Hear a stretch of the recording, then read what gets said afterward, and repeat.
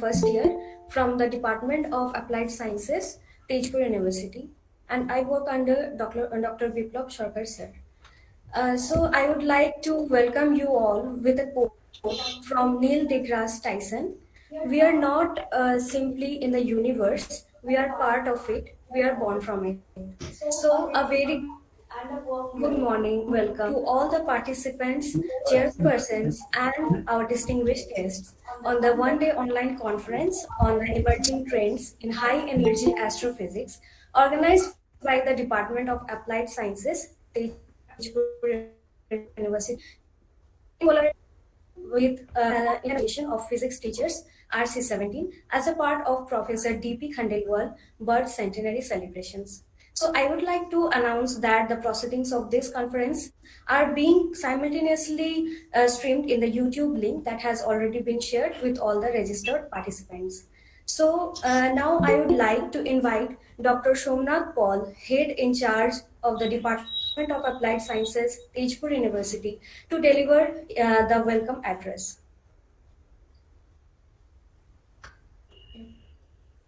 Somnath sir. Somnath, you can start your address. Dr. Somnath Paul. I think. Thank you, Sri. Am I audible? Yes, you are audible, Dr. Somnath. Am I audible, sir? You are audible, Somnath. Am I audible? You are audible, Somnath. We can hear you. Am I audible? Okay. So, distinguished delegates and participants, good morning and very warm welcome to this one-day online conference on emerging trends in high energy astrophysics. We, the Department of Applied Sciences, Tezpur University, are honored and delighted to host this event in collaboration with Indian Associations of Physics Teachers. This conference is also a part of Professor D.P. Khandelwal Centenary celebration. Our department is one of the newest department of this university, and it was established only in 2019. But since we have constantly working in establishing its name with world-class and high impact out in the frontiers of applied sciences and in interdisciplinary areas. So this kind of conference is a step towards that direction. Previously, too, we have organized one national webinar and one international conference just a few days ago, but both were on mathematics discipline, and this is the first one for the physics discipline. We are very happy to have close support from our parent Department of Physics in organizing this event, in addition to Indian Association of Physics Teachers. Though we had a very little time to prepare for the conference, but I am happy to share that in total of 320 participants have registered for this event. This conference will have 6 invited talks with topics spread over a wide spectrum of astrophysics. I'm sure that the participants will surely benefit after listening to the experts. Dr. Biplab Sarkar, the convener of this event, worked really hard to make this proposal come to its life. Our Dean Sir, School of Engineering, is present with us.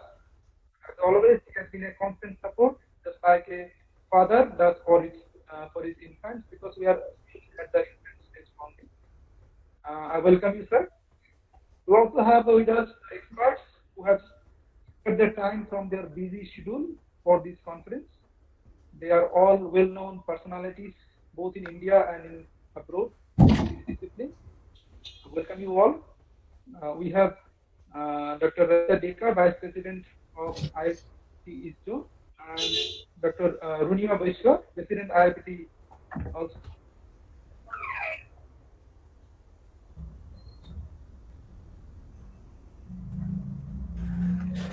Thank you very much, sir, for your speech. Now, I would like to welcome Dr. Biplab Sarkar, sir, convener of ETHEAP from the Department of Applied Sciences, Tezpur University. Hello and a very warm welcome to all of you. I thank Dr. Paul for his encouraging speech, and I welcome the Dean School of Engineering, Sahu sir. Uh, I welcome the Dr. Ranjita Deka, Vice President IPT East Zone. I welcome Dr. Unima Boisha, President IPT RC 17. All I welcome all my colleagues and the resource persons as well as the audience. A very warm welcome to all of you. So Dr. Paul has already introduced to you about Department of Applied Sciences, Tezpur University, and although Tezpur University has been very active in the field of astronomy and astrophysics, but from Department of Applied Sciences, this is the first conference we are organizing related to high energy astrophysics. So the basic aim of the conference was to bring together the researchers, scientists, academicians, research scholars, students, so that we can exchange our ideas and knowledge and experiences, okay, related to the, specifically we are focused here about high energy astrophysics, um, so which deals with astrophysics in the high energies, okay, and maybe in the kilo electron volt, yeah, in the kilo electron volt. So although this is a one-day conference we are organizing this time, but in future we will try to organize on a larger scale, and the topics of interest are varied, okay, so that it caters to a wide range of audience. So the participants also, we are very glad that we have a huge uh, participation, around 320 responses, most and it comprised of undergraduates, postgraduates, research scholars, faculties, and other astronomy enthusiasts. So I welcome all of you again, and thank you very much. Thank you so much, sir, for your speech. Now I invite Dr. Rupjyoti Gogoi, Joint Convener, ETHEAP, Department of Physics, Tezpur University, for the inaugural address of the session. Thank you. Thank you, Sri. Am I audible? Hello? Sri, can you hear me? क्या बोले? Yes, Hello? Okay, okay. A very good morning to all of you.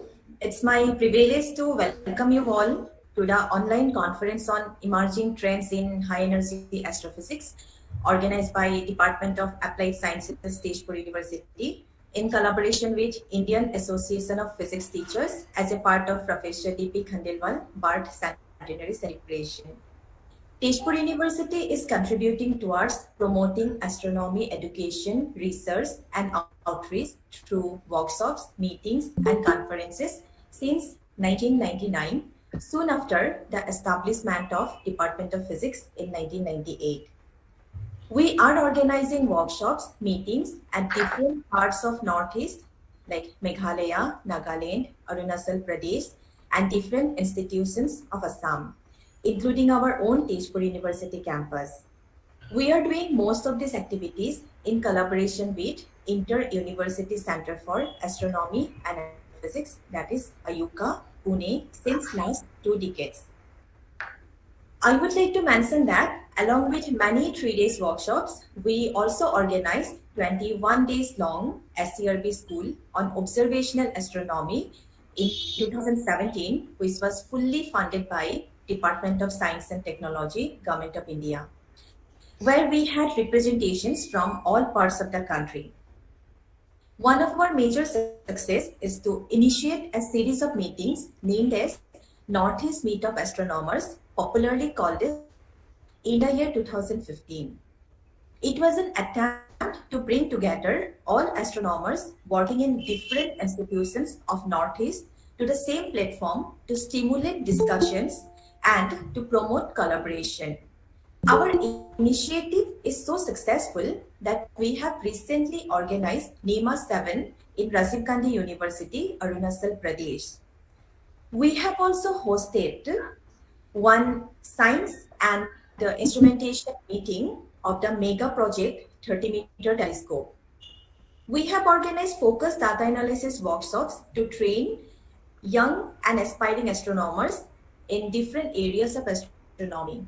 We have an in-campus observatory to facilitate astrophotography and sky observation programs. We are also involved in astronomy and astrophysics research in different areas with a good number of project and research students. Because of our dedicated contribution towards teaching, research, and popularization of astronomy, we have become an IUCA Center for Astronomy, Research, and Development, shortly called as ICARD. We have a rich history of association with IUCA, and this ICARD Center has added another feeder to this glorious association. As ICARD, we hope to continue this journey of spreading astronomy in different parts of Northeast. So this was a glimpse of our astronomy activities, and with this, I would like to conclude with best wishes for a fruitful conference enriched by talks from eminent scientists working in different areas of astronomy and astrophysics. Thank you. Thank you so much, ma'am, for your speech. Now, I heartily welcome the Dean of School of Engineering, Tezpur University, to Professor Partho Pratim Shahu to deliver the inaugural address. Thank you.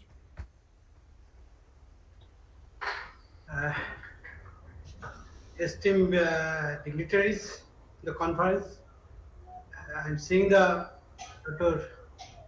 Ranjit Jekar, Dr. Runima Boiswa, and Dr. Biplab Sarkar, convener, Vijayati Gogoi, joint convener, participants, and ladies and gentlemen, students, my dear students. It is my great pleasure and privilege to be present in inaugural session of this conference, and in fact, my interest was initially when I studied in school days. My interest was the particle physics, but I could not do it. I gone to the engineering, but I was well. I have seen that there are a lot of particles. So basically, high energy physics mostly deals with the particle physics, and we do not know how many particles there are in the environment, how it is affecting the human life as well as the living elements of the world. So we have to know all these things through this study. Some of the big scientists I know, remember, I listened lecture of Professor Rana. Professor Rana, probably those who are working on astronomy, they know Professor Rana at young age of 14 years died. He belongs to my place. I know him. I listened his lecture. And Professor Nalikar also I know. I listened his lecture also, online, both online, offline I listened. These are the great people are there in the astronomy in India. So I think we have to work with the collaboration because most of the works are theoretical. So we have to, those are working on experimental, so we have to collaborate with them, and sometimes we have to require to have some other disciplines knowledge also. We have to collaborate with other disciplines. That means multidisciplinary research has to be started in near future. Otherwise, we cannot see this thing, how these particles, the cosmic particles, cosmic rays, how affect in the human body. That is why biology is involved, engineering is involved. So I think we have to go for the at least interdisciplinary research on this field also. I think I hope that people are doing, and most of the, I think I do not know whether scientists are participating from abroad or not, but I welcome to all these participants, those are coming from the abroad and joining us and taking pain for attending conference, because it is of course it's daytime, and the American people or other countries, they may be having night. So uh, I think this conference will be successful one. And uh, coming back to Tezpur University, as I, on the behalf of Tezpur University, I have to tell. So coming back to Tezpur, Tezpur is a cleanest city. Those who are not knowing that Tezpur is the cleanest city in the world, only. With 2-3 times they have got from WHO declared 2-3 times that it is the cleanest city of the world. And Tezpur is a very, very old city, around 3,000, more than 3,000-year-old city. Those who are outside of Northeast, please to come to visit this school. And we will be happy here. And coming to this, we have a 29 department. In fact, this applied science is the youngest department, and physics department is one of the oldest department in Tezpur University. And probably 98 years, 97 or 98 it has been started physics department, and the applied science started 2-3 years, 3-4 years before. So I'm happy to know that it's very short period of time they organized this conference. I hope that this conference will be successful one, and once again, I welcome to the people, welcome to the conference, and on the behalf of the university, I congratulate the organizer to and best wishes to organizer to organize this conference, and I hope that this conference will be successful one, and probably I will not make it more, because I have to cut down here, because student participants are very much interested to listen the lectures. So thank you very much to invite me in this inaugural session of conference. Thank you. Thank you very much, sir, for your speech. Now, I would like to invite Dr. Ranjita Deka, Vice President, IAPT East Zone, to deliver her inaugural address. Hello, Viplab, will you share the screen? Yeah, sure, madam, I'm sharing.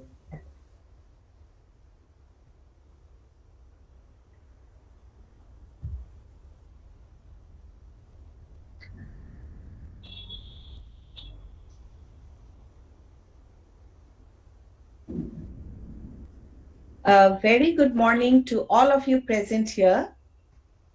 I will give you a brief introduction of late Professor D.P. Khandelwal, who was a pioneer in establishing IAPT, Indian Association of Physics Teachers, in the year 1984.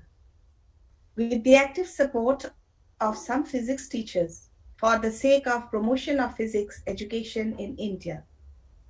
He was a poet, a revolutionary, and a Gandhian. He was born on 1st October 1921. Next slide. He was born on 1st October 1921 and lived up to 12th February 1996.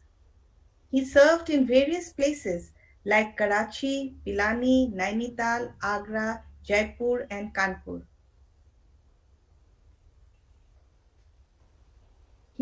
After his retirement, he became an emeritus professor in Pune University.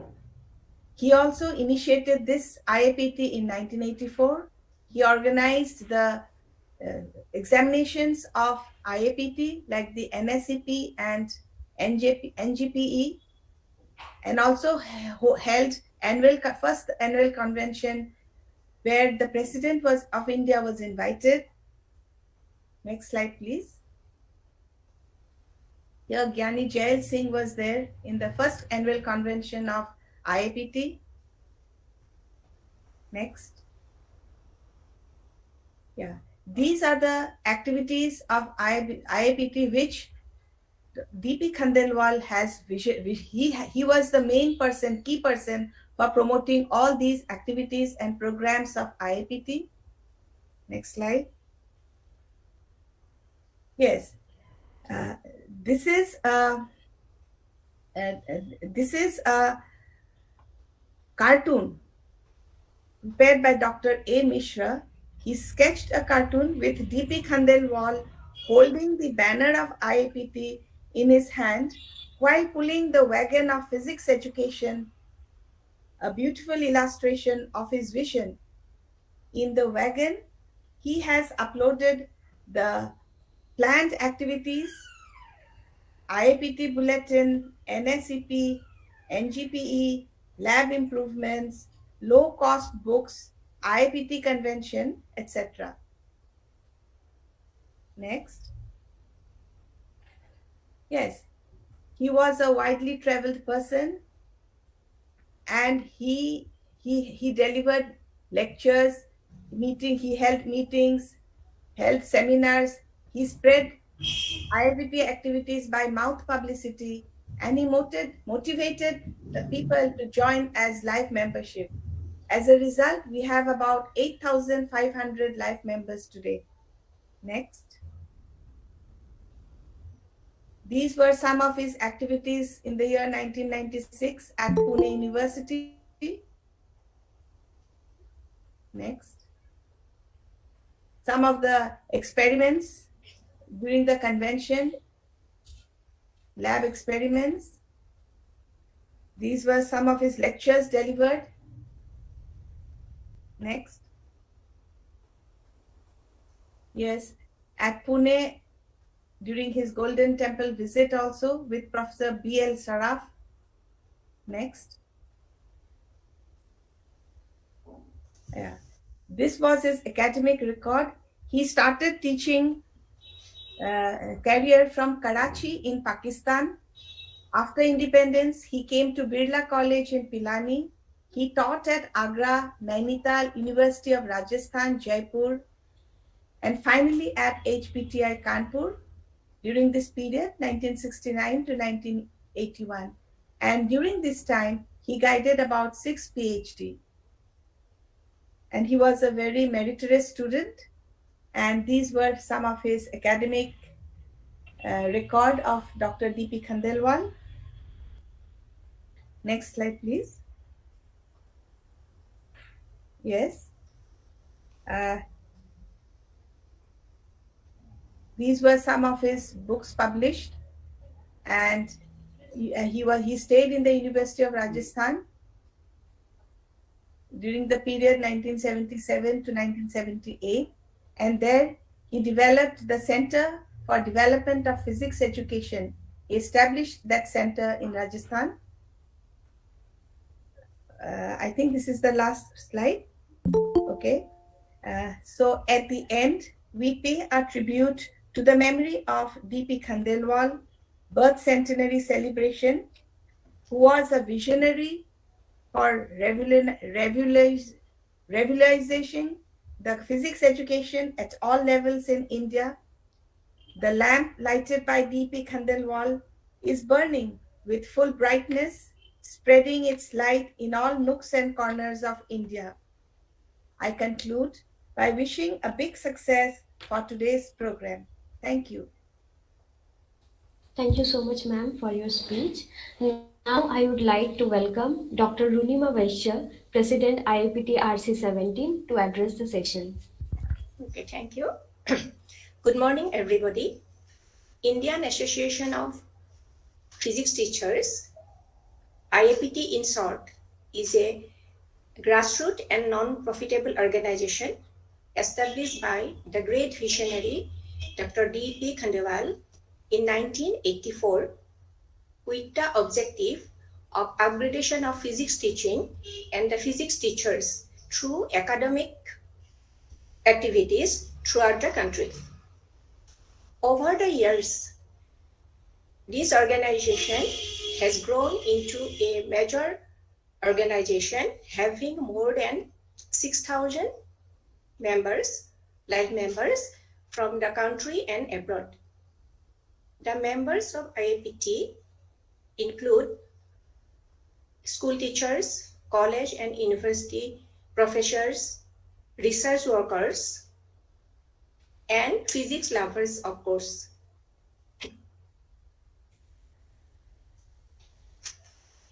An executive council or EC conducts and directs the activities of IAPT all over the country. IAPT also have the regional councils or RC to make the work functioning smoothly to achieve the IAPT goal. Assam and Arunachal Pradesh constitute the Regional Council 17 or in short RC 17.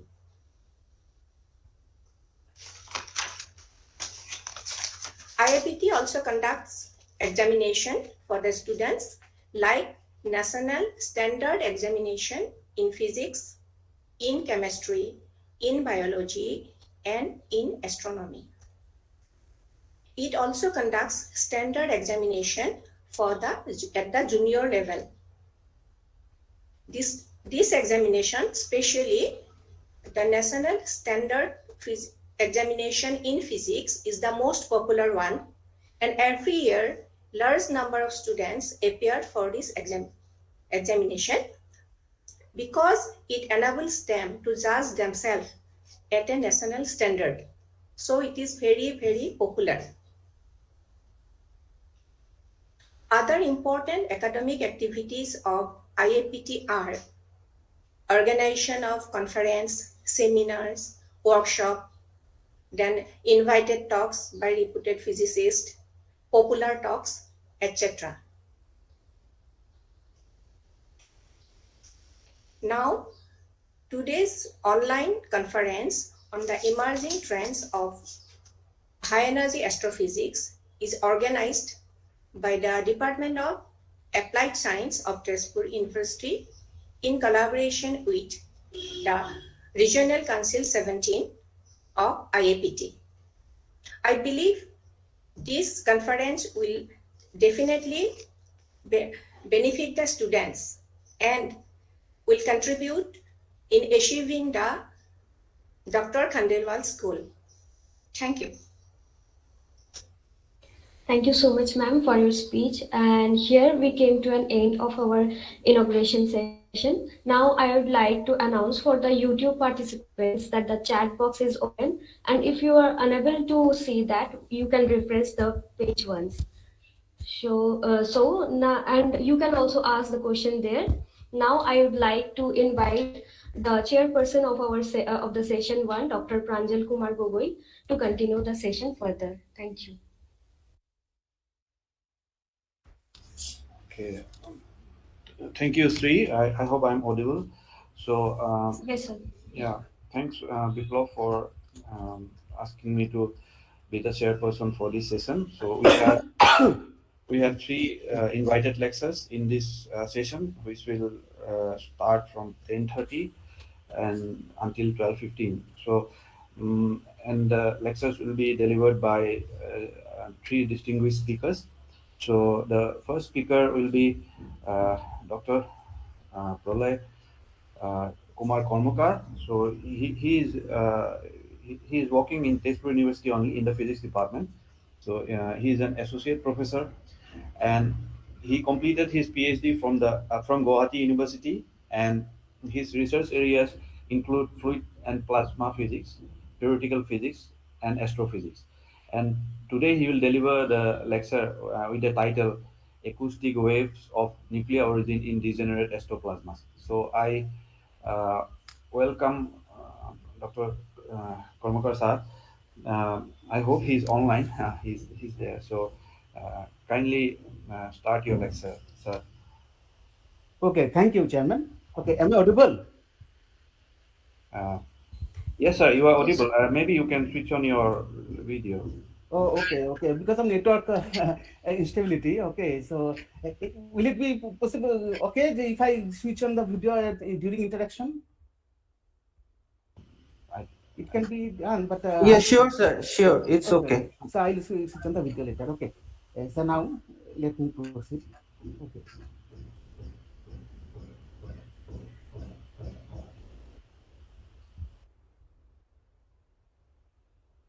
Okay. So a very good morning to all of you present in this meeting.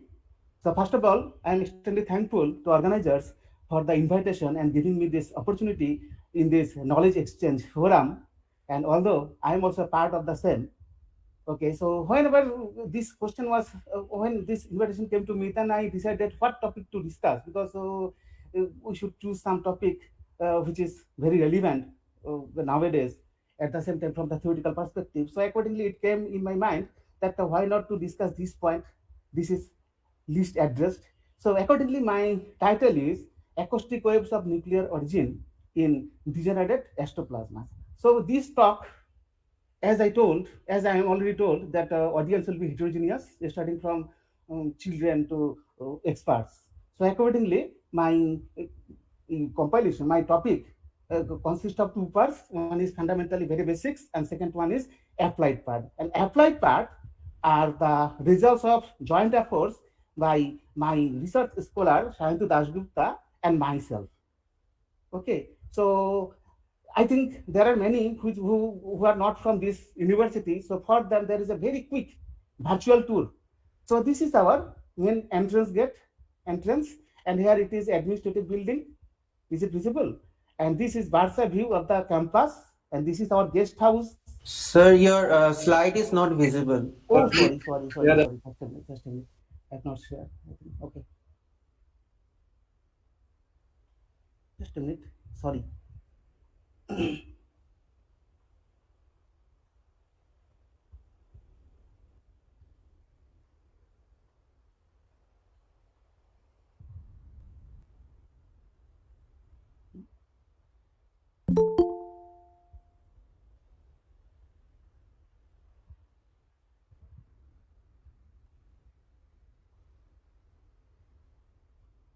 Why it is not shared? I am sharing what it is not shared. Sir, maybe you can log out and join again and then try to share. Okay.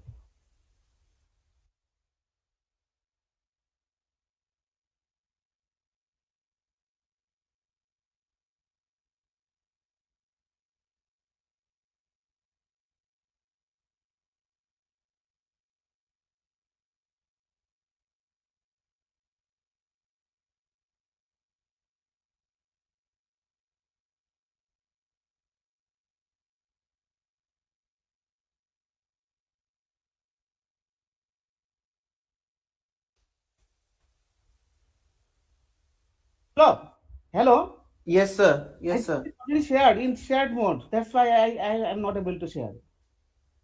Oh, but On dialogue also.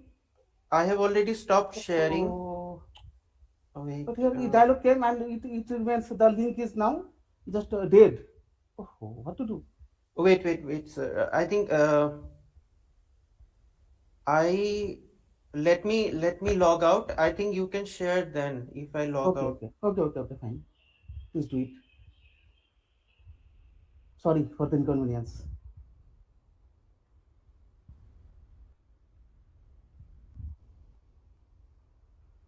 So you can try to present now.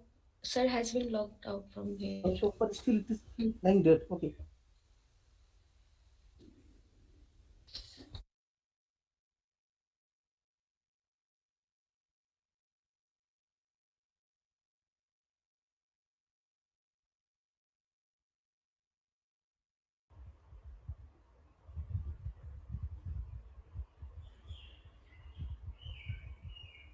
You can't remove this participant. No? What is this?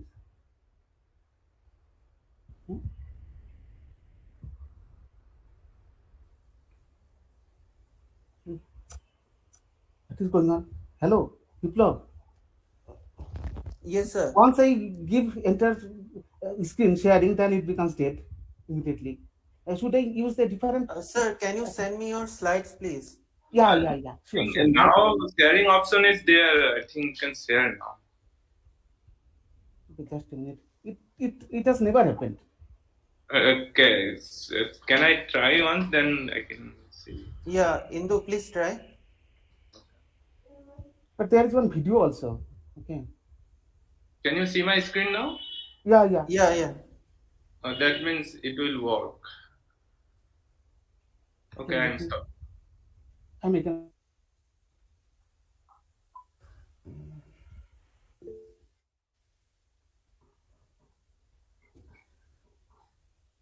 Um, so, uh, Dr. Gogoi, Yes, chairperson. Biplab. Yeah, Biplab. Ruchatiba. Oh, fine. Oh no, Pranjalda. Oh, sorry. Sorry, yeah. Confusion. Too many Gogos. Okay. Yeah. Okay. Pranjalda, what do you suggest? Can we move on to the next speaker while Karmakar sir is trying to sort it out? Are we so late? No, right? We are not so late, right? We are not so Or late, to be? that's true. But up to you. I mean, it's okay for me. You want? Uh, Professor Maybe we Karmakar wait sir. for maybe we wait for 2 minutes. Okay, sure. Okay, let me directly share the slides. Okay, then what to do? It has never happened. Karmakar sir, please email me the slides. Okay, right now I'm doing this. Oh, very bad. Sorry.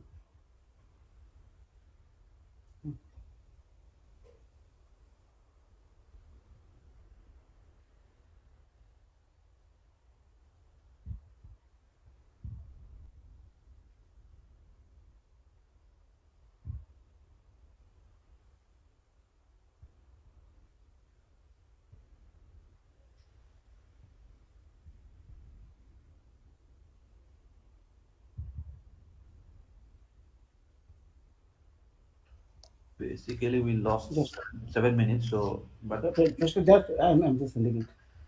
Why this happened?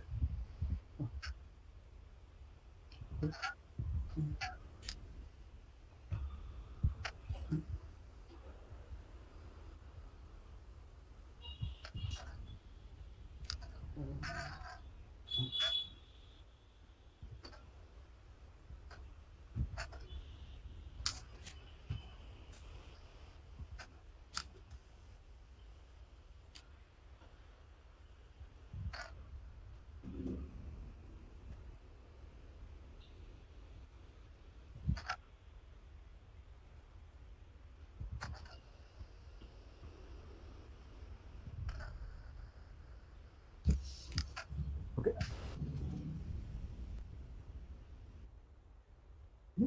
Oh.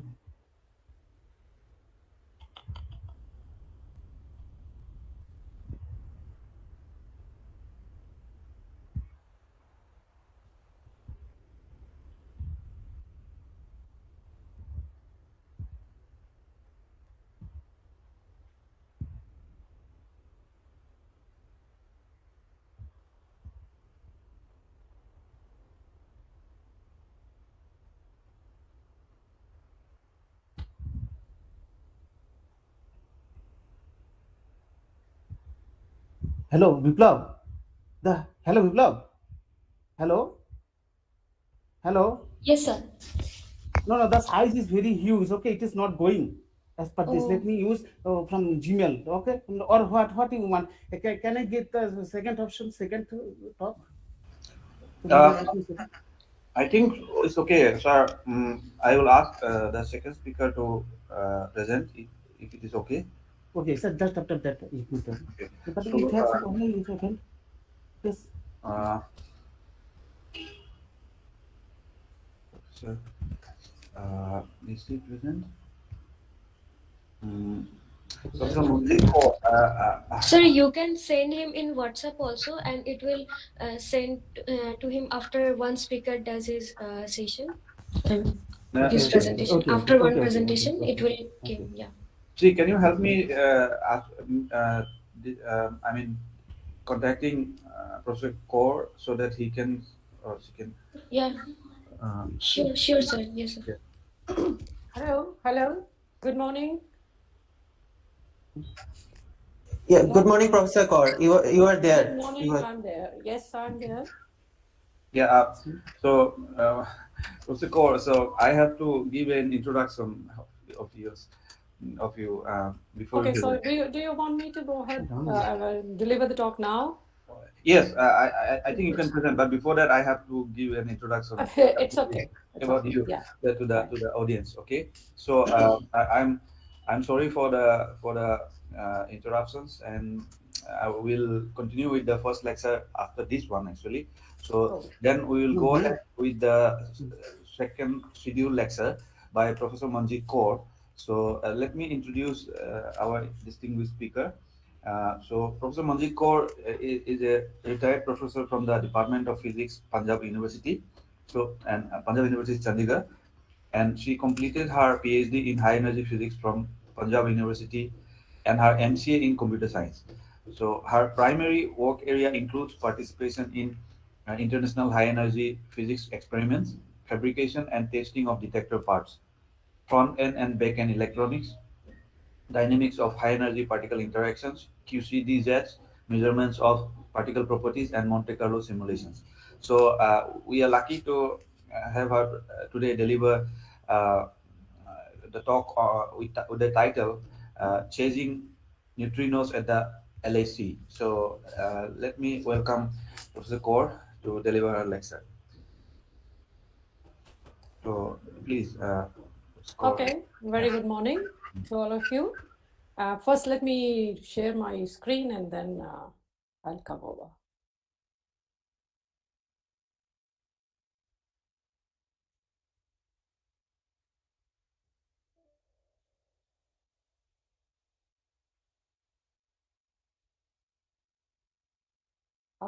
Is it that something is wrong on your side? Because I'm also not able to share. It is giving me a message, unable to share.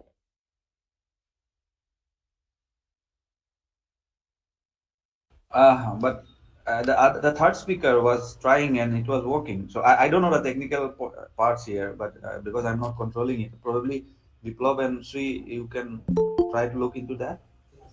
Because I do the meetings all the time. It never happens. This is again, it's I coming mean, from. let me try to share once. I mean, uh, just now our Indu Kalpa he shared. So Let me share the entire screen. Entire screen. I say share and it says dismiss. why is it so?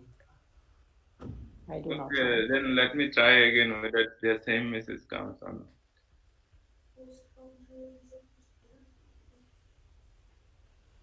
I can share, I guess.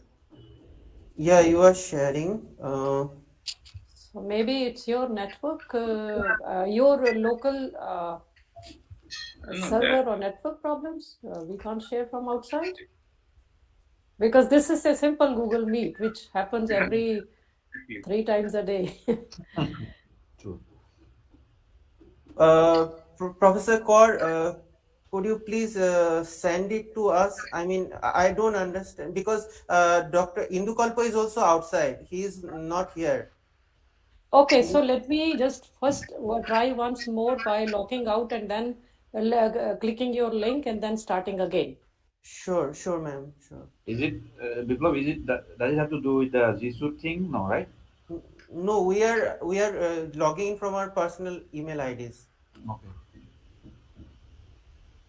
I'm using Jisoo. I can also see um, share option. can someone else also try to share? Yeah, let me try. I am trying to share my screen. Is it? It's working, right? Yes, it's Uh, working. Yeah. So I'm outside also now, but I'm using this one. So you can see my screen, right? Yeah, I right, can right. see your screen. Okay, then it works.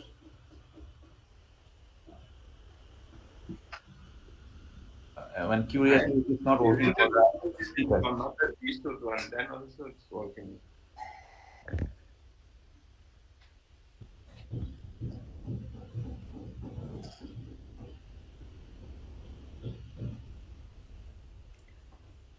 Dr. Biplab, have you received? PPTs? Not yet, sir. I have sent. Okay. No, I have not understood why it happened.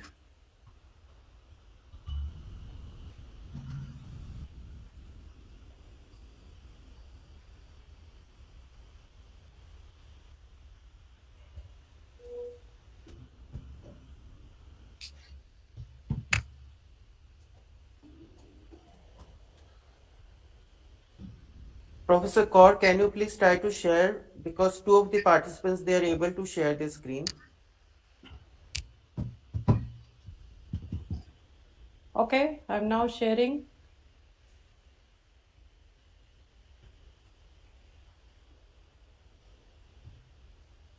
No.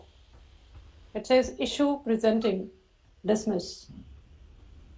So, Biplab, are you using LAN or University Network? No, because LAN is being used for the YouTube streaming. But then, who is starting this Google Meet? Who is the host? You? Yeah, we have, yes, not me. I mean, the research scholar is there. Yeah, I mean, they are using LAN or their own network. Campus Wi-Fi. Maybe they use hotspot Yeah. last resort.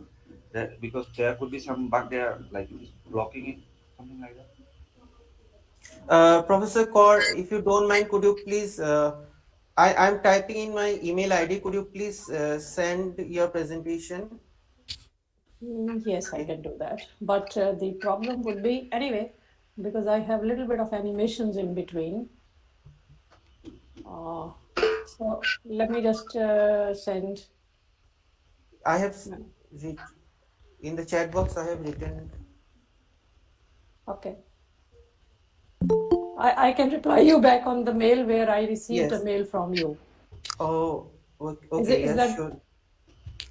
If the file is large, it may have a bounce, I guess. Please try.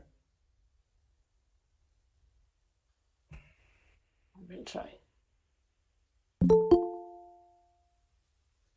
No, this is not large. It's yes, it's I'll zip it and then send it. Sure. Okay. Ma'am, you need not It's zip it. 64 MB. 64 MB, ma'am. Yes. Ma'am, kindly send in Gmail. Okay.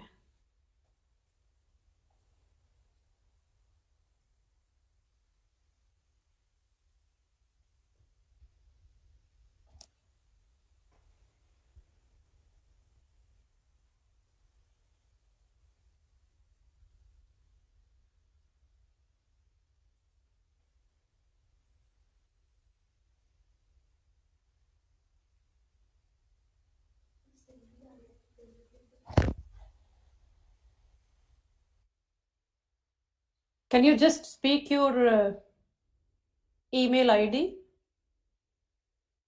Ma'am, it's there in the chat box.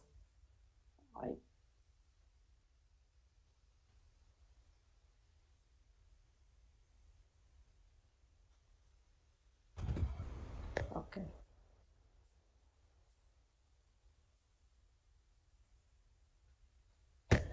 Okay, I'm sending it.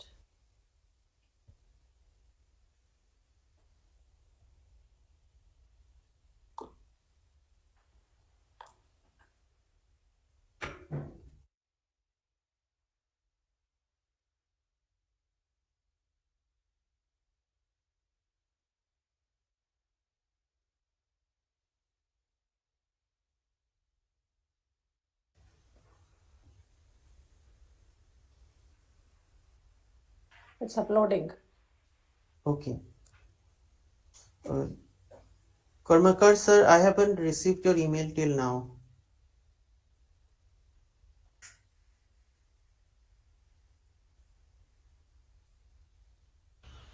It says the server rejected.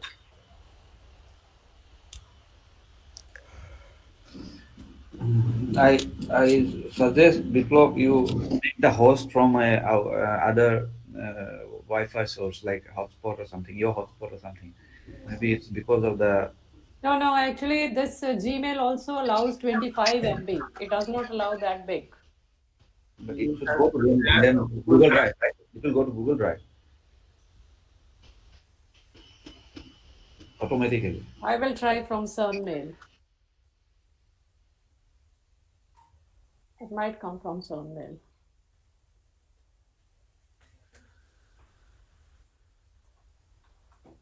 Um,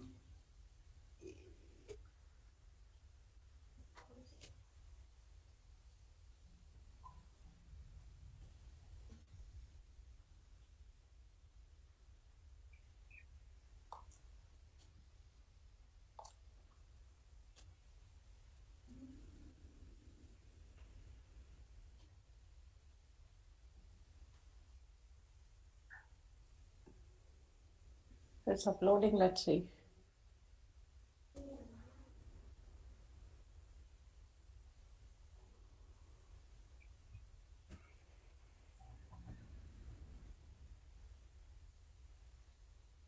No, it is too large. It does not allow that. Okay. Indu, Yeah, I can go, but this problem, how you will solve it? If I go right now, then after 30 minutes, how you will able to solve it? ma'am, Professor Kaur, do you have a Gmail ID? Could you try uploading with Gmail ID? That will be I easier. did that. I did that with Gmail ID. It will directly if go it- to the drive. It will go to the drive. It won't come. You have to send me as a Google Drive link. Okay, so I upload it on Drive. I have no space on Drive. It's 99% full. Oh, that's an issue. I will go now, then within 30 minutes, you can check it out. Excuse me, Dr. Biplav, have you received my PPT Sir, in Gmail? I'm sorry, but in the Gmail I haven't received till now. Oh, That's a big file, though. That's a big file. Video is there. Oh. It will take some time. Let me try to save it as PDF and then send it. Yeah. Let's see if it is any shorter on that.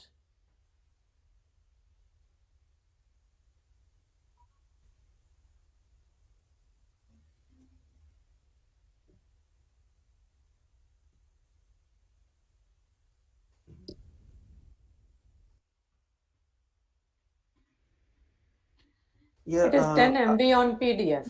Yeah, So sure, maybe ma'am. this will go. This will go, surely. This will go. Karmakar sir, could you also do it as a PDF and send me? If you want to avoid the animations for today, I mean. It's okay. I think it's fine. I will send it.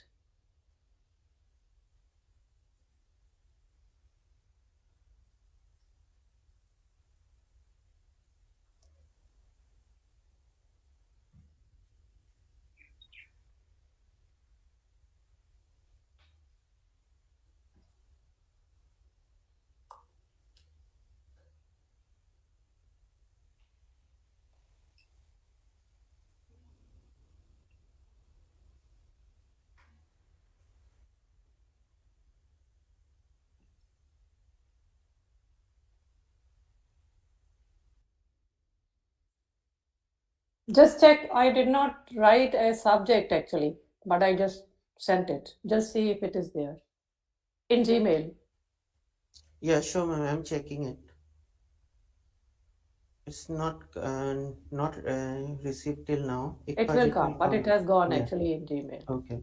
10 MB actually. I can send from PU also.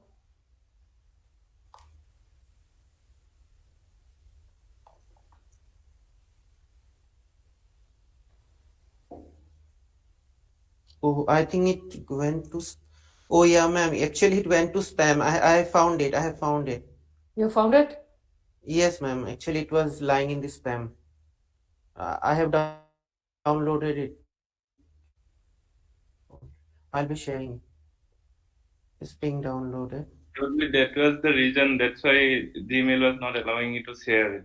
It is recognizing as spam. I don't know why. Yes, I think even there's an issue because with me also it has never happened. I mean, every day we have classes on Google Meet and others. So,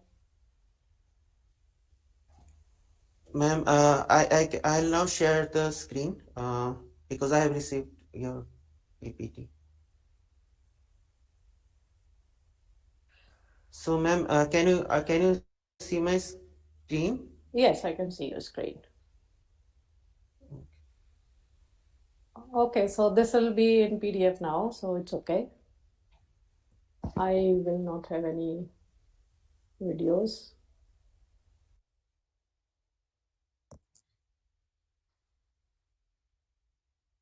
Okay, should I start?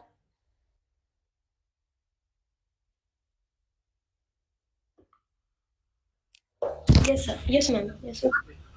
Can you please go to the full screen mode? Full screen. Yeah, it is in full screen mode, ma'am. Okay, well, baby. All right.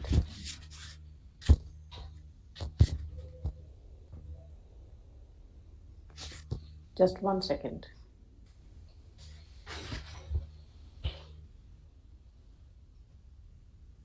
All right, okay, so as you can see, the title of my talk is Chasing Neutrinos at the LHC.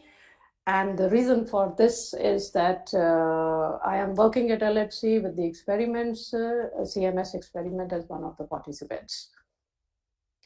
All right. So I'm currently working as, I'm not anymore teaching in the university, but I'm a research investigator for this project, which is going on with CERN as a part of the Indian government collaboration team. Please, next slide.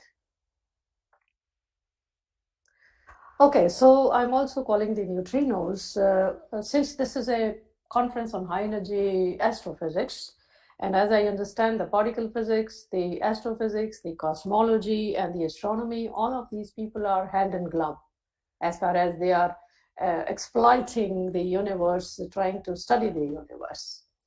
So the neutrinos are also known as ghost particles, and it was Pauli who first gave the name to this particle. Well, in a conference in Belgium, he was addressing, and he wrote a letter to addressing the participants as dear ladies and gentlemen, radioactive ladies and gentlemen. And he said, I'm proposing a neutrino, a particle, which will be used for conserving the energy and momentum problem in the beta decay of radioactive nuclei. Until then, for example, in case of carbon undergoing a beta decay, it would produce a nitrogen. But then the momentum spectrum of the electron, which was expected to be discrete, came out to be continuous, and something was amiss. Until then, the neutrinos had never been observed. As soon as he made this statement, soon afterwards, he wrote a letter to his friend saying, oh my God, I have done a terrible thing. I have postulated a particle that cannot be detected. Next. In 1950s, early 1950s, the two people, Reines and Cohen, they discovered neutrinos. They did not know it was neutrinos. They thought it was some particle. But somehow when they were studying the inverse beta decay, they came across a situation which actually found a particle which had properties which were given by Pauli. And so they called it a probable event, and they published a paper in 1953 in Physical Review. Soon afterwards, they expanded their experience, and they went ahead with the experiment with a larger detection apparatus and near a reactor in the Savannah rivers.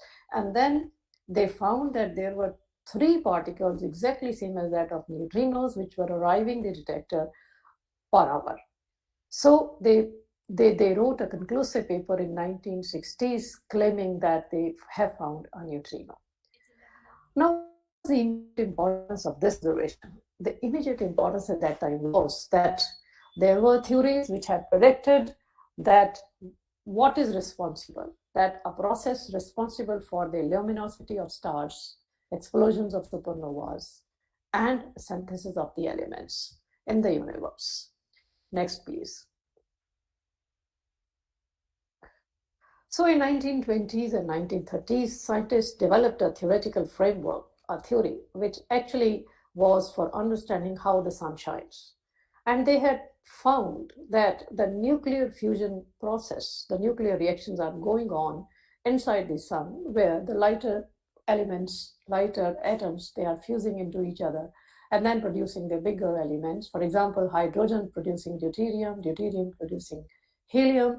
And they knew that the photons are produced because there is a lot of luminous energy, and hence the neutrinos was also produced in that. They continue the emission, this radiant emission from the sun has continued for almost 4.5 billion years now. And we also understand that most of the energy that ends up as the radiation, electromagnetic radiation coming from the surface of the sun. And it was like directly believed from based on certain theoretical calculations that about 3% is emitted directly from the central core of the sun. These neutrinos were named as solar neutrinos. Next, please. Now, sun being the most copiously producing entity for the neutrinos, and we also know that the neutrinos are continuously emitted, passing through the earth, passing through every point of the earth. We have billions and billions of neutrinos. And a lot of searches for the solar neutrinos in order to understand their properties and so on. They started almost as early as 1960s. And all the experiments which were performed over 4 decades, they found that only 1/3 of the predicted number of neutrinos were actually arriving in the detectors. And this actually was came to be known up as the solar neutrino problem. And again, in order to solve this problem fully or maybe nearly fully, it has taken almost 4 decades. Researchers were not sure whether the problem was with the theoretical calculations or it was the model or the picture of the sun in which neutrinos are being proposed itself. Some of the scientists even proposed that the neutrino model was an error. During a very short span of 6 to 7 years, over 1983, 1989, an experiment in Japan was conducted in 2 phases. It was known as Kamiokande 1 and Kamiokande 2. And they were aiming to solve the solar neutrino problem. But instead of solving the problem, they added more confusion. And what was the confusion? The confusion was that the detector found many more neutrinos than were previously found, which was about half of the predicted number. So they were not able to solve the solar neutrino problem, rather add a more confusion. However, the problem of missing neutrinos was still a question. Not all the neutrinos being theoretically predicted were actually coming to the detector. So that problem still remained. Next. Now, there are natural sources of neutrinos, and these natural sources of neutrinos, they constitute a huge spectrum. For example, we have the neutrinos which were actually produced at the time of the creation of the universe, using a Big Bang theory. When the universe actually came into existence, the neutrinos produced at that time, they still constitute the background in the form of particle radiation, which is known as today the relic neutrinos, relics neutrinos. We have solar neutrinos, as I mentioned, that they are produced in the core of the sun, and sun being treated as a pure generator of one form of neutrinos, which are known as electron neutrinos, which arise from the fusion. We have neutrinos which are coming from the explosion of the giant stars, massive stars known as supernova, and these neutrinos are also produced in huge numbers in these explosions, and they travel to Earth. We have geoneutrinos, which are also produced in the decays of unstable radioactive elements, mostly uranium, thorium, and we have different isotopes of uranium, potassium inside the Earth. These neutrinos are also being detected. We have atmospheric neutrinos, and these atmospheric neutrinos, when we have cosmic rays coming from the outer sphere entering the atmosphere of the Earth, they hit nuclei in the atmosphere, they slow down, they produce showers, they produce more particles, and they set up what is known as cascades of hadrons. The atmospheric neutrinos basically stem from the decay of these neutrinos. Next, please. So here, for example, we have one high energy proton which comes from the outer cosmos. It might actually hit one of the nuclei present near the atmosphere, and then it produces a lot of more particles, pions, pions, pions, pions, which decay into muons, which decay into neutrinos, which decay into antineutrinos, which decays into photons, and all these neutrinos and muons, they ultimately reach the Earth. Next, please. So through this method, we get a lot of atmospheric neutrinos. If we look at the energy spectrum of these neutrinos, which has been measured in different experiments, for example, the experiments called gallium and chlorine and super Kamiokande and snow labs, etc. These experiments have measured the energy of the neutrinos coming from these sources. And we find that here, if you look at the x-axis, we find the neutrinos have energies in the mega electron volt range, starting from 0.1 right up to something near 10 or 15 MeV. On the other hand, if you look at the measurements coming from the geoneutrinos, the energies, they spread over 0.5, less than 0.5, right up to 3.5 mega electron volt. And these are the neutrinos coming from the radioactive decay of these radioactive materials. Next, please. Now, this is a very interesting spectrum. This is a neutrino energy spectrum from all sources. So like today, we have our undergraduate students with us, we have graduate students with us, we have research scholars, and we have faculty, we have experts, everybody. There's a wide spectrum of people around. So here we have wide spectrum of neutrinos around. And these neutrinos, cosmological neutrinos, coming from solar neutrinos, from supernova, from reactors, from everywhere. And we find that the energies are as low as few or less than micro electron volt, going right up to exa-electron volt, peta-electron volt, and so on. There's a huge range of energies. If one wants to measure the energy spectra of these neutrinos, one will have to design a super detector. In a single detector, to measure the neutrinos of this range may not be possible. So what is done is that different experiments are aimed at measuring the neutrinos coming from different sources. Next, please. Now here, I'm just going a little bit back here to the history here. If we start with very early stage of science, starting with 1810 with the Dalton's theory, and then going to the atomic theory, atomic physics persisted for almost whole century till in 1896-97, when the radioactivity was discovered. They found that, of course, that something is amiss. It's not the atomic only, but then it came into the nuclear physics regime, where the fission and the fusion were also studied. So it means that the atom can be broken down into different parts, which has a central core and it has an electronic cloud in it. And the investigations persisted, they went on, and late, around 1950s, a lot of more particles were discovered which could not fit into the existing model of the nucleus. And then people started looking into the substructures. They started looking into the constituent ultimate matter of the fundamental nature. So the physics, this physics advanced from atomic to nuclear, nuclear to particle physics. In the particle physics, people started looking into what is the fundamental constituents of matter. Is there anything inside protons and neutrons? And if it is there, is that the ultimate? Next, please.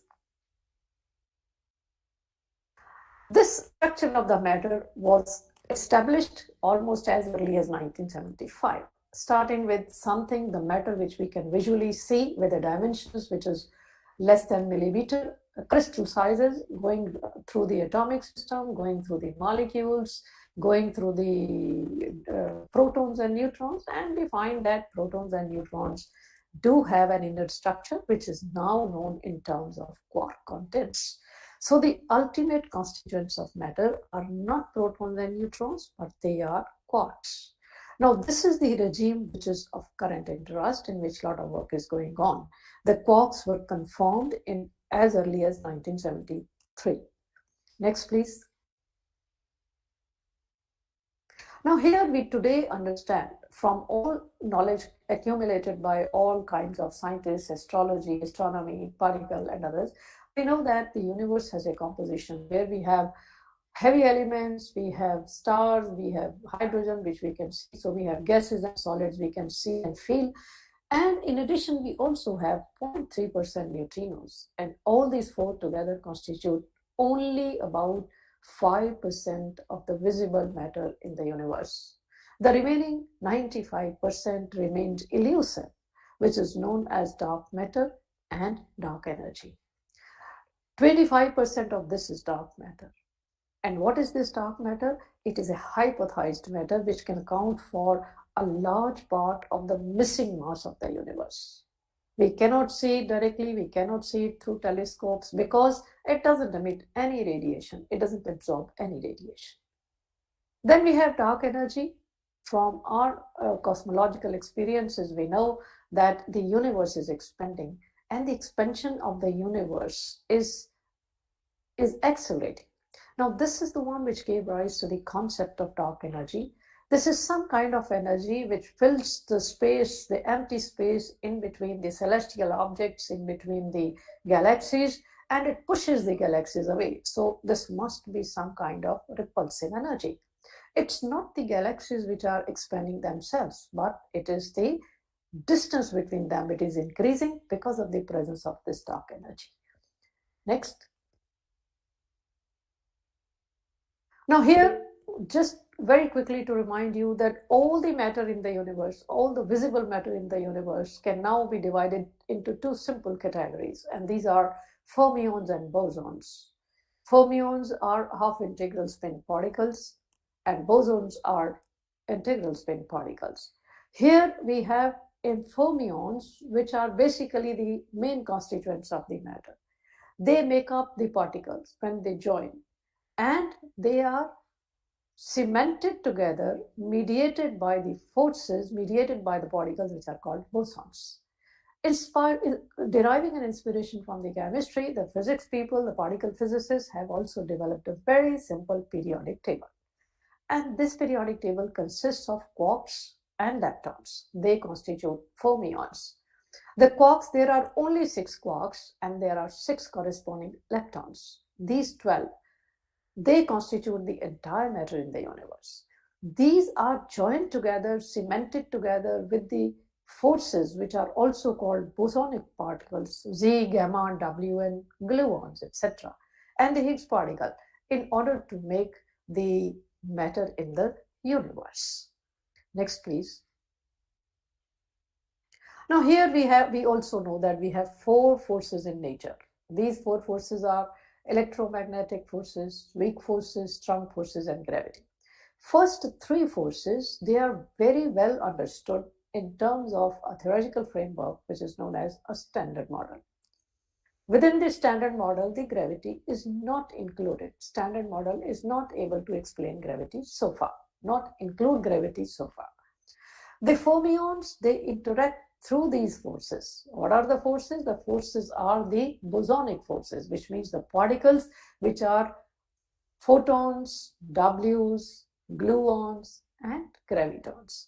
So here, most of these particles, for example, we have photons which actually join particles which can experience electromagnetic forces, have 0 mass. We have gluons which have 0 mass, but they constitute the matters, they cement the fermions which form the strongly interacting particles which have 0 mass. The only exception is that we have weak forces which are mediated, which have bosons which are very massive. This is also sometimes referred to as a symmetry breaking. In gravity, we have gravitons which are still not discovered. We do not know what is its mass and spin, but there are all kinds of speculations about the 0 mass gravitons. However, come what may, in this standard model, we have one very important point, and that is within the standard model, your neutrinos are massless. They have no mass. Next, please. Now here, only 4 particles, just 4 particles, 2 quarks, electron and a neutrino. Only these 4 particles are responsible for making up all the visible matter in the universe. Inside all the visible matter in the universe, you wouldn't find any other quark except up and down quarks, these 2 quarks, an electron and neutrino. And each of these quarks, each of the matter particle has a twin, which is called an antimatter. We have up quark, we have anti-up quark, down quark, we have an anti-down quark, and so on. So in that sense, we have 6 quarks and 6 anti-quarks, which join together to form matter. However, in the visible universe, you will have only these 4 particles. No other particles are being found. Next. Now, we have 3 types of neutrinos in the standard model. These neutrinos are identified as electron type, muon type, and tau type. This is emitted along with the emission of an electron, accompanied by an electron. This is accompanied by a particle called muon, and neutrino tau, third type, accompanied by a particle called tau. However, inside the sun, it's only one kind of neutrinos which are created, and these are neutrino electrons. All other kinds of neutrinos are believed to be emitted from supernovae. Now the question is whether the neutrinos really have no mass or do they have some mass? This question has a very big importance, a particular importance both for particle physicists, cosmologists, and the astrophysicists. The particle physics, neutrino mass, if neutrino mass is non-zero, we have to rewrite the standard model. The standard model must be suitably modified to include this theory, this physics, which is called beyond standard model physics. Problem of the origin of the masses of the particles, how do the matter in the universe acquire mass, is also one of the questions which depend upon whether the neutrinos have a mass or not. There is an interesting class of theories which are called grand unified theories, which suggests that all 3 kinds of forces which are explained by the standard model, strong, electromagnetic, and weak, they can be unified at a large energy scale. And the neutrino masses are inversely proportional, which means that larger the energy scale, smaller is the mass of the neutrino. Next. This is how it looks like. This is the time when the Big Bang happened, and there was only one kind of force, which was called some kind of super force. And soon afterwards, when the temperature fell down to 10 to the power 32, new forces, all these forces started bifurcating into 4 different. So this is the point where all the 3 forces, weak, electromagnetic, and strong, can be unified in terms of a single theory, which means that there is one force. All other 3 kinds of forces are the manifestations of this force. And this is what is the grand unification theory. All forces have been unified into a single. Next, please. Now here we have only way to study the neutrinos is to study this very small mass of neutrinos, is that if you can attach some mass to the neutrinos coming from muons or to the tau, even a mass which is as small as 1 electron volt, this one can do by studying the solar neutrinos. So that's the importance of studying solar neutrinos.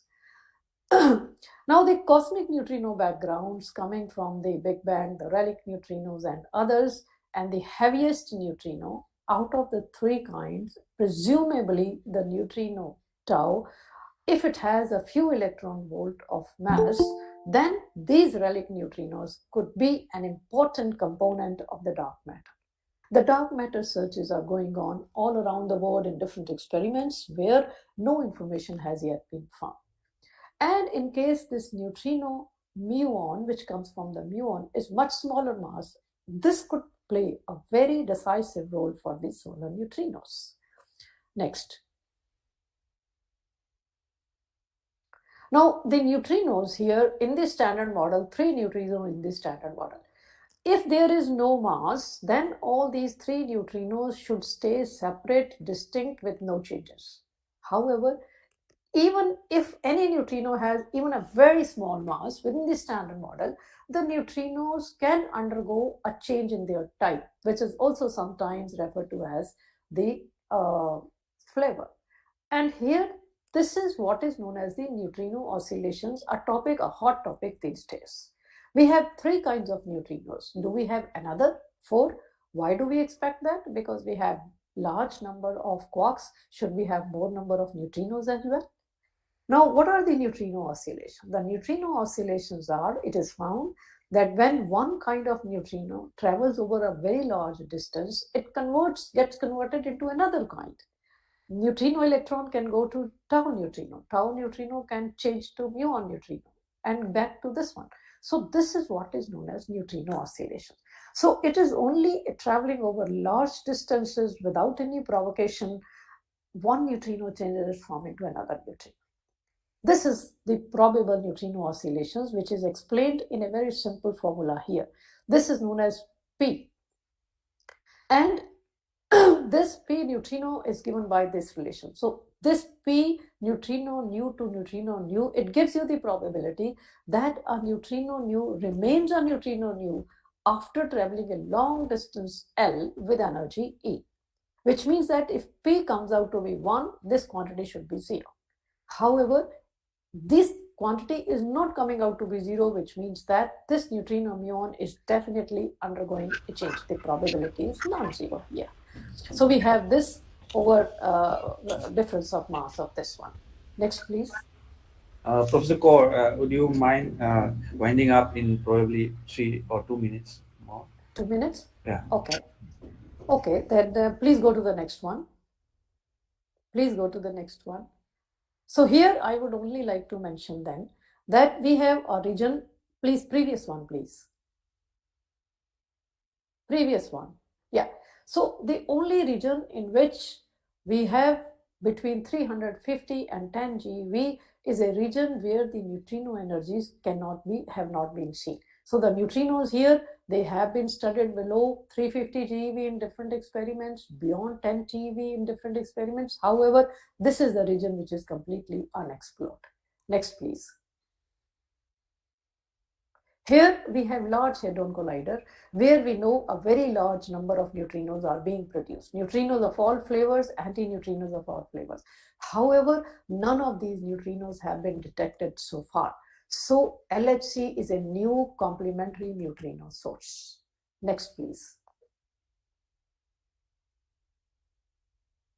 This is the Large Hadron Collider, where protons are collided at center of mass energy 13 tera electron volt. And what is LHC doing? LHC is recreating the conditions which prevailed a few moments after the universe was born. And experiments are recreating on a microscopic scale the physics which was prevailing at very early times of the universe, and it performs its archaeology. Here, 2 experiments, ATLAS and CMS, are the ones which are the biggest experiments responsible for the discovery of Higgs boson. And here, I'm a part of the CMS experiment. And next, please. Next. Okay, so why so far, just one point only, then I'll be finishing up in 2-3 slides. One slide before, please. Okay, so why so far the neutrino and antineutrinos and LHC have not been detected? The simple reason is that neutrinos interact very weakly. So whatever detectors are present there, they do not have enough material to stop the neutrinos. They do not interact within that. Secondly, here the colliders or the detectors which detect the particles, they have a space for the beam to come in. So there are holes along the beam line, and this is the place where most of the neutrinos are produced, and they are blind in this region. So therefore, these neutrinos cannot be found, cannot be detected in the present day experiments. Next, please. So this is one experiment which is coming up at Large Hadron Collider. This is called Phaser. they have built a big detectors, and in this detector they are going to catch these neutrinos which have high energy physics neutrinos, which are extremely important for the astrophysical studies, and these are in the range more than 350 GeV. And they are forward search in which this experiment is going to be performed next to down the beamline of the Atlas interaction point, half a kilometer, 480 meter downstream, where they will put up this apparatus, where the neutrinos being produced there will be recorded in this phaser new experiment. Next, please. Next, please. Okay, so they have already made first detection by using a pilot survey, by using a prototype detector which they built, and they took data in certain technical stops of LHC during 2018. They expected that 40 neutrino muons coming from muons will be entering the phaser, and they will be able to detect that. Till now, with the subsample of the data which have been analyzed, they have found one possible candidate of the neutrino. This shows that there is a big hope that, next please, this is where they have found one particle, they have found one record, one signature of the neutrino. Next please.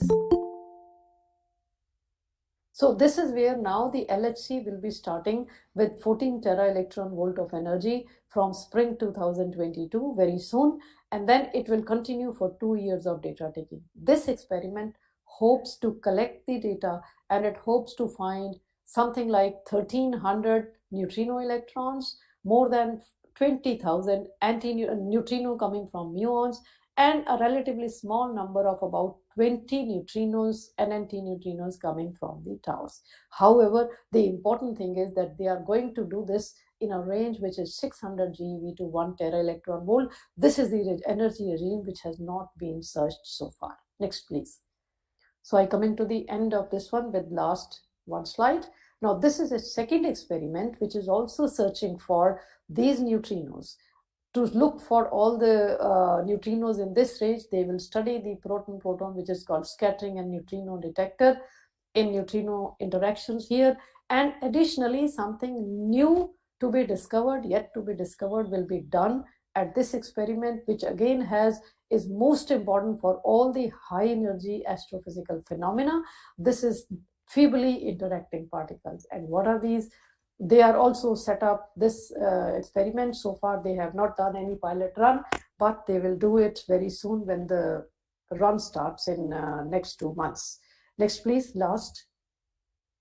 So what are these feebly interacting particles? These are new things which will be studied now, and these are the particles which actually interact extremely at a low level, very suppressed interactions with the standard model particles which I mentioned, and these candidates could be massive or massless, and it will definitely give a clue to the presence of the dark matter and dark energy and other astrophysical phenomena related to the high energy studies. Okay, thank you very much for this one. Okay, thank you, Professor Kaur, for this very entertaining lecture. So I request, we expect questions now, but because of we lost a lot of time in this technical issue, so we'll take probably only one question. And in the chat box, there is one question already from Karthik Jain. So probably you can, ma'am, you can read it from there. So I can read it for you. How do we differentiate between dark matter and dark energy? I think that is the only question I see right now. How do we differentiate between dark matter and dark energy? Okay, so these are basically coming from the theoretical calculation so far. So far, no experiment has been able to record a dark matter itself. But dark energy basically is the energy which is actually pushing the galaxies away from the center of the universe. This has actually been determined, has been measured. The acceleration of the universe is well known, and the speculation is that this must be some sort of repulsive energy.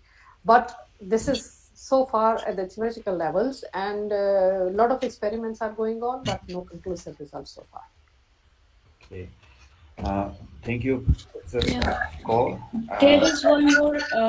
There is one more question from the YouTube chat box from Shaikat Chakraborty. That similar kind of question it is. What is the relation between dark matter and neutrino?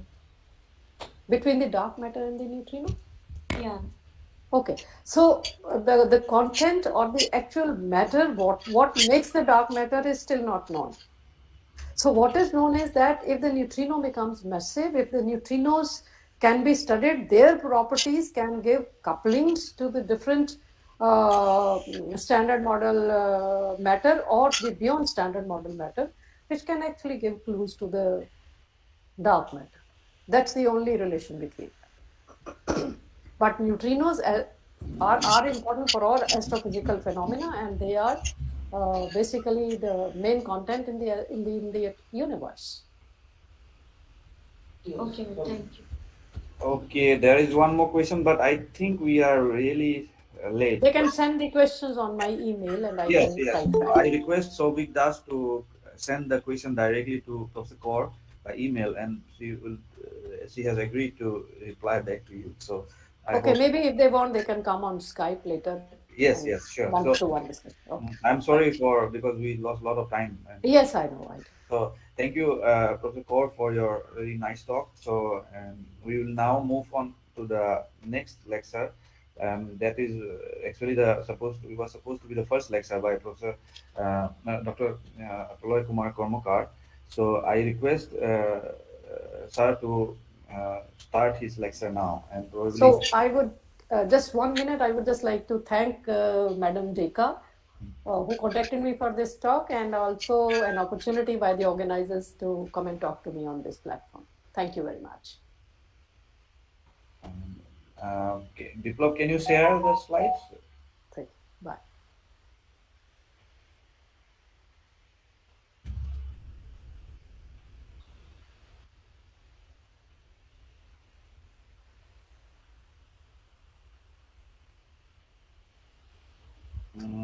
Is he online, Biplab? Yeah, he is sharing.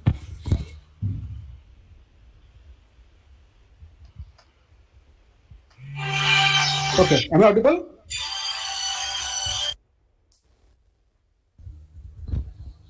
Yes, sir. Okay. So thank you so much. At the outset, I'm extremely sorry for the network disruption. Okay, so the title of my talk is Acoustic Waves of Nuclear Origin in Degenerate Astroplasmas. And the results by us are going to be presented are by my student Shantu Dasgupta and myself. Okay, next slide, please. Okay, this is just a quick tour of various buildings and sceneries of our campus. Okay, next, please. Sir, I'm sorry to interrupt you, but I think we will probably have to squeeze a little bit. I request you to finish in, say, 35 minutes so that Okay, fine. And then we keep some 5 minutes for discussion, so 40 minutes. Okay, fine. So the results already, what I'm going to present are already, these have appeared in different journals. Okay, next, please. Next. Okay, this is also on nuclear acoustic waves. Okay, next. Okay, so this is your phase domain in terms of your density and temperature, why these astrophysical plasmas we are interested in are there. Okay, so this is your interstellar medium as well, solar wind. Okay, and in this particular marked area we work in. Okay, next, please. Okay, so the organization is as per this basics plus applied. Okay, next. Next slide. Okay, so these are well known. For beginners, I've organized my talk in such a way that it becomes well understandable even for beginners, students, kids. Okay, so normally what we are familiar with, 3 states of matter: solid, liquid, and gas, and these differ from one another only in terms of interacting potentials. Okay, among the constituents. So solid, liquid, gas, and out of that, after the gas, if energy input is provided, then electrons are liberated out. So what is left out is a unique state of matter composed statistically of electrons, ions, and few neutrals, and this is called the plasma state. And the uniqueness of this state of matter is that unique collective dynamics, which is observed only in case of plasma and electrolytes. The concept of plasma actually primarily it comes from your electrolyte. Next, please. Next one. Okay, so this is one typical picture.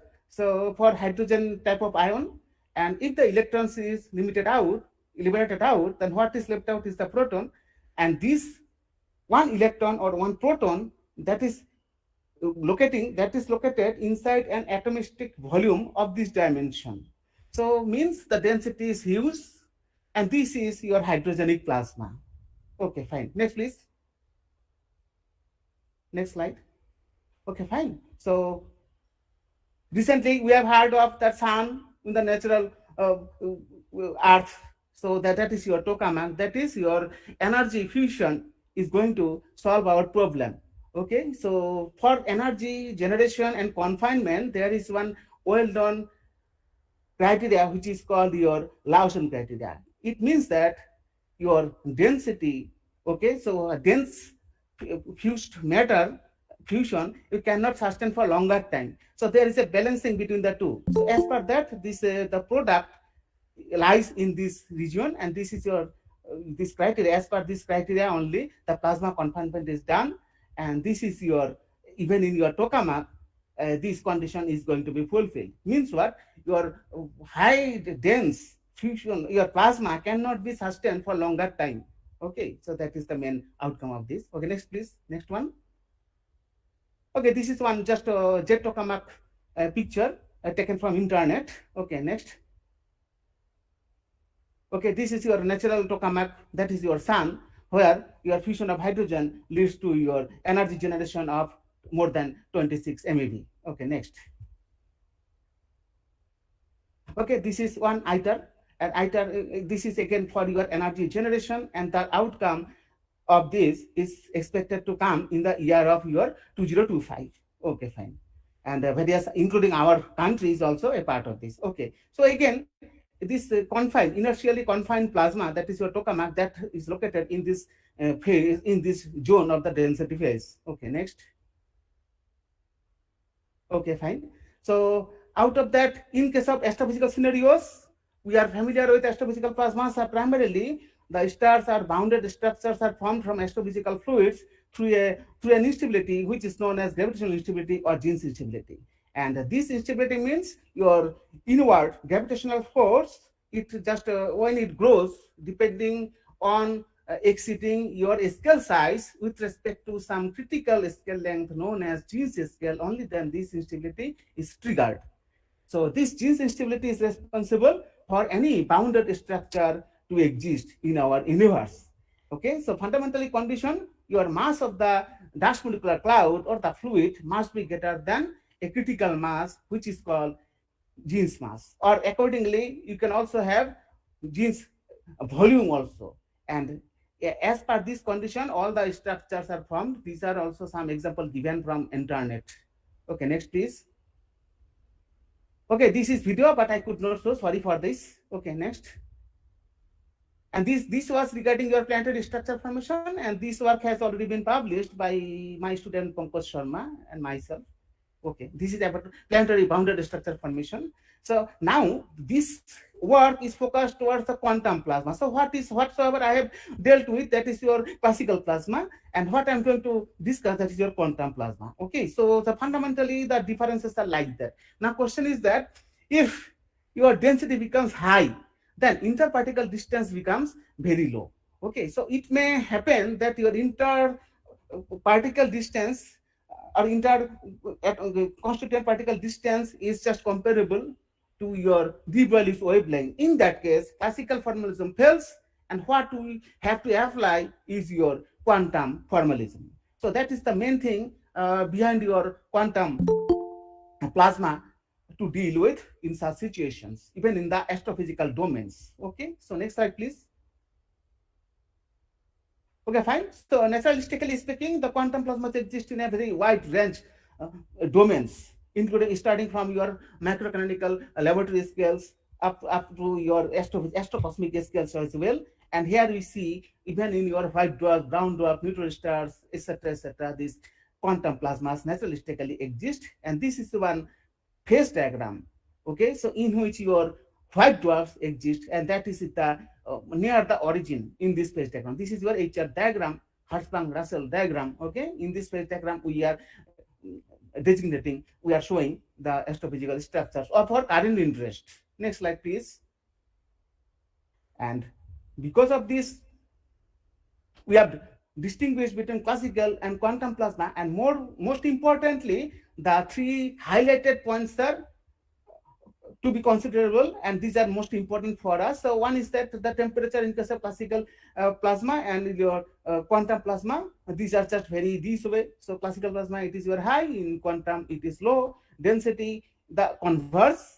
At the same time, in case of classical plasma, we talk about device here, okay, but whereas in case of your quantum plasma, we conversely talk about both your de Broglie as well as your de Broglie sphere as well.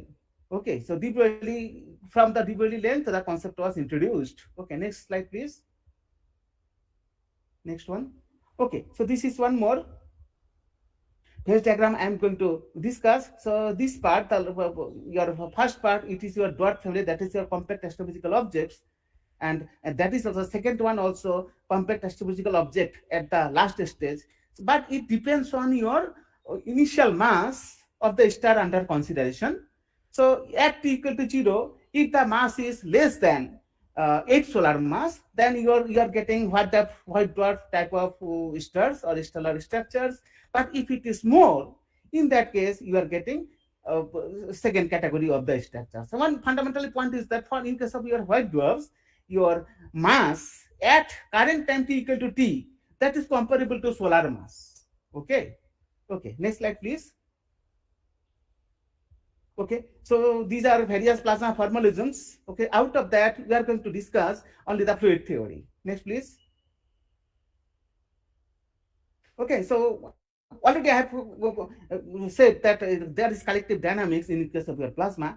So this is called your device sphere. Means what? Whenever you are applying some charge, that opposite polarity particles will come to shield it out. And as a result, a polarization sphere you can see in the plasma. So what we find, the usual Coulombic vacuum potential or field is now screened, and this screening is coming out at the cost of collective dynamics. So we have just applied one semi-classical approximation to estimate the rest mass of the mediators. So it is interestingly found from the fundamental level that in case of vacuum, the mediators are photons which have rest mass absolutely 0. Whereas the rest mass is no more 0 once it is the form of your screen potential. That is your device screen potential or device screen field. Okay. Next, please.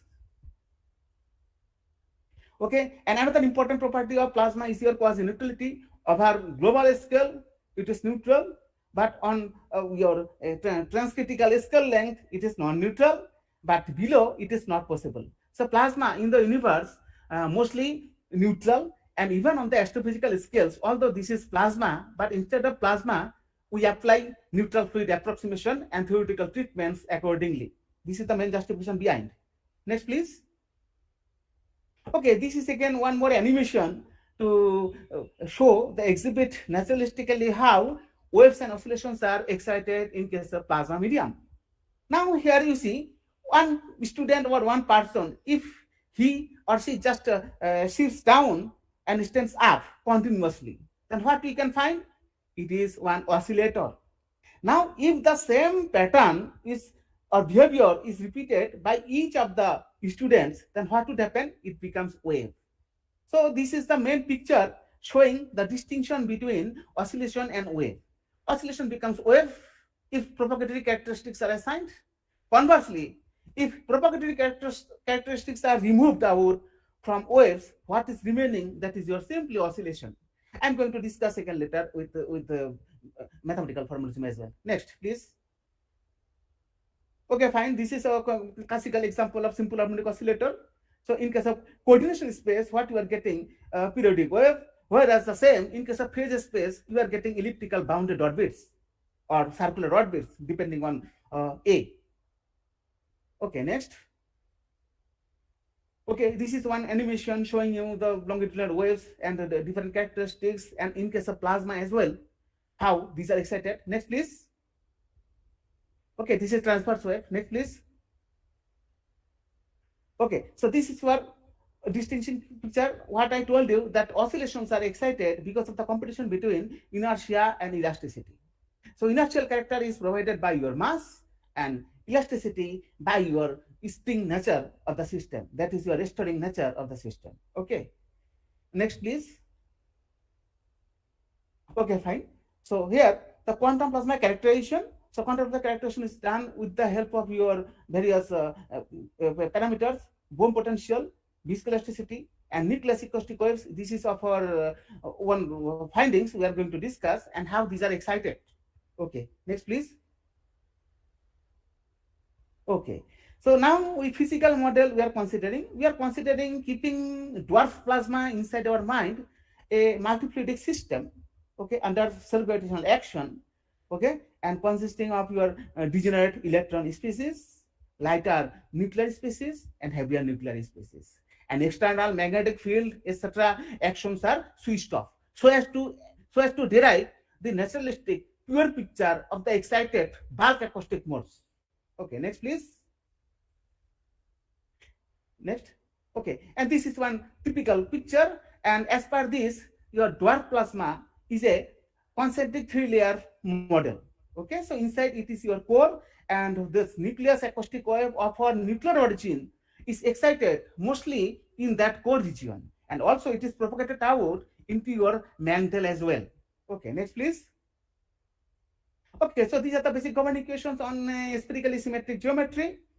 So this is your flux conservation, your continuity equation, force balancing, momentum equation for electronic dynamics, and depending on whether we are interested in non-relativistic regime or outer relativistic regime, it is your polytropic exponent as well as constant that is going to model it accordingly as per the formalism given by Nobel laureate Subramaniam Chandrasekhar. Okay, now light nuclear species, again according to the same equation, that is continuity equation in spherically symmetric geometry. Next year, please. Next, please. Your momentum equation, and finally the electrostatic confinement pressure is also there. So accordingly, we have devised our equation of state. Now, how to model the dynamics of your nuclear species, heavy nuclear species?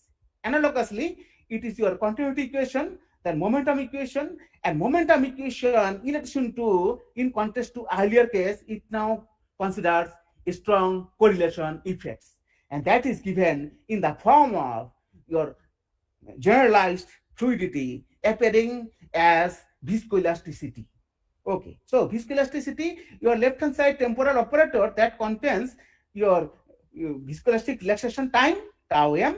On the right hand side, it considers your viscosity. Here your chi and eta, these are respectively your bulk and shear viscosity coefficients of the generalized fluid under consideration. Next, please. And all the notations are just generic, usual. Okay, fine. Now question is, this is your gravity electrostatic system.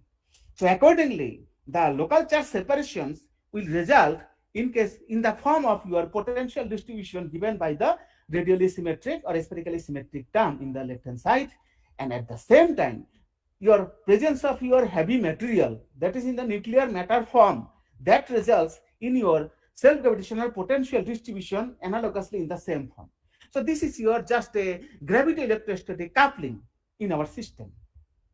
Okay, fine. Another important point, this your normalization are just very generic. Okay, so position has been normalized with respect to the Debye length associated with the lighter species, and your velocity is normalized, that is your Mach number with respect to the lighter fluid again, and so on and so forth. Okay, next, please. Okay, so this is again the same, but in normalized form. So now after being normalized, the equations are cast as this. Next, please. Okay, so these are the same equations. Next, please. Okay, now we are interested in a spherically symmetric, that is radial wave treatment. So accordingly, the perturbations are assumed to be of this form, and there is one geometrically modulating factor in the form of 1 by xi. Okay, after this treatment inserted in all the governing equations, what we get is as the following. Next, please. Here we are now switching our system to a new space which is called Fourier space in normalized form, characterized by your k and omega instead of your xi and tau. Next, please. Okay, so after doing your Fourier analysis, the above system decouples in the form of a linear generalized dispersion relation with degree 7. And this is really apparently very complicated in nature. So what we are interested in, we are interested in the most bulk acoustic fluid mode, and that is your very low frequency. As per that, this equation reduces to the next form in the linearist form. Next, please. So linear equation. Yes. Now this equation can be numerically worked out very easily. So we have done accordingly. Next, please. Okay. So these are various profiles we have obtained depending on your ultra-relativistic and non-relativistic regime. So as per that, what we find that your density ratio, okay, here it is given in terms of mu, it acts as your stabilizing agency to this perturbation.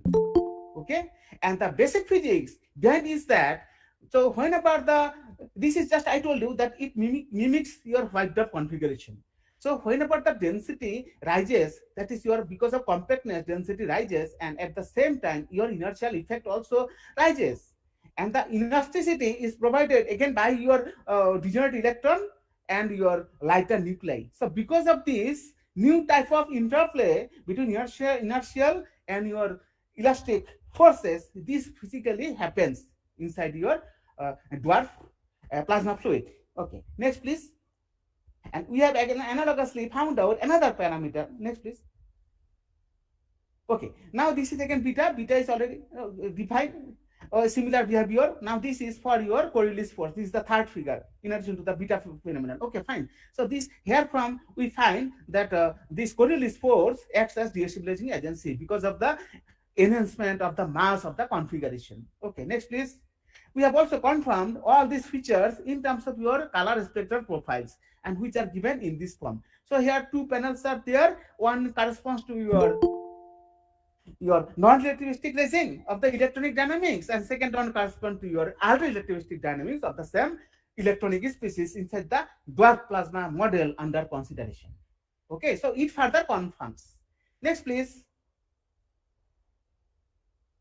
Okay, so these are our main conclusions. So what we have found, that we have generalized model for dwarf plasma configuration we have developed, and as per this is the most general model in the sense that all the species have been accordingly considered, and the analysis has been made semi-analytically, and various your stabilizing destabilizing factors have been found out. And another interesting point that this model for the first time considers no quasi-classic approximation of the conventional type, that is purely your coordination geometrical effects in the form of curvature has been fully incorporated properly, and various stabilizing destabilizing factors as already portrayed in our numerical scheme have been found out. Okay, so this is again very interesting in the sense that for the first time we could report various destabilizing factors, and the results have already been published in your Nature Group journal scientific reports. And most important point is that what about the experimental observations? We don't have any experimental observations, and whatsoever astronomical space satellites or missions are there, they have also not been able to so far find out any kind of signatures of this. So I have given futuristic indications that once these are improved or sophisticated, the various schemes mentioned here will be able to detect or find this type of structures, wave structures, stability structures, your astronomically. Just like sun we know, but from the astrophysicic perspective, G mod, A mod, P mod, these are detected by various interferometric methods. But this is not so, because it is in the white dwarfs or compact astrophysical objects, which are the end results of conventional stars with mass comparable to that of sun. So the same treatments analogously applied for your sun cannot be applied for your white dwarf studies. So we'll have to wait. Okay, so what next the scientists are doing, astronomers are doing. Okay, so we say that our formalism, all the published in reputed journals in different forms, but these works are still in infancy stage, as already I have mentioned before. Next, please. Okay, so these are some references. Okay, next, please. Okay, I want to end, but animation is missing. I want to end my presentation with a quote given by Sir Albert Einstein. Okay, if we know our limits, we can go beyond. Okay, next, please. Okay, thank you so much. But I am extremely sorry that no animation video could be visualized. So it is just a static picture. Okay. Thank you so much for your kind attention. So questions, interactions, comments, suggestions are most welcome. So, thank you, sir, for your very detailed and interesting talk. We have a few questions already. Probably you can see from in the chat box. And Sri, can you read them out for sir, maybe? Yes, sir. Ah. Yes, sir. So there is a question from YouTube from Aviral Srivastav that in this hydrodynamical model, how is the Navier-Stokes equation solved for the plasma system? Okay, see, we have not individually solved the equations. If you see the formalism what we have applied, we have all the governing equations, and in the primary level, we didn't ignore any term. But after that, what we have done, your linear perturbation analysis in the light of Fourier spectrum. Okay, fine. So accordingly, we have just part of the system. Then we have Fourier analyzed the part of quantities. Then we have substituted accordingly in all the equations. And now the entire system has been decoupled. And after decoupling, what we got? We got a linear dispersion relation having degree 7. Means your all the variables which evolved in the coordination space, now these are evolving in a Fourier space, or you can say one reciprocal space, or even wave space characterized by your k for xi and omega for t. Okay, so the solution is not individualistic now. It is the collective coupling dynamics appearing in that form. And of course, the closure has been made with the help of your gravity electrostatic Poisson equation for gravity electrostatic potential distributions caused at the cost of your material density fields as well as charge density fields. I think it is understood now. Yes, sir. Thank you very much. And another question from Aditi Dubey. She has wrote that why this form in low frequency? Oh yes, that is again a very. This is one approximation. See, your plasma system contains what are the different species? Degenerate electronic species. Then your non-degenerate, your lighter species, heavier, lighter nuclear species, and heavier species. Now the wave mode corresponding to the heavier species is just like your must be low frequency, and we are interested in the heavy nucleus mode. Okay, so you can analogously you can also have examples of these. Okay, so greater the inertia, your lesser the movement. Lesser the movement, lesser the frequency. That's simple. Also, heavier nucleus, ultra low frequency. But corresponding to your Langmuir waves or electron plasma waves or electron plasma oscillations, that would have been mass greater. Okay, gigahertz order. And these are just hertz order. Okay. Yes, sir. Thank you so much.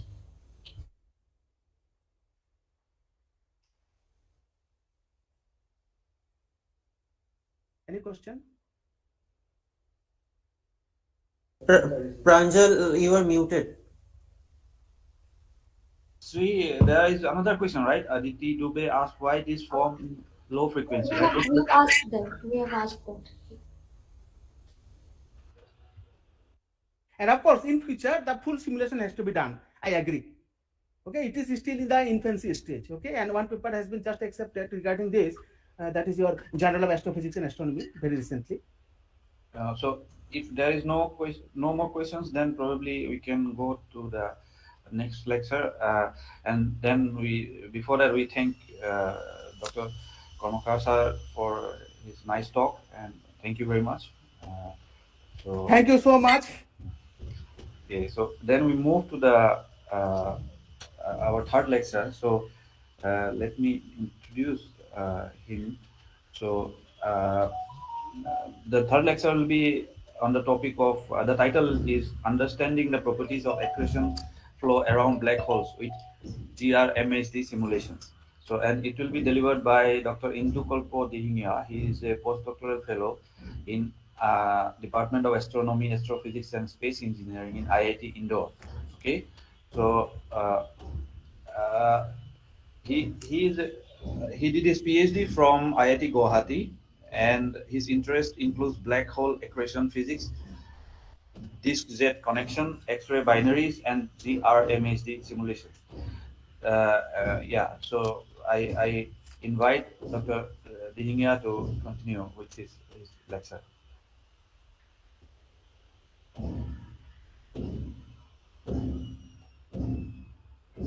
So you are muted.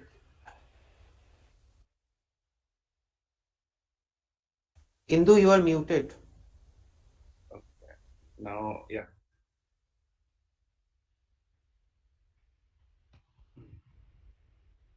Yes, now you can hear me and see my slides, right? Yes.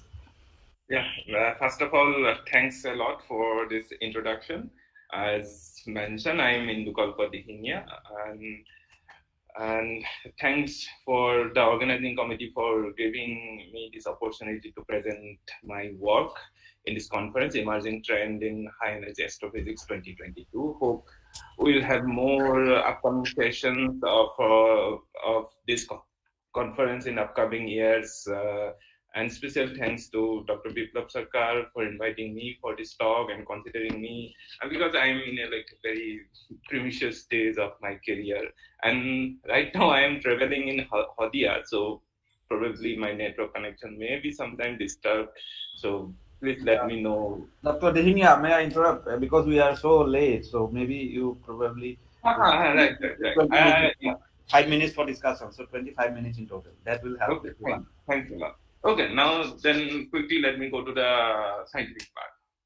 Okay, so here are my collaborators. They are Bhargav Vaidya, Christian Fan, Yusuke Mizuno, and Christian Form, and they are my collaborators. So basically, this is an extraordinary time for us of astrophysics and astronomy. With the increase of the state-of-art astrophysical observation facilities like Event Horizon Telescope, LOFAR, Next Generation EST, which is coming up, we have abundance of stunning observation, and we will have more in upcoming years. So in order to understand this observation and extract physics out of all this observation, we require extensive numerical modelings. In this talk, I will try to give a glimpse of some recent findings and how we incorporated with GRMHD simulation and what we can do in future. So my talk will be mostly focused to the topic of jet, or so-called astrophysical jet. Astrophysical jets are very common in a system hosted by accretion disks. In this figure, you can see there are different from sources. In this figure, you can see jet of M87, which is taken by Hubble telescope. In fact, astronomers know about astrophysical jets from as early as 1918 or so. By definition, jet is collimated beam of matter with very high velocity, and the velocity of the jet depends on the central object hosting the jet. In reality, jets are extremely gorgeous. You can see from here. So I am, for the sake of adjective, I am using gorgeous. Yeah. So in reality, so we want to study them. So thanks to EST, right now, EST means Event Horizon Telescope collaboration. Right now, we have the near horizon, means black hole horizon image. That is this image. I will show an enlarged picture in later on. So now we have tremendous scope of understanding more sophisticated physics around black holes. So indeed, there are huge discrepancies between theoretical prediction and observational finding. Particularly, the theoretical understanding of many aspects are unknown, or maybe they are elusive or not studied well. We do not know yet how jets or the wind launch from black hole or the accretion disk, how they collimate and accelerate to a speed comparable to the speed of light, or why the jet sign, etc., etc. In this study, we'll be mostly talking about the launching problem of the jet. Or in future, maybe with this, we can test the theories of gravity as well. People are working on it with this kind of work. So now, so astrophysical jets are commonly studied in 3 different length scales. This is like launching, and where we basically study the complex physics related to black hole, accretion disk, and everything. Then we have the propagation stage, where the jet propagate and it accelerate and collimate, and all these things happen. Then finally, the termination, where the jet interact with the ambient medium and it form boson and all these things, and then its observational consequences people really study. So, but out of this launching part is very, very complex, and it's involved the strong gravity of the black hole and the interaction of matter with the gravity and all these things. So I'll be mostly talking about this. So So I think before going that, I should give some detail about some information about the accretion physics. So what happened in this most of the jetted system, they always host an accretion disk. So in fact, a black hole for black hole system, there must be an accretion disk to have a jet. The story of the accretion is something like that. The gas and angular momentum spirals and create a disk-shaped geometry around a compact object like black hole, and we call it accretion disk. In accretion disks, the matter loses angular momentum and proceeds towards the object. During this process, potential energy is converted to thermal energy and radiate out with very high efficiency, hundreds of thousands of times more efficient than nuclear fusion reactions. So that's why all the energetic processes in the universe is somehow related to accretion. So here are some examples of astrophysical system involving accretion disks. Clearly, one can find vivid range of astrophysical sources like galactic disk hosted by supermassive black holes such as our own galaxy, or nearby galaxies like NGC 4278, or quasars and Cepheid galaxies and everything. Then we have the accretion disk hosted by stellar mass black hole. They are the microquasar. This one famous is the GRS 1915105. That is very famous one. Then again a white dwarf, and of course the protostar. That is one famous example is Etheap Tu. Then planets like our Earth Moon system. That is also an accreting system. Then the planetary rings, Saturns. We have all the ranges of examples which they host accretion disk. So initially in 1952, for the first time, accretion was studied by Bondi and subsequent studies. So they considered a freely falling matter onto a compact object in a spherical symmetry. Here I am showing Mach number profile, that is velocity divided by sound speed. That basically giving the velocity of the matter in terms of sound speed. They gave a very interesting concept called transonic nature of accretion flow, which means that at some point subsonic flow becomes supersonic before falling to the compact object. Here you can see a typical simulation of this Bondi kind of accretion. Here you can see, I will not go to the very detail of everything, but thing is that you can see this is basically the density profile and this is the temperature profile. Temperature can go as high as 10⁸ Kelvin or 10⁷ to 8 Kelvin, and from that we can expect very large amount of radiation.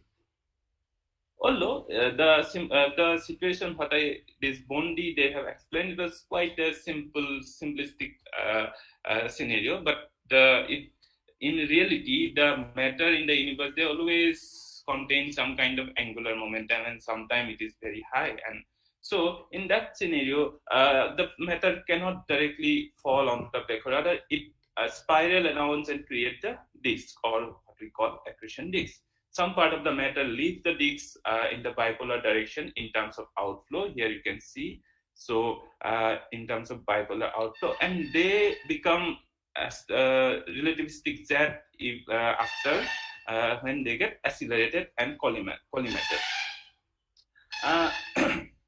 Here I am showing some one simulation with that kind of scenario. Here you can see some some matter is going out from this region as we expected.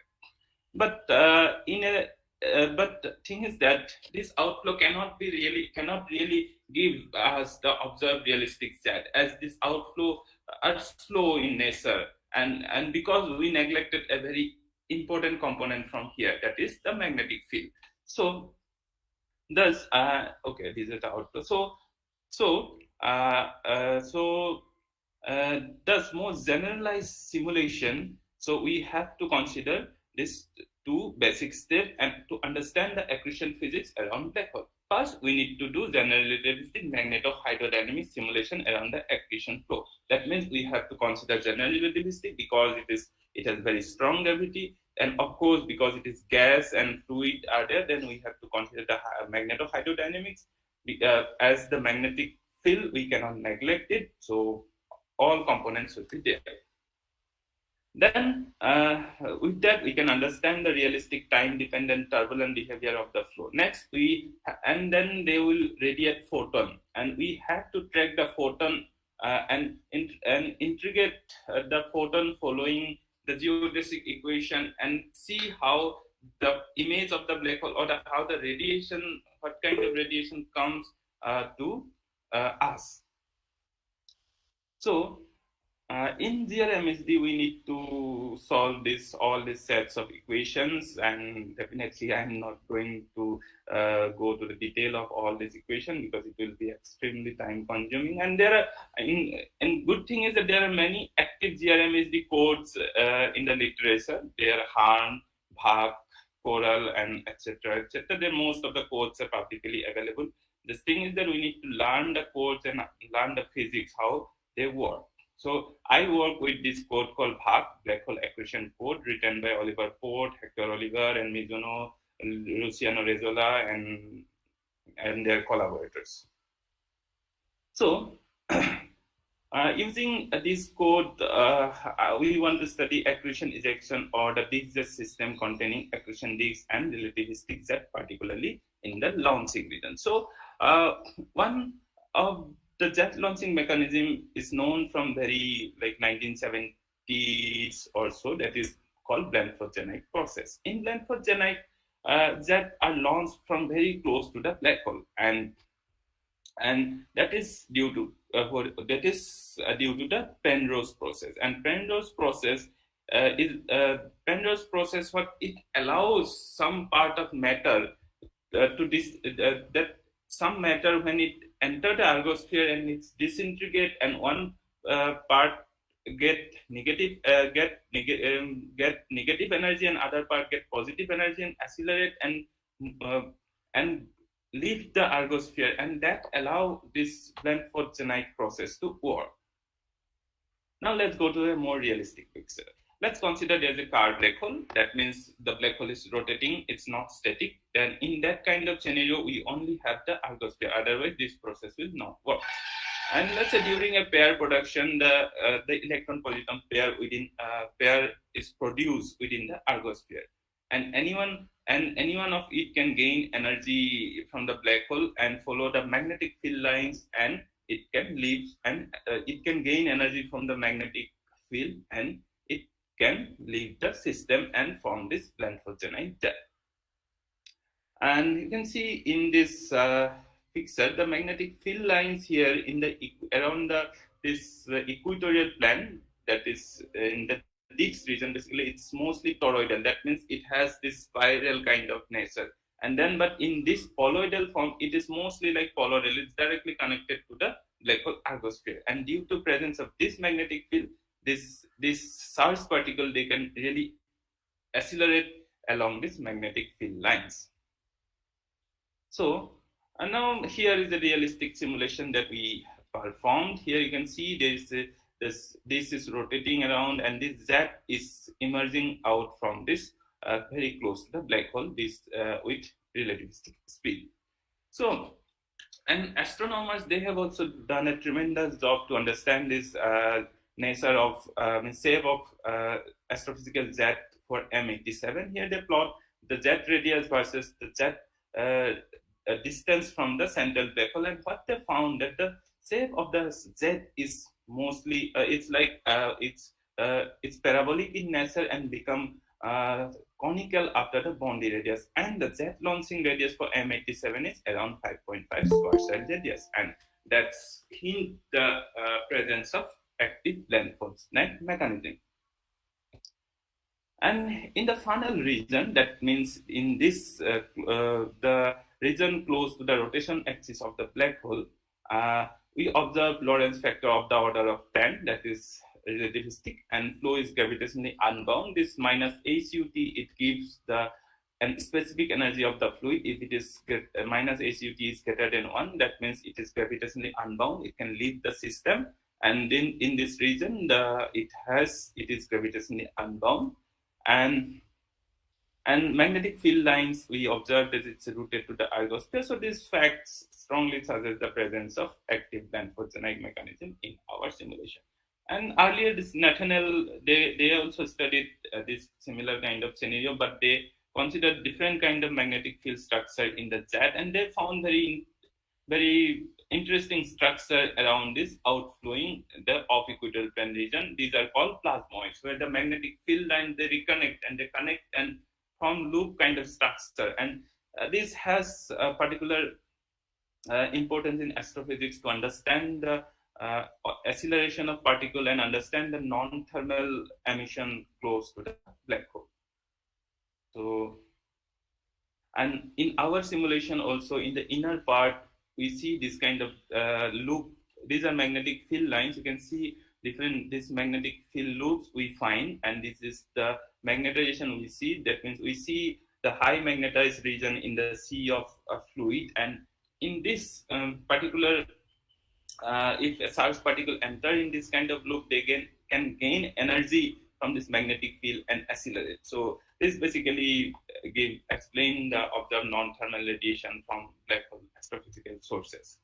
Earlier, so whatever I have shown earlier, all are done considering the ideal MHD case. That means we didn't have any resistivity there. So magnetic fields were like coupled with the fluid. So where the fluid go, magnetic field also follow the same path. But if in reality we always have some kind of resistivity or the diffusivity in the flow, if we include that, what we find that if we have resistivity, the fluids are more seminal. That means we do not have much turbulent nature in the fluid. In this, these two panels are for resistive and these two panels are for ideal. Here I am showing the magnetization. Here it is the density profile. In this region, you can see it is much more turbulent than this one. So this has tremendous means application. We can do more using these and simulate more realistic picture and understand the physics better. So let me go to a different process of that different process that also produce outflow, which is called Blandford-Payne mechanism. So one very interesting observation came in 2016. It is from the Galactic Center Cygnus A by Bocardi et al. They found that the jet launching radius for Cygnus S is about 227 Schwarzschild radius. So, and they suggest that at least some part of the jet must have launched from the outer part of the disk, and possibly due to Blandford-Payne mechanism, because Blandford-Snag mechanism act very close to the black hole, and 227 Schwarzschild radius, that cannot be possible. So, or in a moderate way, we can conclude that for a jet launching, Blandford-Snag and Blandford-Payne act simultaneously, and which is suggested by many authors. So now we would like to go what is Blandford-Payne process. In this in the classical Blandford Payne 1982 article, they predicted that in order to have active magnetocentrifugal acceleration, the poloidal magnetic field line need to rotate to the thin disc at the inclination angle less than 60. That means there is a thin disc around the equatorial plane, that is the accretion disc, and magnetic field lines are threaded to the disc and it is rotating. If the inclination angle of the magnetic field line is less than 60 degrees, then charged particle in the accretion disc can cling to the magnetic field lines, and they can actually accelerate and go away from the disc in the form of this Blandford-Payne wind. Also, it is a very interesting feature that as it moves far, the toroidal component increases. That means the toroidal nature, you can see here, the field lines start to rotate. That means it can self-collimate the jet. So that is very interesting point of Blandford-Payne wind. So till now, the torus the simulation people have performed, they found this Blandford-Genite jet and some kind of wind which is not Blandford-Payne. That is due to some strong toroidal magnetic pressure, some kind of wind they always observe, but they have not found any Blandford-Payne wind. So, but in this Kian 2018 or various 2019, they have done some simulation with very thin discs around the equator, and they have shown some signature of Blandford-Payne wind, but that was not up to convincing limit that they have seen Blandford-Payne wind from simulation.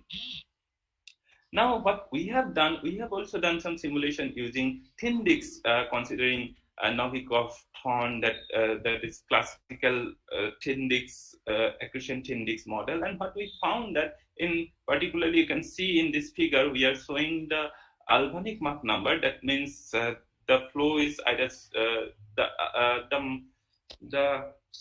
whether the flow is magnetically dominated or it's thermally dominated or its radial velocity dominant. For that, we plot this Alvanic Mach number. And what we found that at the equatorial plane, flow is super Alvanic. That means in this case, the radial means Alvanic Mach number is basically the Alvan velocity divided by the fluid velocity. And then we have a region where flow, just above the equatorial plane, we have a region where flow is subalvanic. That means the magnetic Alvan velocity is higher. This I got it. Means I have said it wrongly. It's the radial velocity divided by the Alvan velocity. The fluid velocity divided by Alvan velocity. So in this case, the magnetic field, component dominate. So in this case, we can see that the magnetic, the fluid element or the charged particle, they can really cling. It can be extract magnetically, and when it goes like certain distance in the off equatorial plane, and it becomes super Alvanic. That means its vertical velocity or the poloidal velocity increases. So we found that strong signature of Blandford-Payne wind for the first time. So here we are showing the plasma beta parameter. That means the gas pressure divided by the magnetic pressure. And in this case, this region, this equatorial plane is gas pressure dominated. The plasma beta is very, very greater than 1. And then the off equatorial plane, this is the magnetic pressure dominant. That means the magnetic field is significantly strong. So with this means I would like to present a toy model. Basically, what we see, we have Blandford-Genite jet around the rotation axis of the black hole. Then we have this wind component, which is toroidal component dominated, and then we have Blandford-Payne this wind surrounding it. And in this, I request you to end up in 1 or 2 minutes. Okay. Okay, fine. So then we have this region. We have plasmoids and everything that is very significant for understanding non-thermal radiation and observational signature. So this was the most interesting part. Probably I was not able to go in detail now. This time is up. But anyway, now we have the simulation. Now the simulation all the fluid element they will radiate. Now for that we need to observe the black hole.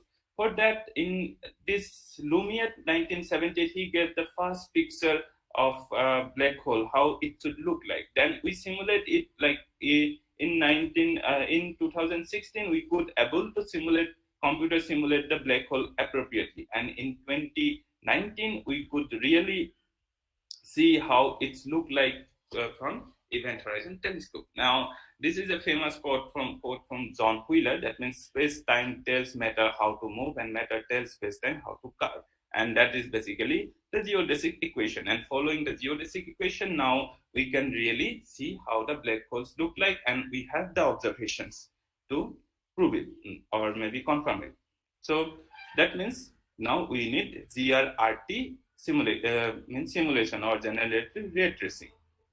So these are some from the image of black hole we have calculated from our simulation. Here I am showing it from different viewing angle, and here I am showing it some temporal evolution in a frequency which is 230 gigahertz that is observed by EST.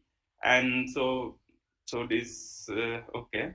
Then these are also some images in 1 keV for black hole exabinaries. Here we considered a truncated accretion disk, and we found different very interesting images. Now I do not have much time to go in detail, but thing is that now this is what the recent observation, basically what I have said in 2019 they found this image, then finally to 2021 they give the polarized image, and this basically suggests that the magnetic field close to the black hole is either vertical or poloidal, or it is dynamically important. That means plasma beta is close to 1 or less than 1, that is magnetically dominated, and the density should be around 10 to the 4 to 7 number density 10 to the 7 per centimeter cube, and magnetic field is around 1 to 30 Gauss, and the temperature should be 1 to 10 to the 12 Kelvin, 10 to the 12 Kelvin. So and this, which is because it is magnetically dominant, we call it magnetically arrested disk.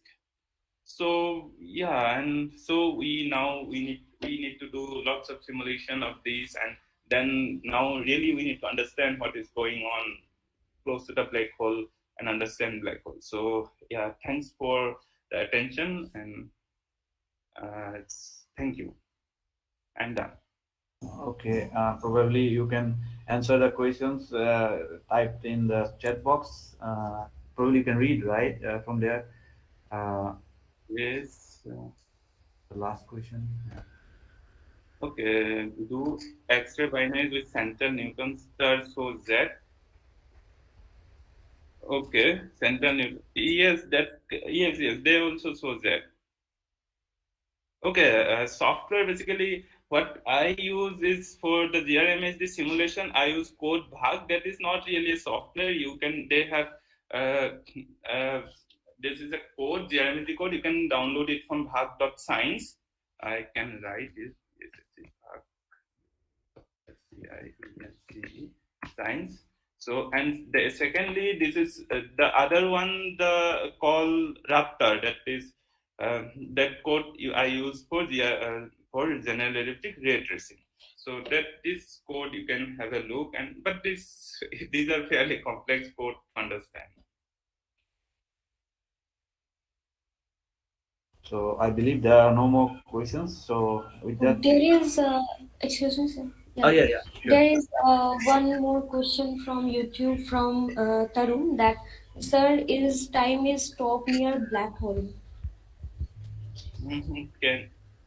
Okay, it depends on like from where we are looking at the time. Yeah. Are there more questions, Sri? No, probably not, right? No, sir. Okay, then with that, we thank Dr. Dihinia for such an entertaining talk. And yeah, with that, I think we are done with all the 3 presentations. It got a bit delayed, but we still finished relatively okay. So thank you all the speakers again. So now I ask Dr. Sarkar to go ahead with his further announcements. Yeah. Yeah, so thank you very much, Dr. Pranjal, for chairing the session, and I thank all the speakers of the session one. Although we had some technical issues during the beginning of the session, but we have successfully concluded our session one. And for session two will meet exactly at 2. In fact, I will ask all the participants to join 5 minutes before. And now let us disperse for lunch, and we'll meet at 1:55 exactly. Thank you all. Thank you very much. The Google Meet will remain the same. Okay, the Google Meet link will remain the same.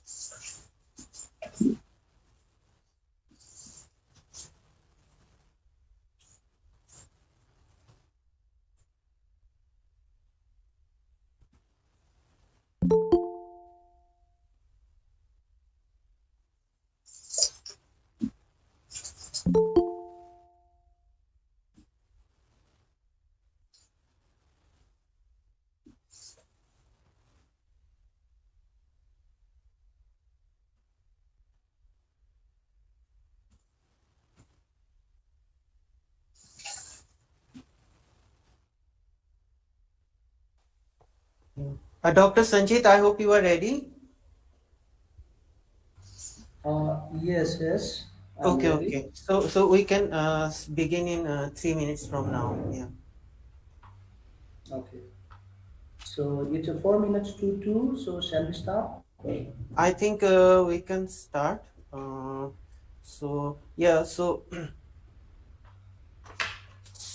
dear participants, good afternoon to everyone. So this is our session 2, and the chairperson is for this session 2 is Dr. Sanjit Hesnam from Rajiv Gandhi University, Arunachal Pradesh. And we have 3 speakers in this session. And so I hand the session over to Dr. Sanjit now. Okay. Thank you. So good afternoon once again to all. Yes, this is Dr. Sanjit. So I welcome you all once again to this afternoon session 2. And I thank my colleague Dr. Biplop Sarkar for giving me this opportunity to take this session here. So in this afternoon session 2, so we have 3 invited speakers of 45 minutes talk. So our first invited speaker is Professor Ranjiv Mishra, the University Center for Astronomy and Astrophysics, Etheap Pune. So with the due permission, so I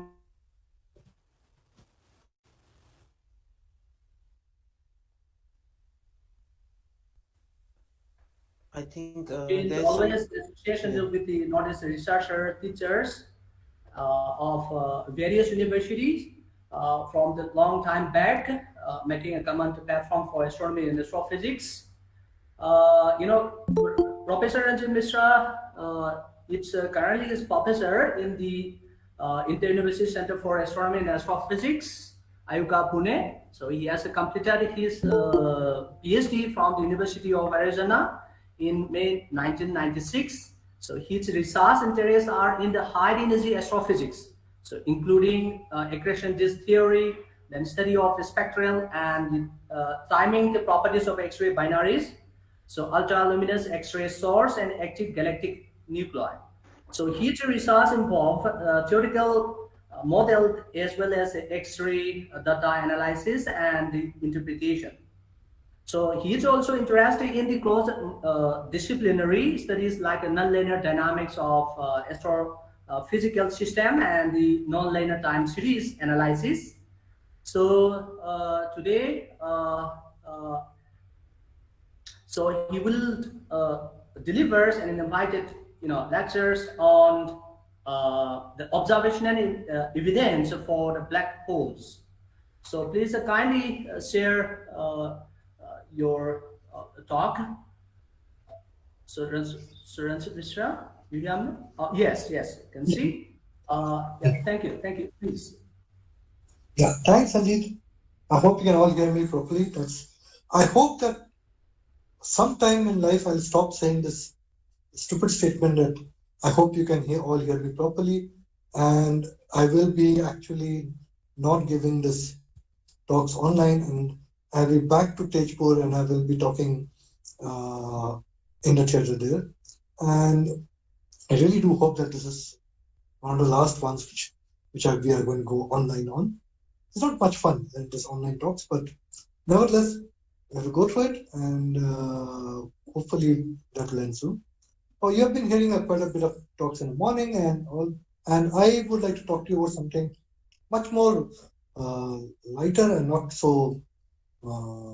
I think it will be much more broader topic which I'm going to cover, and not go into deep details as we will do, but will link up to the next 2 talks hopefully correctly by this.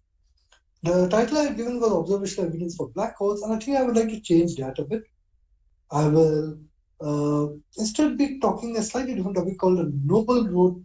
Change the title to the Noble Road to Observing Black Hole System, and it will be quite clear as I go along why I changed the title to the Noble Road to Observing Black Hole Systems. There is a particular reason, and it is meant to inspire people who are thinking about working on this kind of a field. Before I begin, I'll start giving you a very brief idea on what are black holes. And just to keep the perspective clear, I'll give you some introductory thing on what are black holes actually.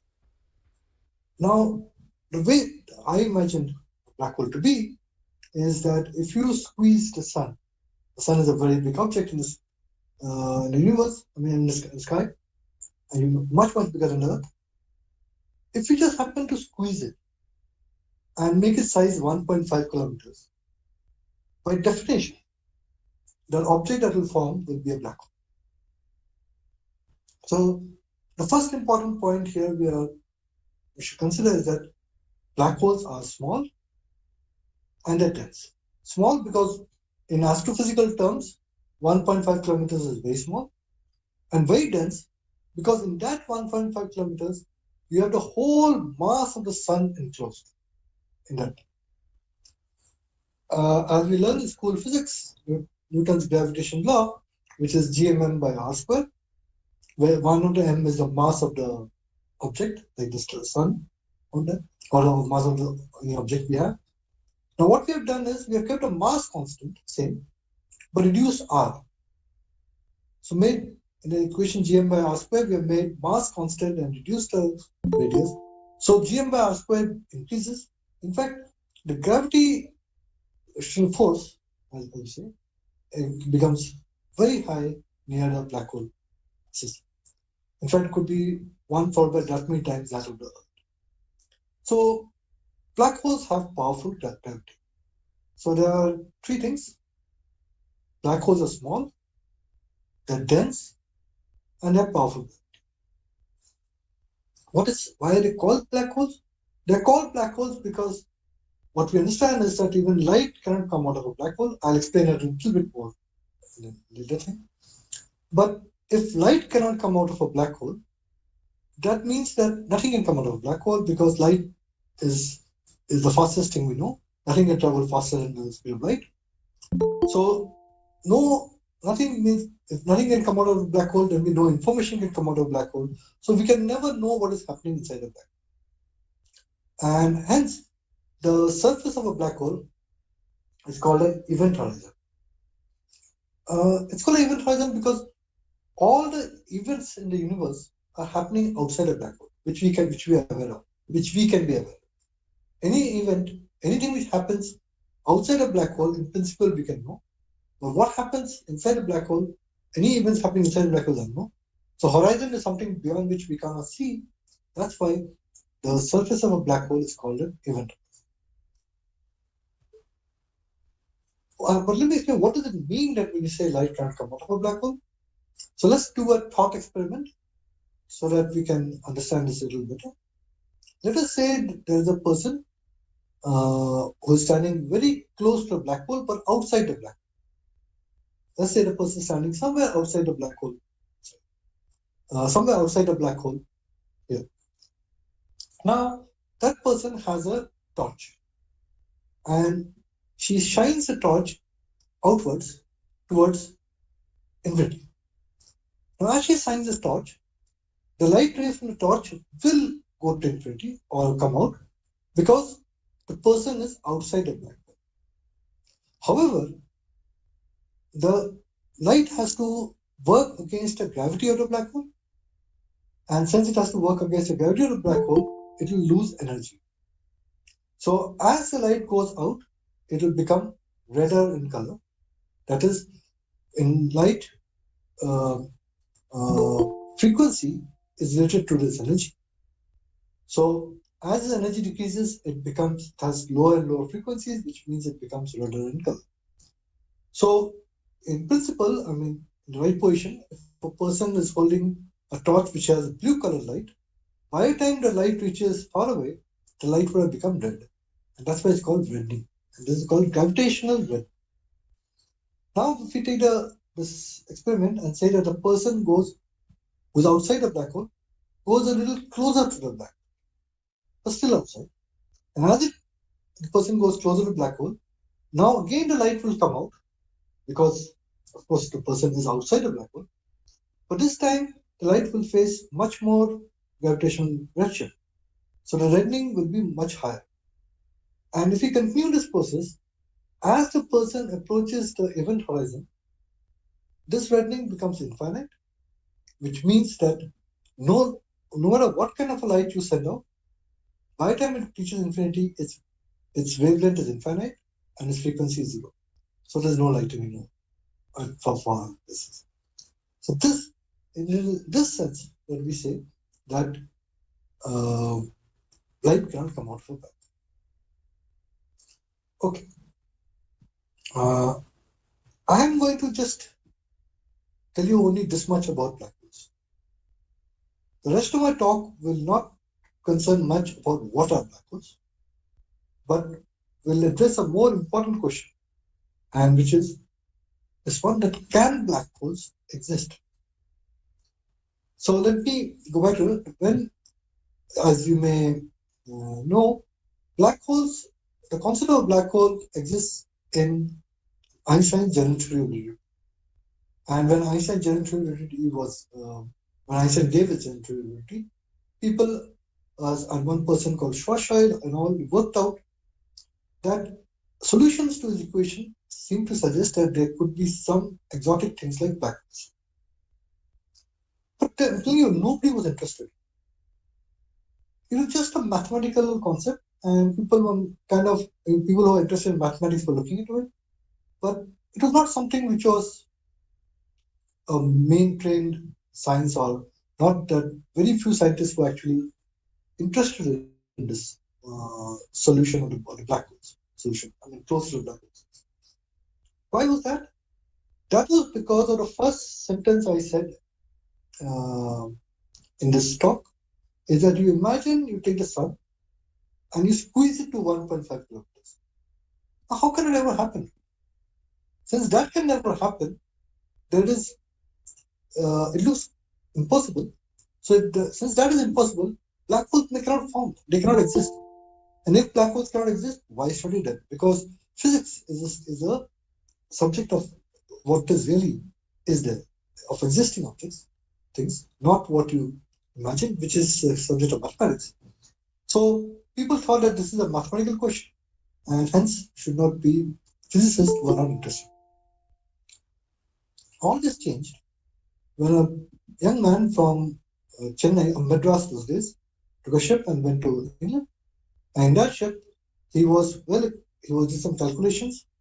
He was well acquainted with quantum mechanics and statistical physics. And based on that, he found out that indeed, under certain conditions, certain stars can collapse. And when they collapse, nothing can prevent their collapse. And those things perhaps can form black holes. So this person, S. Chandrasekhar, gave an idea of how nature can actually create black holes. For this, he was given a Nobel Prize in 1983, about nearly 40 to 50 years after his discovery of this, and there's a reason why it took so long for him to get this Nobel Prize for answering this question, because even though his initial result was controversial, there was a lot of people like Eddington did not believe him, and all those are very famous. For many of you have read about them. The general physicists or astronomers were not interested in this. They didn't think it is at all important, because the question, can black holes exist, is not the most important one. The most important one is, do black holes exist? And my talk right now is going to give you a quick survey on the answer to this question. The answer to the question is obviously yes, otherwise I would not be talking to you. But what I'm going to highlight is what has happened in the last 50 years that has allowed us to answer this question in yes. So in some sense, I will give this talk as a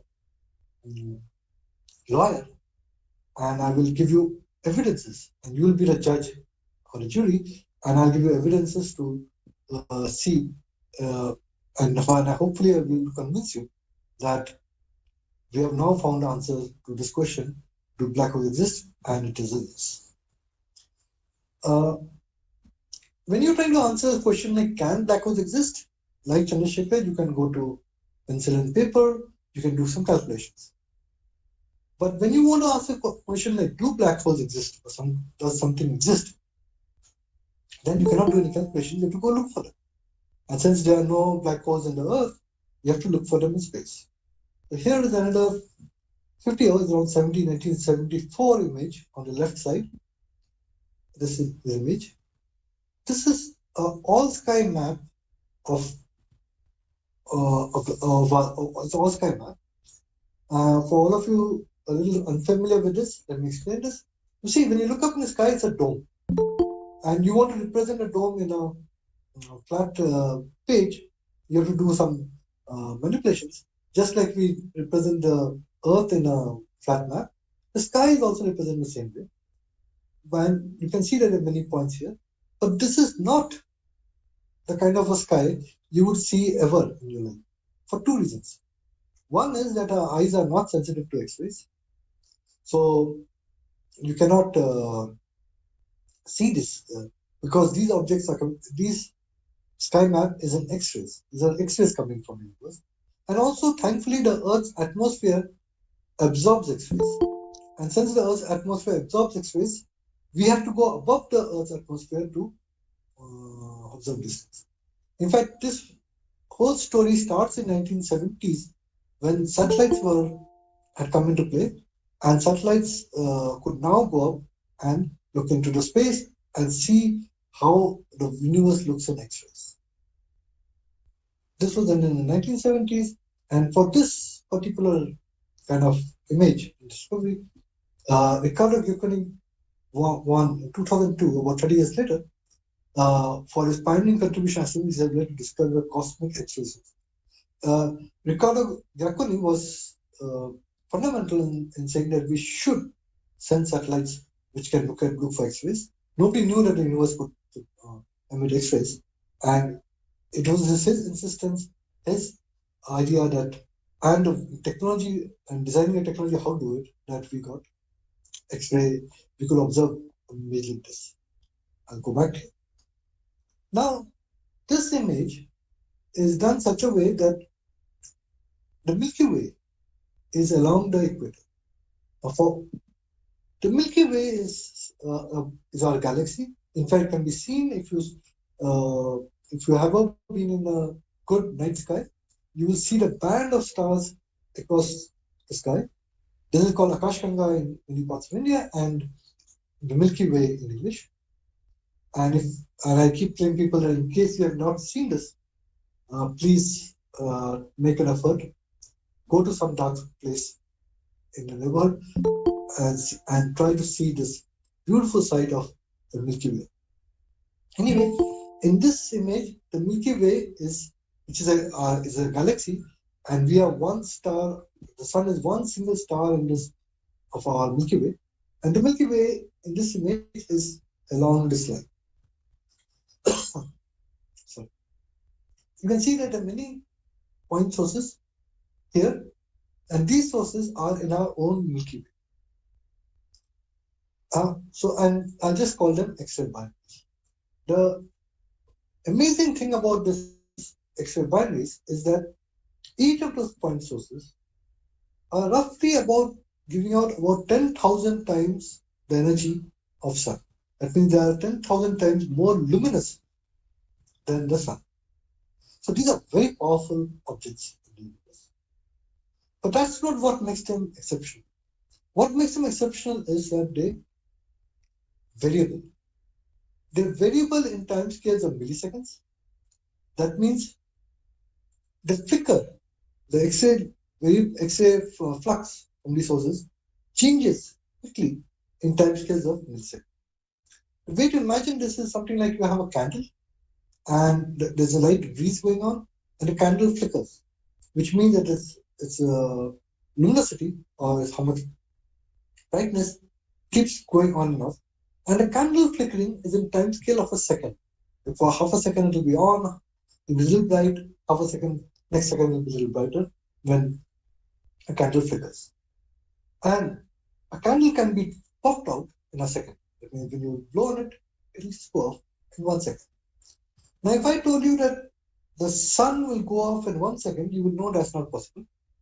In fact, we have an intuitive idea that small things can vary fast, but big things cannot vary that fast. In physics, because speed of light is a maximum constant, we can put this intuitive physical idea that big things very slowly, can only very slowly, and small things can very faster in terms of real mathematics and physics. And the idea is that if an object is varying on a time scale delta t, then it must be smaller than the distance traveled by the light on that time scale. So if an object is varying on delta t, its size must be less than c times delta t, where c is the speed of light. Now, what we are observing for this X-ray binaries is that they are 10,000 times that of the sun, but a variable in time scales of milliseconds, which means that they must be smaller than the distance traveled by light in a millisecond, which is 300 kilometers. So it's good to pause and think, what does this mean here? That you have an object which is 10,000 times more luminous than the sun, but the size must be less than 300 kilometers. These are very highly efficient, compact sources of energy. What could these objects possibly be? Before going to that, let's go back to our X-ray image here and see that there are objects which we can see, which are out here, which are not in our galaxy. In fact, when we look at them, we find that these are centers of other galaxies. The universe has many, many, many galaxies like us, and the centers of some of these galaxies give out a bright light, and those centers are called active galactic nuclei.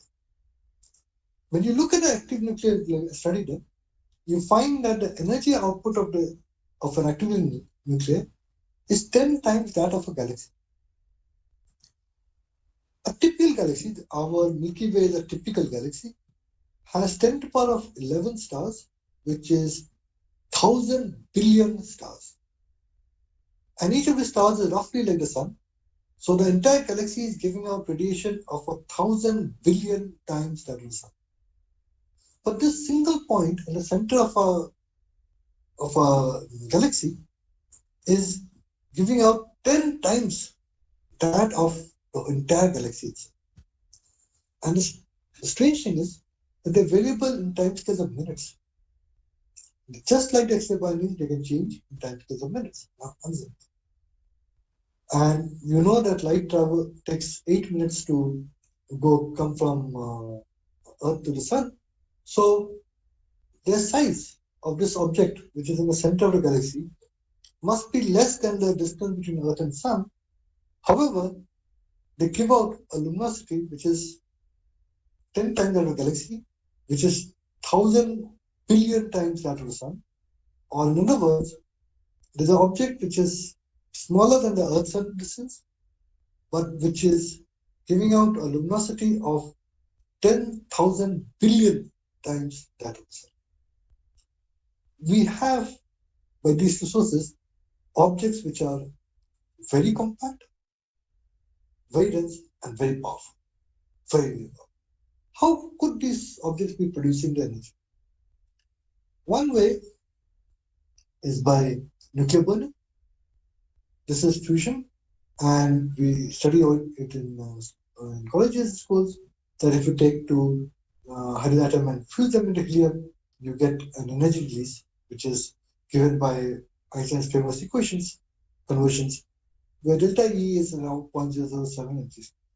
So in this particular case, if you take 1 gram of hydrogen and convert it into helium, you get something like 600 times 18 ergs per second. 18 ergs. This is how we get hydrogen bombs. This is also, more importantly, how stars and especially the sun produces energy. But by far, this is not the most important way or efficient way of producing energy in the universe. Another way is a way simpler one than nuclear burning, is a way by which we use hydroelectric power. that when water falls down, you can move a turbine generating electricity in hydroelectric power. The same way, gravity, when object is in, can give you energy. For example, when a meteor falls on Earth, it's the Earth's gravity which converts into high velocity by the time it hits the Earth, and that can hurt. So that's the way by which gravitational potential can be converted into energy. So and as this gravity becomes stronger and stronger, the amount of energy released is very high. So let us just let our fancy wander, and we can imagine that what happens if I take a stone and throw it to a black hole. A black hole has huge gravity, and by the time it enters away, its kinetic energy will be around 0.1 mc square, or it will produce about 9 to 10 to the 19 ergs per gram, much more efficient than nuclear bulb. Strong gravity is the most powerful source of energy in the universe if it exists. And so now we have a kind of a connection.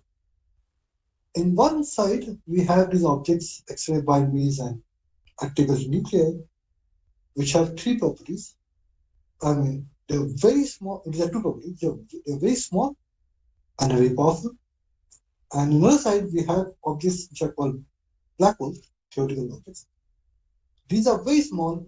They have strong gravity, and strong gravity has the potential of being a powerful source of energy. If you connect these two statements, then we can say that these objects which we see are black holes. So that was the primary argument on wavelengths. However, you may notice that, so the argument here is X-ray binaries are inactivated and can be powered by strong gravity. So does that really mean there's a black hole in there? This connection we made is very strong, very good.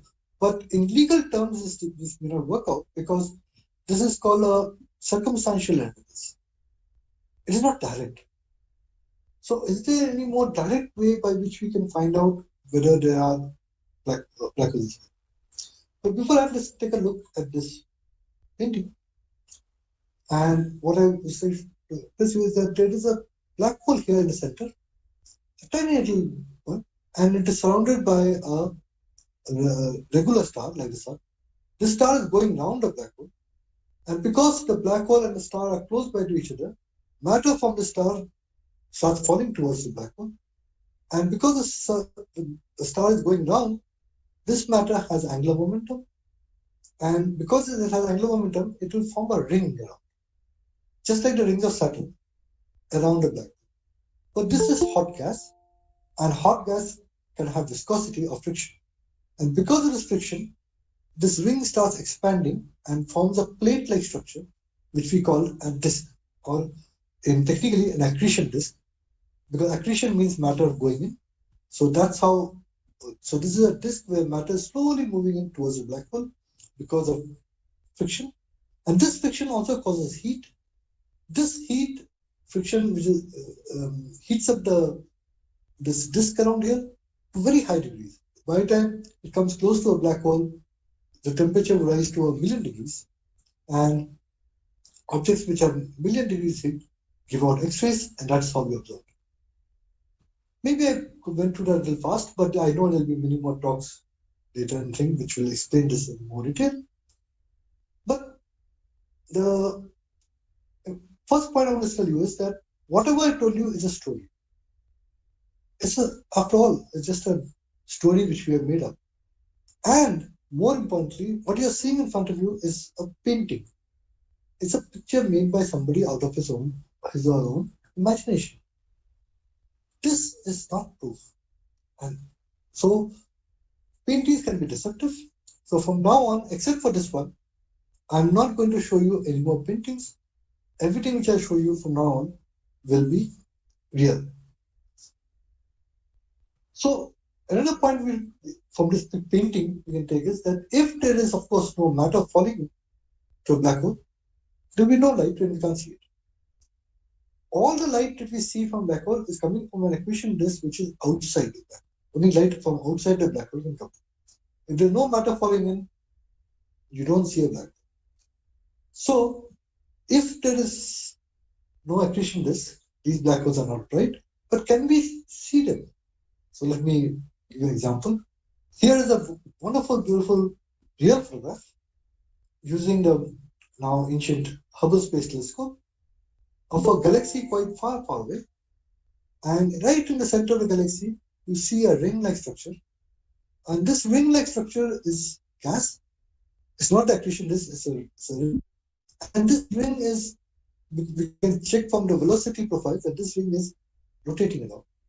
And since we can measure the velocity of this rotation, we can know that it is rotating very fast.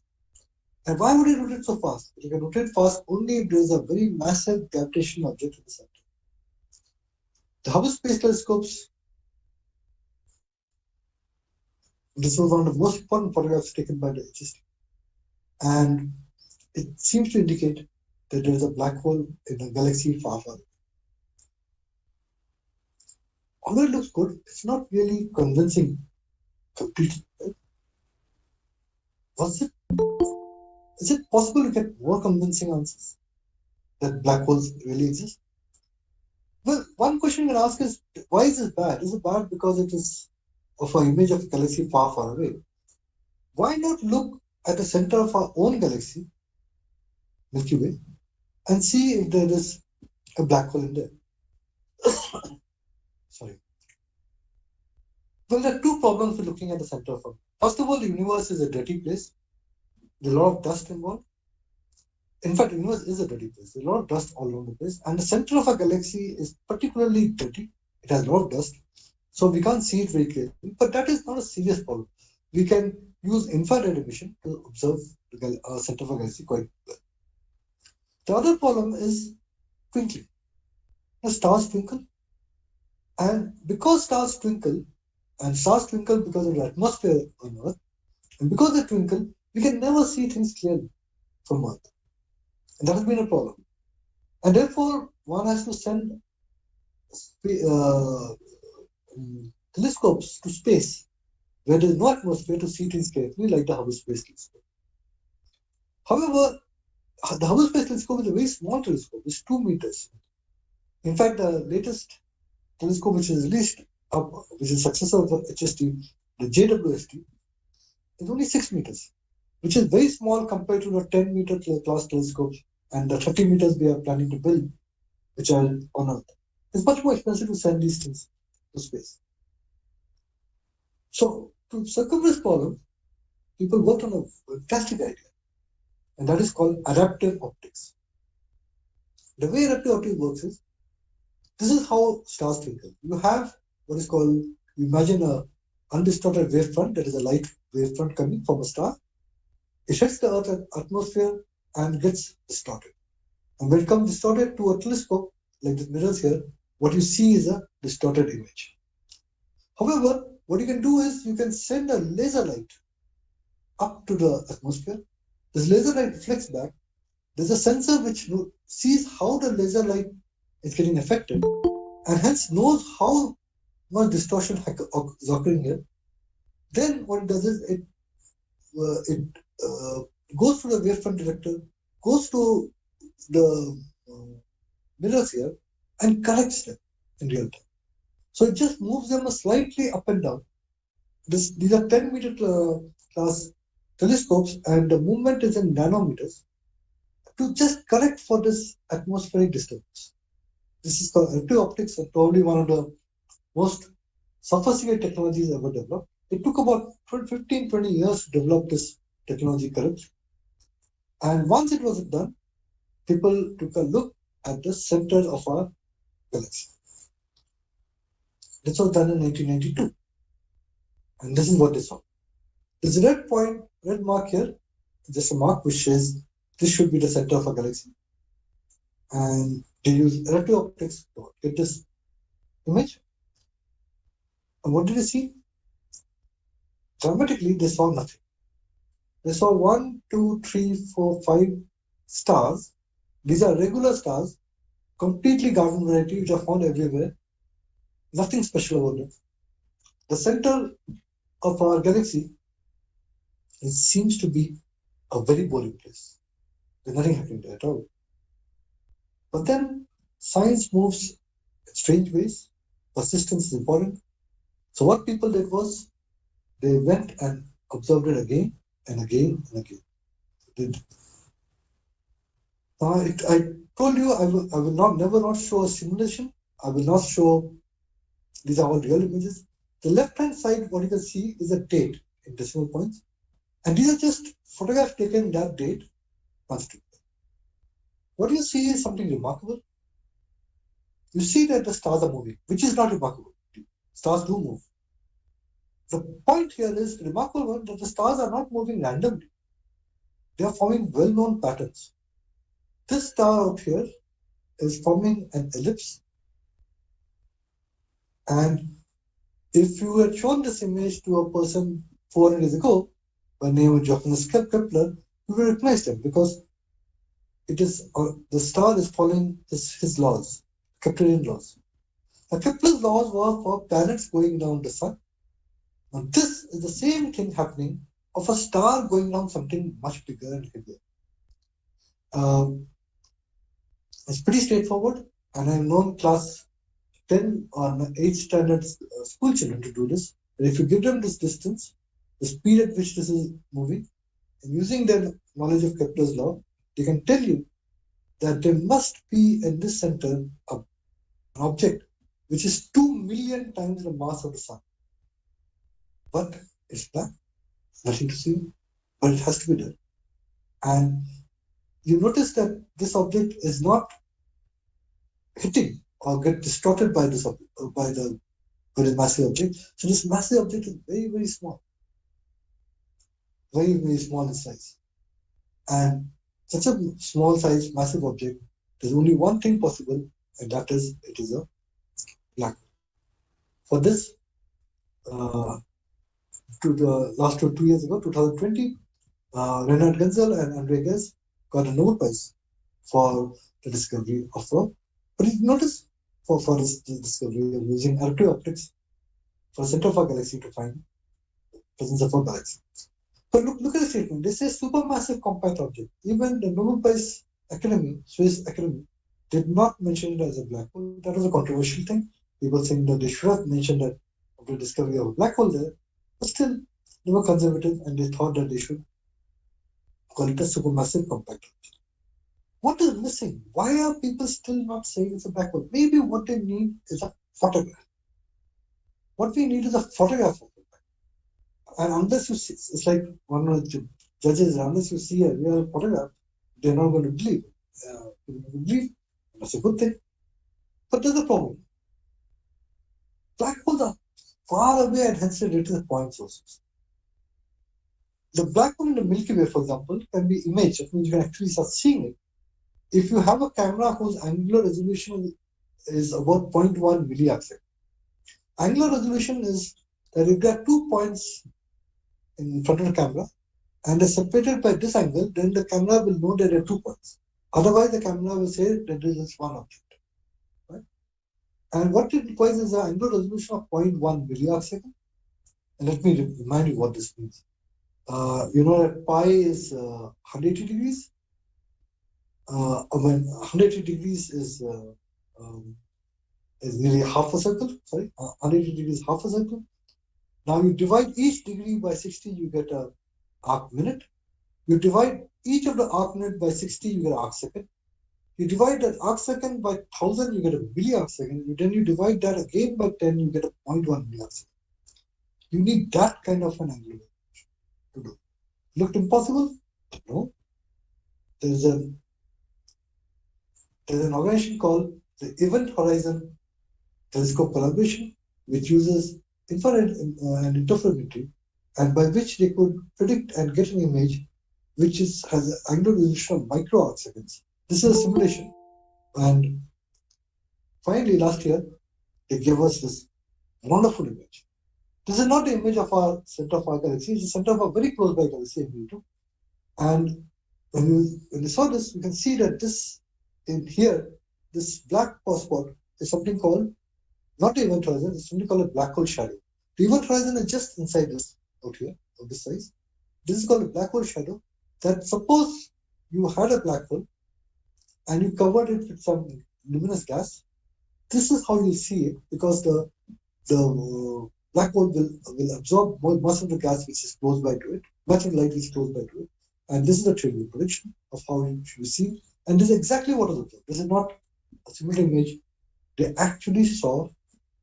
So we are, and this is, can be as close as we can say that we actually photographed a black.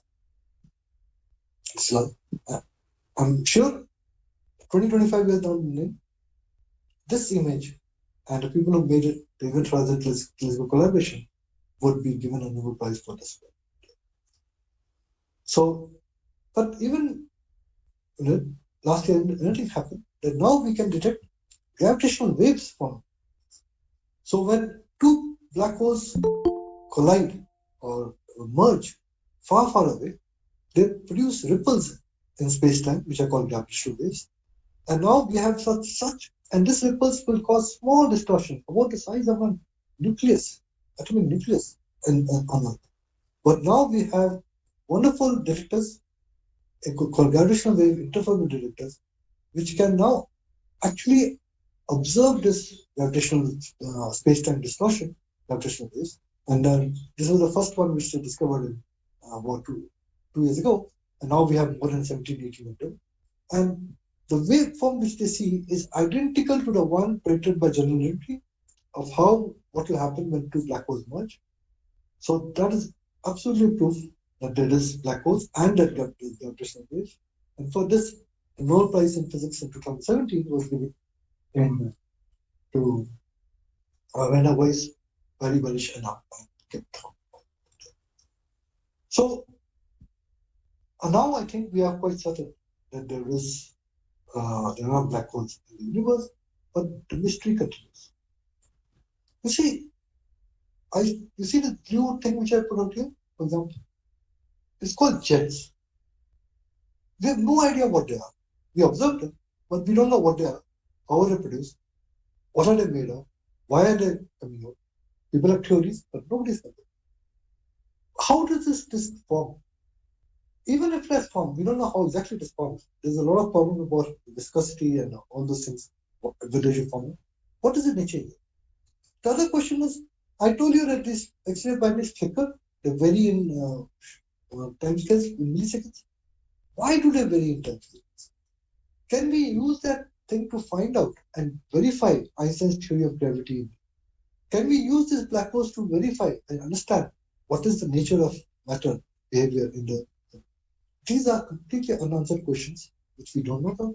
And hopefully in the next 20-30 years, we will answer them, and many people will pick up the Nobel Prizes on the way. At present, we are looking at it through various X-rays objects, like X-ray space observatories, and I list all the ones which are at the present working. And an important one here is Astrosat, and I think Aluberi, after the end of this thing, will tell you about some fantastic, exciting results we have of black holes and something of one of these neutron stars using Astrosat, especially the idea that we can use Astrosat to look at timing studies. So, with these high technology instruments and a good amount of thinking and brain power, we will start revealing more about black holes in the future, and many people will be getting their Nobel Prizes as we go. Thank you. I'll stop here. Thank you, Rajiv. So for your nice, really wonderful talk. So now questions, queries are open to participants. So please unmute your microphones and go ahead with your questions, queries. So regarding the talk.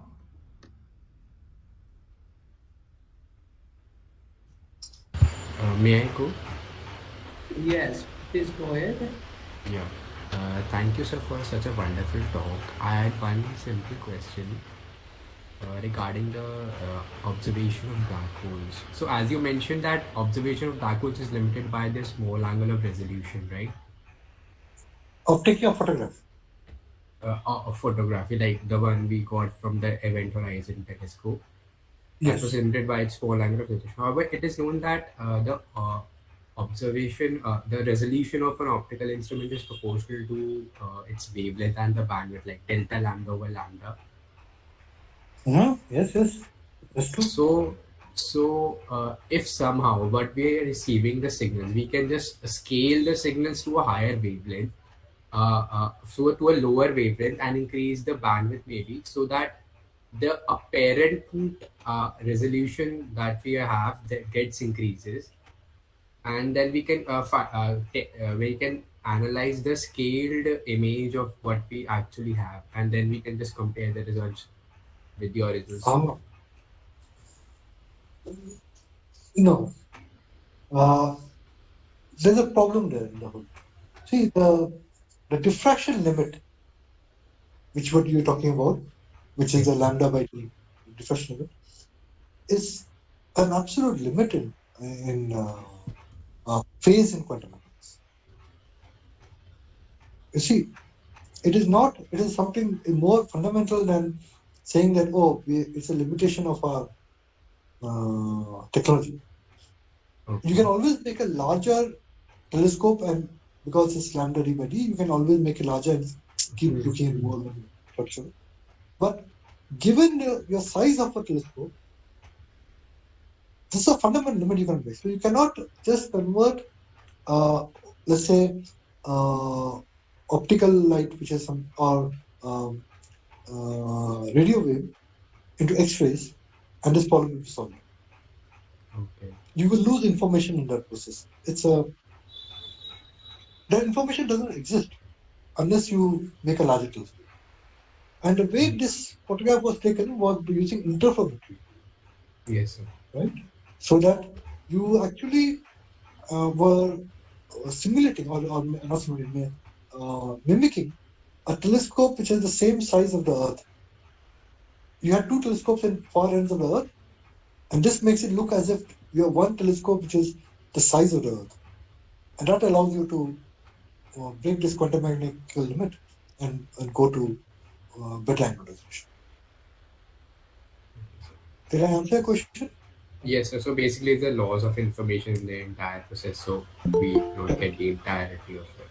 Correct. It's very fundamental. You can't do it. Thank you, sir. Also, is there any other questions, query from participants?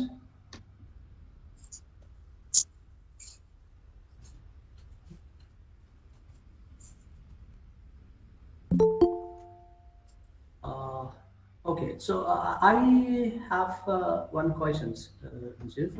So as a beginner, in the field of the black holes and for our understanding, so could you please explain to us how we get the informations about the parameters of the black holes, like mass, charge, or rotational parameters from the observational specters or data.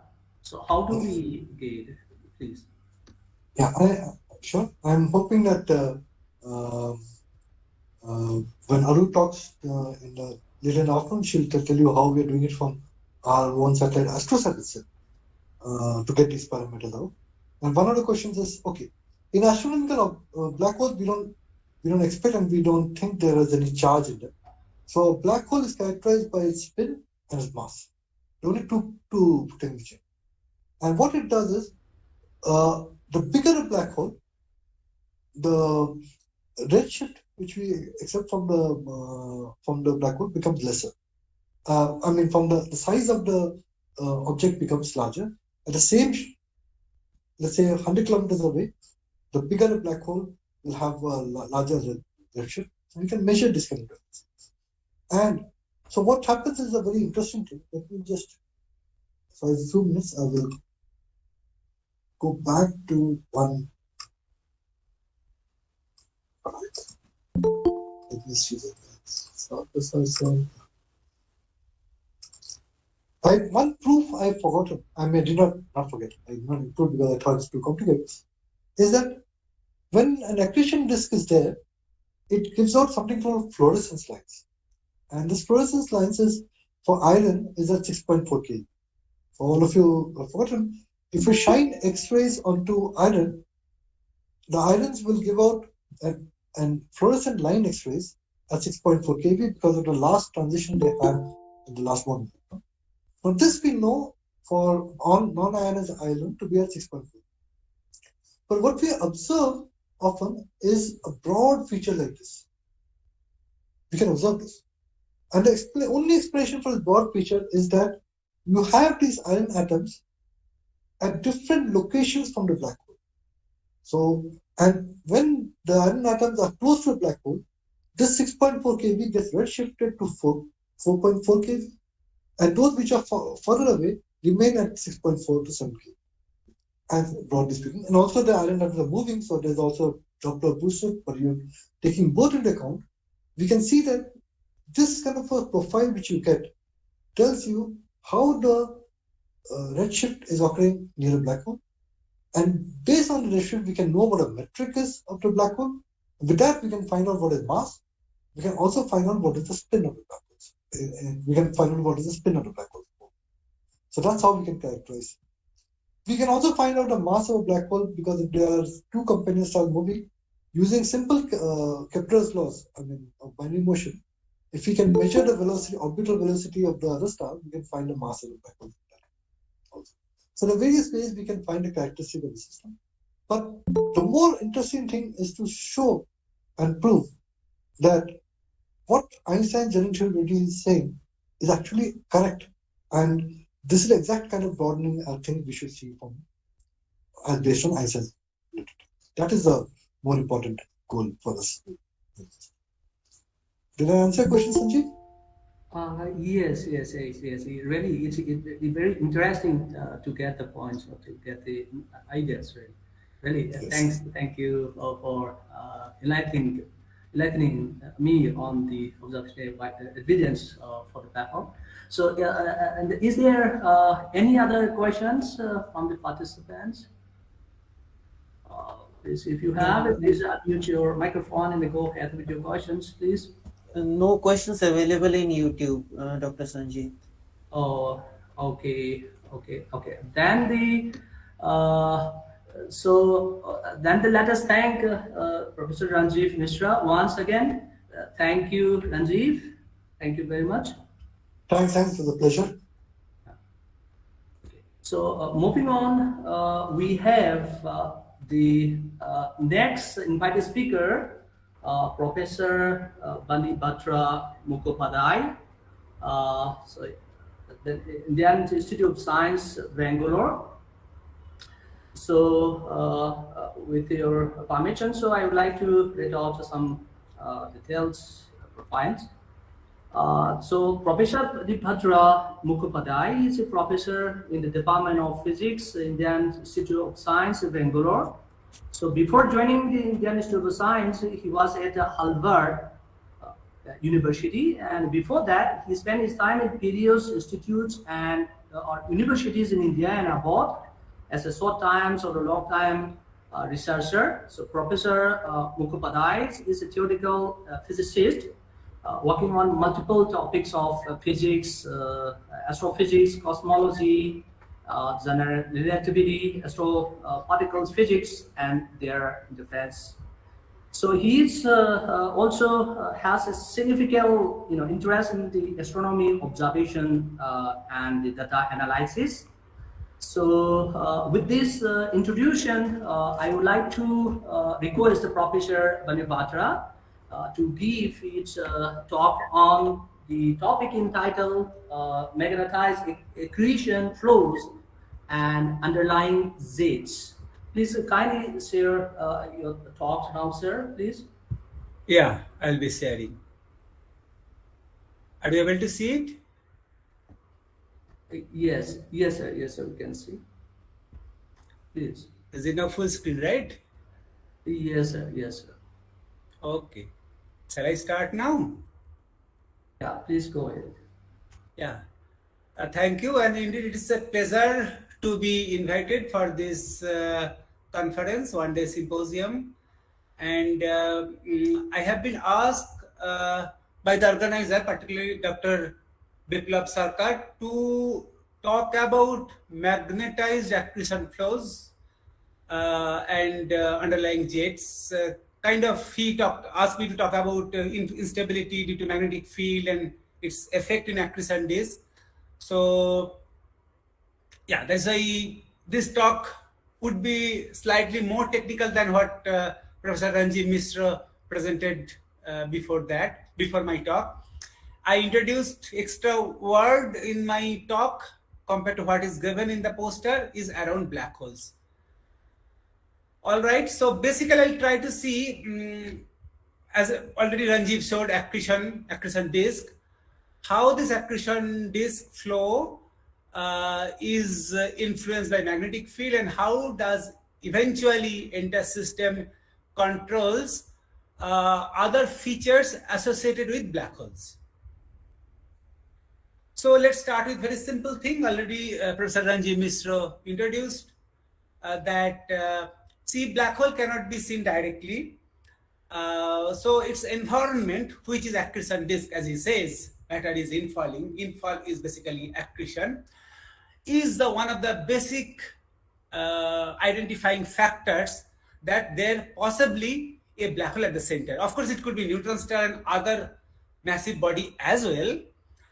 In addition, apart from the presence of accretion disk, jet also could be signifying existence of a powerful gravitational object in this region. So this is one of the artist diagram. The companion star is supplying matter towards the central gravitating body, having gravitational force acting radially, but star itself is presumably having angular velocity. So as a result, matter is falling through a spiral path, forming a disk-like structure. This is another way of seeing formation. So this is a star itself is rotating. So outer layer of the star is having angular velocity, but gravity acts radially. Black hole is having much more stronger gravitational power than the star. So as a result, matter will fall through the diagonal and forming a disk-like structure, which is called accretion disk. More technically speaking, relatively less massive black hole is sitting here, and there's a massive star is sitting there, forming a binary system. Both of them will have equipotential surfaces because they are having gravitational field, and gravitational field will have various equipotential surfaces, and surfaces will be intersect and will form several points called Lagrange point. What will happen if this star is beyond certain point losing nuclear fuel, inflates due to strong radiation pressure, and it feels, interstar feels this lobe-like structure. And what happens? The star matter will pass through this point and fill this lobe, and filling in this lobe is basically accretion disk around the black hole sitting here. As I said, not only accretion disk, when matter comes very close to the black hole, when gravitational force is most powerful, in case of matter is completely being sucked up, it is being kicked out. Very strange, as Ranjiv told, that origin is still quite well understood. We have some plausibility. Certain plausibilities are perhaps possibility, good possibility. But point is that this kicking out of the matter by forming a powerful collimated outflow, namely jet. So this is another, I personally believe stronger the power, stronger the gravity at the center, perhaps, and that would be another identifying factor of existence of the black hole, apart from accretion disk. So my magnetic field might be playing most important role to collimate and produce power of the jet. Launching may be due to other effect, radiation pressure, etc. But to collimate and to have extreme power of the jet, perhaps magnetic field plays very important role. So that's definitely the part of the title of the topic proposed to me, that magnetic field activity to control accretion disk. So question immediately comes, I'm talking about magnetic field, its important effect. How strong field could be around black hole? Is there any estimate? 1 Gauss, laboratory experiment, is generally, assures that can be 4 Gauss, that's it. How strong? So basically, few examples I can just recall. For example, for X-ray binaries, Ranjit just now introduced X-ray binaries. So basically, black hole and another companion I just now showed. And when matter falls, potential is converted to kinetic and kinetic heat. Eventually, that produces, due to very conversion of energy, X-ray. Energy is in terms of X-ray. Those are the X-ray binaries because binary system. For that case, high polarization of hard state of Cygnus X1. Hard state means high energetic X-ray, hard X-ray of mass 14 solar mass suggests that underlying jet, this source also produces jet, could have the field about million Gauss at the footprint. And footprint of the jet means, you see, jet is being launched, and footprint means it is the accretion disk. So from this polarization study of this particular black hole source, Cygnus X1, tells that this could have excuse me, magnetic field at least million Gauss. And by simple flux freezing, if system doesn't have any magnetic diffusivity, we can argue magnetic field and matter are hand in hand together. Field is frozen with the matter, flux freezing. Tells that if matter is being supplied far away from the accretion disk, and if flux is conserved when system has no magnetic diffusivity, then if supplies from a sun-like star of field about 1 Gauss of radius, say million kilometers, same flux when comes close to the black hole, strong gravity is there, system is contracted, flux is conserved, so and size decreases, field could be million Gauss. So this million Gauss field, what is being predicted from observation, from the polarization observation, is nothing mystery. So accretion disk can have certainly million to 100 million Gauss. And from now, there's a scaling law. I don't have time to explain, but you can trust me, magnetic field is proportional to the density of the accretion disk. So this accretion disk, matter is falling, matter will have density. So magnetic field is proportional to the density, and density is proportional to the square root of the rate at which matter is being dumped, called accretion rate, and inversely proportional to the square root of the mass of the black hole itself. If I remember this scaling law, and if black hole here is 14 solar mass, and we can simply extrapolate this result for supermassive black hole, again Ranjit just now introduced, which is say the black hole at the AGN or Blazar, kind of classes of supermassive black hole. You don't need to worry about this terminology of say mass 10 to the power 9 solar mass. Like he said that the Nobel Prize is involved with the mass of center of our galaxy about 2 to 4 million, I think 4 million solar mass black hole. At the very beginning, 1990, I think it was, I think 2 million solar mass black hole. If I extrapolate simply, same scaling law will tell that if mass increases as opposed to 14 solar mass, if it is 9 solar mass, field will decrease to 100 Gauss as opposed to million Gauss. So supermassive black hole accretion disk presumably will have 100 Gauss field. And indeed Fermi observation, Fermi satellite observation for many such supermassive black hole sources argue field could be 10 Gauss, but that observation is based on the data away from the footprint of the jet, far away. So again, equipartition tells that if far away it is 1 to 10 Gauss, in the this footprint it certainly could be 100 Gauss. So 100 Gauss field in the supermassive black hole accretion disk is no mystery. And this jet, as I said, is playing fundamental role, perhaps not completely out of dispute, perhaps due to strong magnetic field. So magnetic field is playing very important role in several sites of accretion features, accretion disk formation. I will discuss a bit more detail, and the jet formation. And the field required is not very mysterious. I mean, observationally, what field is inferred, that is not difficult to explain why such field will be there in the accretion disk. Another related concept I must introduce quickly. because I'll eventually talk a little bit about jet formation, very little bit. But one concept is called ergosphere.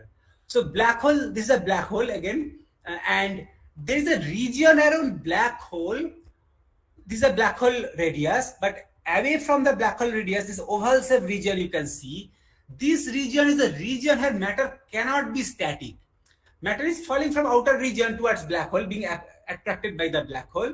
But once matter is reaching in this region, it cannot be static, because particularly black hole is rotating. This is a property of rotating black hole. If black hole is rotating, its surrounding universe is being dragged by the black hole. And this drag is so dramatic, when matter comes here, matter cannot be static. It has to be influenced due to drag of the black hole. That region is called ergosphere. And when matter reaches there and finally coming out of the region again, it takes energy from this region, because this region is the bath of source of energy. Because black hole is rotating, this region is the bath of or storage of rotational energy.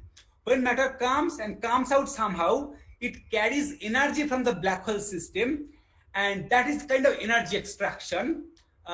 This is related to two very fundamental processes. One is called superradiance, and then it's being borrowed by Penrose process. And finally, another related process called Blandford-Naik process. I'll very briefly touch upon one by one. But point I am trying to address here is that angular velocity of the particular black hole has this particular form. I again do not want to go into detail, but if black hole is rotating, this term only will survive, just remember. And due to that, matter cannot be static in this region. And what happens, from our elementary quantum mechanics, we might be remembering, we have learned that if something is thrown from infinity interacting with the potential, then total reflection and transmission coefficient is unity, conservation of matter, right? Now, what happens when matter comes here? Suppose you consider two parts of the matter. One is reflected part, and this transmitted part. Now, what happens here? In place of reflected back, it is reflected in. Reflected in means matter is kind of lost, negative reflection. And other part which is coming out, in order to conserve, energy, if something is lost, negative reflection coefficient will be negative, and transmission coefficient has to be more than unity. So that is basically giving more than energy, more than what is supplied. That basically is the energy extraction. Matter is thrown with some energy, but once it reaches, it takes extra energy from the system and come out, and that is energy extraction. And that perhaps one of the basic building block of producing powerful jet and energetics of the jet. Not only production of the jet, but how such energy will come in the jet. That perhaps one of the reasons. What later on, this idea was, see, this is simple, energy extraction, but how matter will be climbed up. For that, you would require magnetic field, I'll discuss, and that is the beauty of the extrapolation of this idea by Blandford and Naik. I'll come back. So before I go into that, so we have some idea how magnetic field might play important role in accretion in order to understand black hole, because to identify black hole, you have to have accretion disk, and accretion disk is controlled by magnetic field in various aspects. So if field is relatively weak, some process called magnetorotational instability, magnetic field and rotation together form some instability, and that instability is giving rise to the viscosity. I forgot to mention that matter is falling in here, but infall is requiring viscosity. But molecular viscosity, what we learned in our undergraduate days, is negligibly small here. To have viscosity, and viscosity only will tell infall of matter, and infall of matter only will tell luminosity, because luminosity is related to the how infall rate is, and luminosity is observed.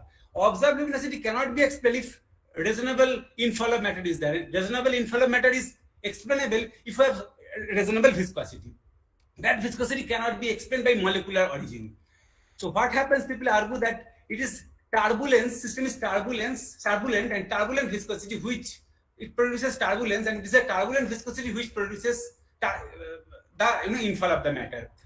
But point is that this instability mechanism by which turbulence forms is sluggish if field is strong enough, or even neutral disk.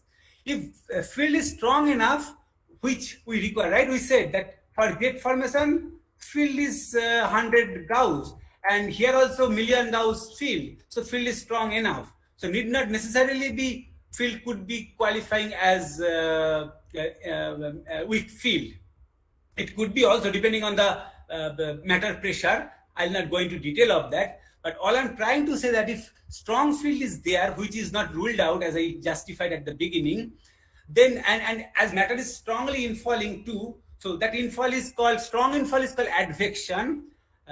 Inward infall is called accretion, but strong infall, when infall is dependent on radial coordinates, called advection.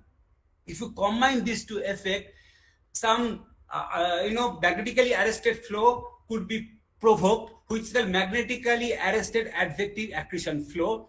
Or other language, if it is kind of geometrically thin or optically thick disk, then called magnetically arrested disk. So basically those kind of disk structure would be playing very important role to produce powerful jet. Because to have powerful jet system, accretion disk has to be optically thin, and moreover, it has to be kind of quasi-spherical, because as if heat is stored, and due to quasi-spheric, due to storage of heat, system becomes quasi-spheric, puffy, and that geometry only helps in producing powerful jet. And for that, you require advection, and magnetic field is required, which observationally evident also at the footprint of the jet. So both together is producing this MIAF, and there are many evidences that disk is indeed geometrically thickened. Like this black hole source has significant evidence that this could be geometrically thickened. So, but if field is weak, then as I said, magnetorotational instability is the process by which turbulence could be formed. So how exactly happens? I said magnetic field rotation together plays important role. How exactly? If you consider two blobs hand in hand, very close, and their charge system and ionized, so field will be connecting these two blobs. But if angular momentum profile is a Keplerian angular momentum profile, often it's called Keplerian accretion disk. Angular momentum is r to the power minus 3/2. Inner blob will be rotating faster than outer blob, and when inner blob is rotating faster, it will try to induce outer one also to rotate faster. But outer one is at the outer radius, and outer radius, according to the law, should be having low angular velocity. But if it is gaining more angular velocity, it will become super Keplerian on its own right, on position. It will try to go out. Exactly, it goes out. If it is trying to go out, it tries to drag the inner one as well. So inner one loses angular velocity, and if inner one loses angular velocity on its own position, it will be sub-Keplerian. It will be going in. So that way, continuously, this tug of wire process, originally induced by differential rotation and magnetic connection. This magnetic field is behaving like spring here. Inner one is continuously moving in, outer one is continuously moving out, and that basically is the way of explaining mechanically how, due to weak magnetic field, due to magnetorotational effect, matter is infalling. That's basically a mechanical idea of this instability mechanism, and by which matter is infalling, that is giving effective some viscosity. That viscosity, we require to explain the luminosity, as I said. However, this is a magnetic field based argument, but there are many systems which are very neutral in charge, like not necessarily black hole accretion disk, but protoplanetary during formation of planet forming accretion flow. In those cases, alternate mechanism requires, which is not magnetic field based but hydrodynamic based. One of the ideas is that there are perturbations which are interacting among themselves, and although they are more decaying with time, but in between, due to interaction, they are producing huge energy, or system may be forced. Suppose I have an accretion disk, one comet passes. While one comet passes, it perturbs, it gives some force. That force is able to produce, extra, pump, and that could be producing also, even in the absence of magnetic field, it could produce instability and turbulence and infall of matter. I'm not going to detail, but remember, this is very interesting idea, that if a weak magnetic field, infall of matter, even in the absence of molecular viscosity, turbulent-like viscosity based on magnetorotational instability could be explained. So I'm just trying to touch upon the magnetic field effect in accretion flow. Now I'm talking about, I also mentioned about already, powerful jet. Basically, I'm continuously talking about disk flow and jet production, outflow and jet production, because they are hand in hand in this system. So what we observe that jet power and jet luminosity are fantastically correlated in the wide scale of the black hole sources. If black holes are newborn black hole producing gamma ray burst, which are having mass few times mass of the sun, if black holes at the center of our center of various our galaxy and other galaxy, so supermassive black hole, all the cases, this scaling law is supported. Only thing is that some cases luminosity is high, jet luminosity, then jet power is also high. For here, this supermassive black hole sources, jet luminosity is intermediate, then jet power is also intermediate, but they all follow this power law P 1.03. Not only that, radiation part of the jet luminosity and disk luminosity again are fantastically correlated. That is shown by this observational plot of the data. That tells that if you have to understand jet property, jet radiation, jet power, if you are appropriately able to understand disk property, in many respect, your job is done. I mean, at least as long as underlying physics is concerned, I would say significant progress could be done. That means, in order to understand jet outflow, kicking of matter, disk physics has to be understood very well because they are connected actually. So if I have some good idea about disk luminosity, I can infer what is the jet luminosity eventually and power of the jet. So question is whether this is general relativistic or Newtonian. This is also big question. I personally believe it depends on the source. If it is a black hole, perhaps general relativistic effect is important. Other sources, I personally believe jet power may not be that strong. Then Newtonian mechanics also could be okay.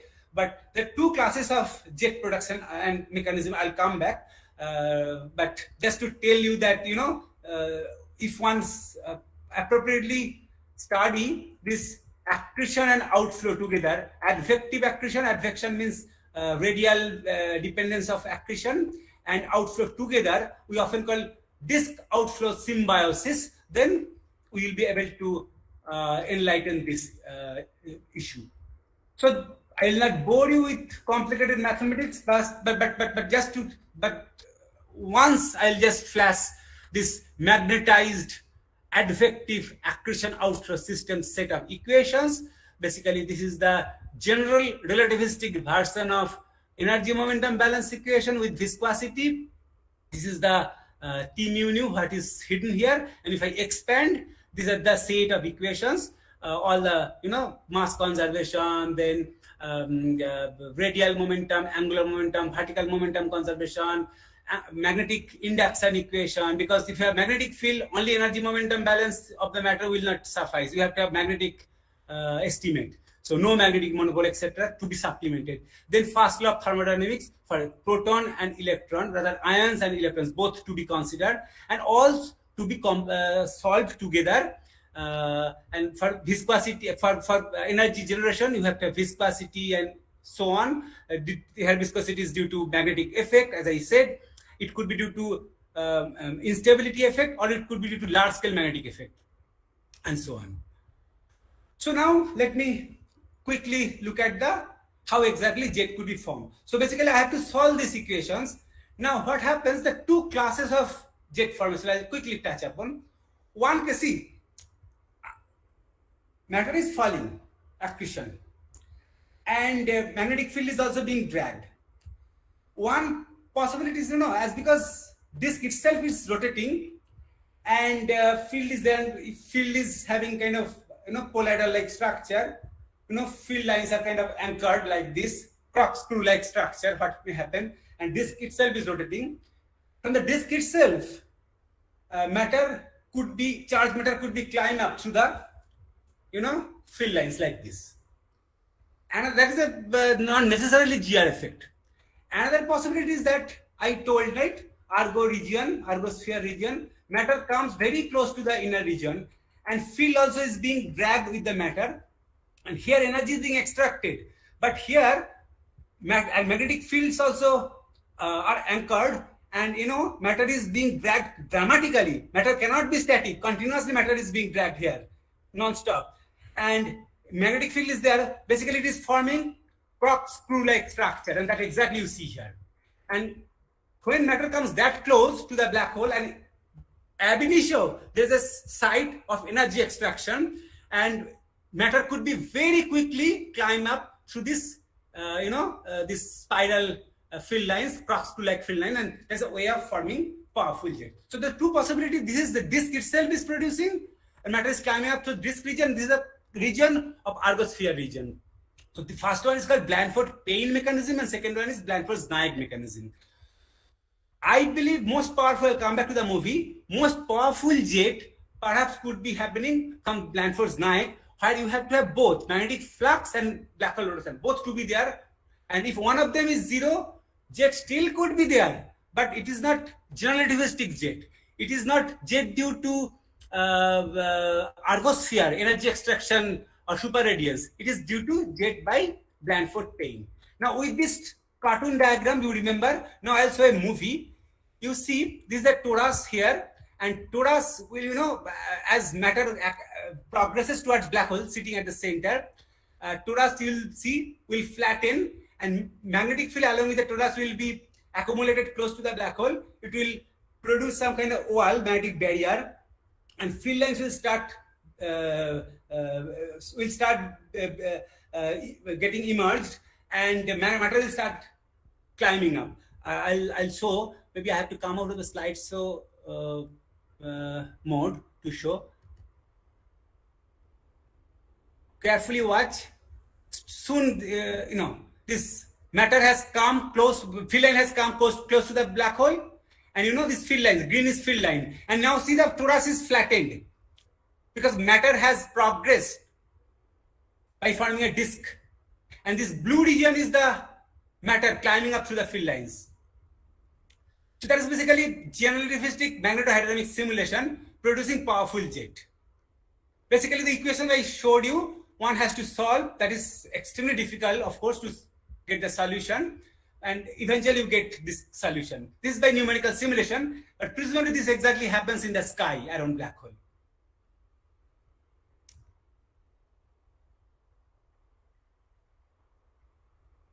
So that exactly I showed by cartoon diagram. I said corkscrew. Okay, moving on. Let's go to the slide. So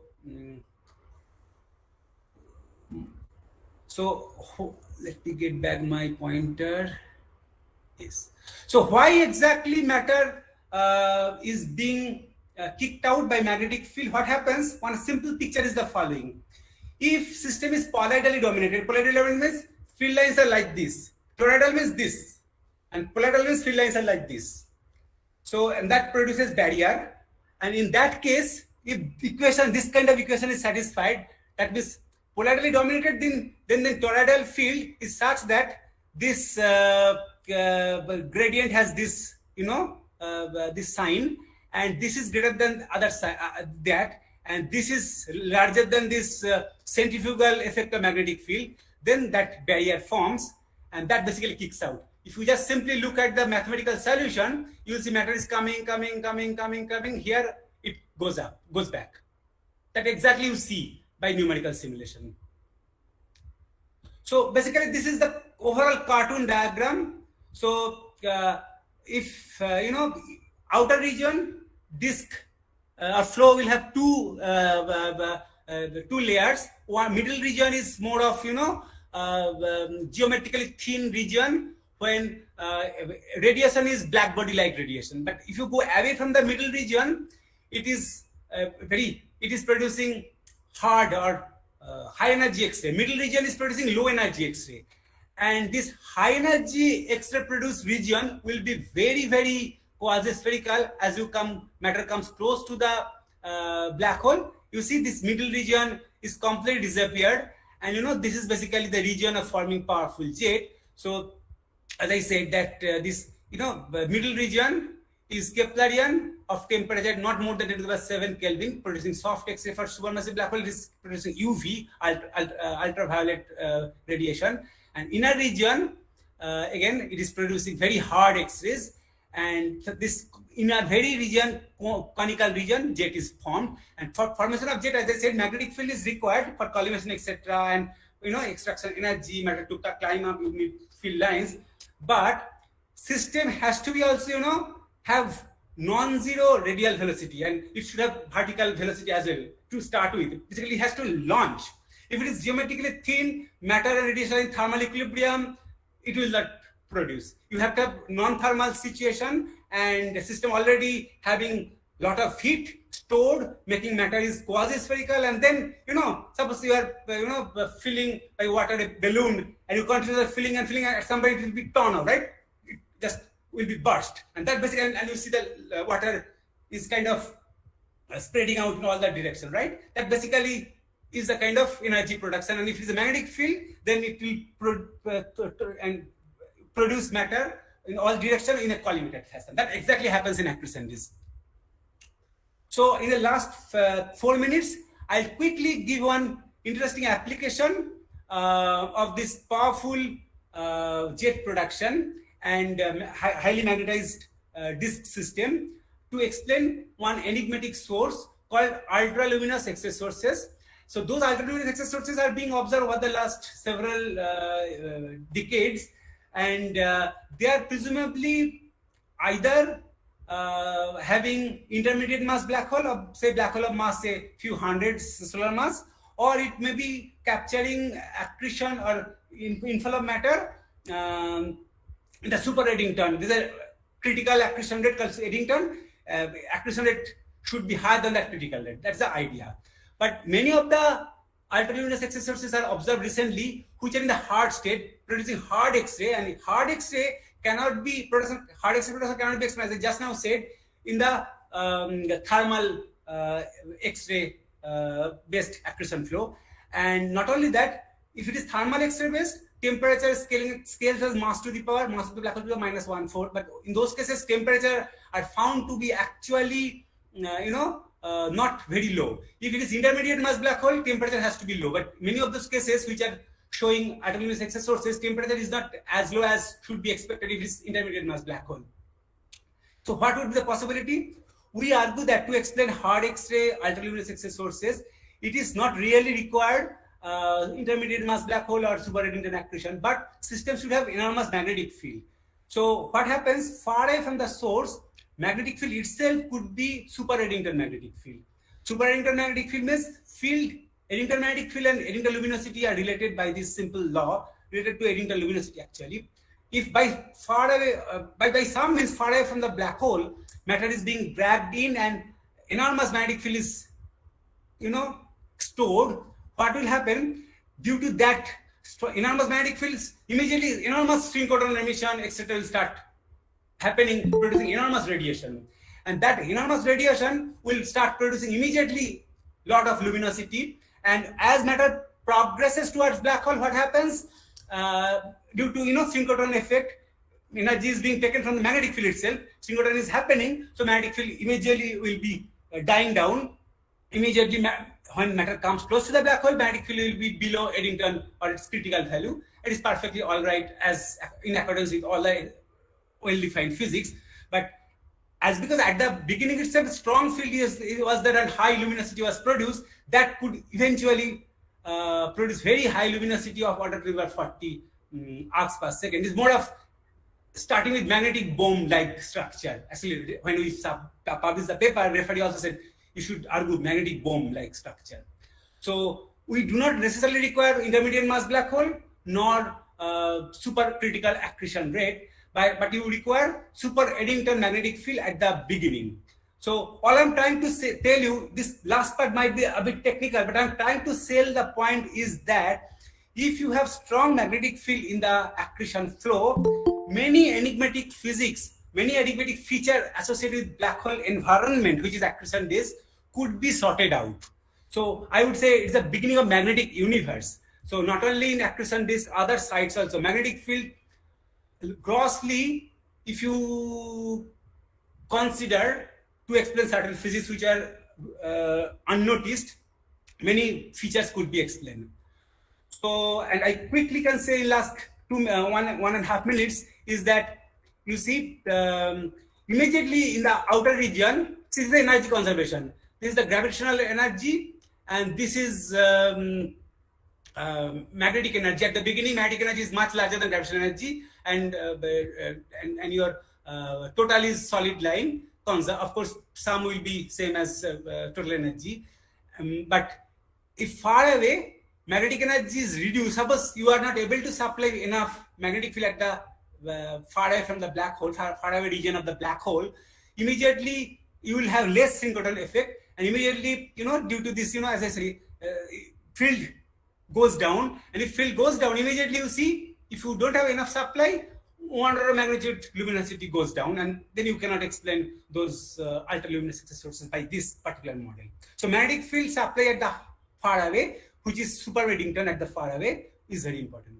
So I'll just summarize by saying that moderate magnetic field strength with plasma beta of the one is very efficient to transport matter inward and outflow jet by magnetic stresses. Basically, the corkscrew-like structure is basically coming from magnetic stresses.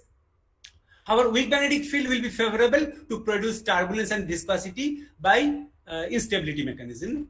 So, as I was asked to capture magnetized flow, so that's why I had to tell magnetized advective. I discussed magnetized advective flows with super Eddington magnetic field around outer edge of the flow may explain hard state ULX. ULXs are there, but hard state ULX I'm talking about. Those are not very usual and not very well understood how to explain them by stellar mass black hole, but sub-Eddington accretion, subcritical accretion matter also. So interplay of field and accretion rate determines various flow classes, collimation of the jet and beaming, etc. And so only as I started with possibility of strong field, so more and more observation of the fields, or rather inference of the observed data, inference of the field from the observed data will tell indeed the field I require to start magnetic universe is really possible to be achieved in the supermassive black hole sources or X-ray binary, and that is to be understood. New satellite data came and we can analyze. That way I'll stop. Thank you very much. Thank you, Manipatra, for keeping the time and for very informative and excellent and enthusiastically talk. So now the questions, queries are open to the participants. So if you have, please unmute your microphones and go ahead for your questions. So I need to check the chat box as well. Yeah, please go ahead. May I ask a question? Yeah. So very nice talk, Professor Mukhopadhyay, very insightful. I just had a couple of questions regarding one simulation which you mentioned where the torus was causing the jets leading to the jets eventually. I was wondering whether, because not in all black hole binary cases, we do observe this torus-like structures in the accretion disk. So in that scenario, how magnetic field is leading to the cause of leading to these jets? Yeah. I mean, how? Yeah. As I said, it is a valid concern. As I tried to tell, there are few mechanisms of the jet. One is the one I showed. It is coming from the very inner vicinity of the disk, that is very close to the black hole, and that is required general relativistic effect, and that is also related to this ergosphere, like this ergosphere and so on. I think you can see by cursor this energy extraction. However, another class is possible. There are many classes. Another immediate related class of the jet is possible, which is called Blandford-Payne mechanism. For that, you don't need to, you do not necessarily need to come close to the black hole, but disk itself is revolving, and also magnetic field lines are being dragged with the disk matter, and they are in the disk itself, and field lines are being anchored in all over the disk line. Need not be close to the black hole, and charged particle could be climbing up in the field lines also, through the field lines also. your third question, your further possibility, you further can ask me the question that, okay, suppose field is still not that strong, how to explain in those cases? Because many of the cases, field is not being shown to be by observed data that strong.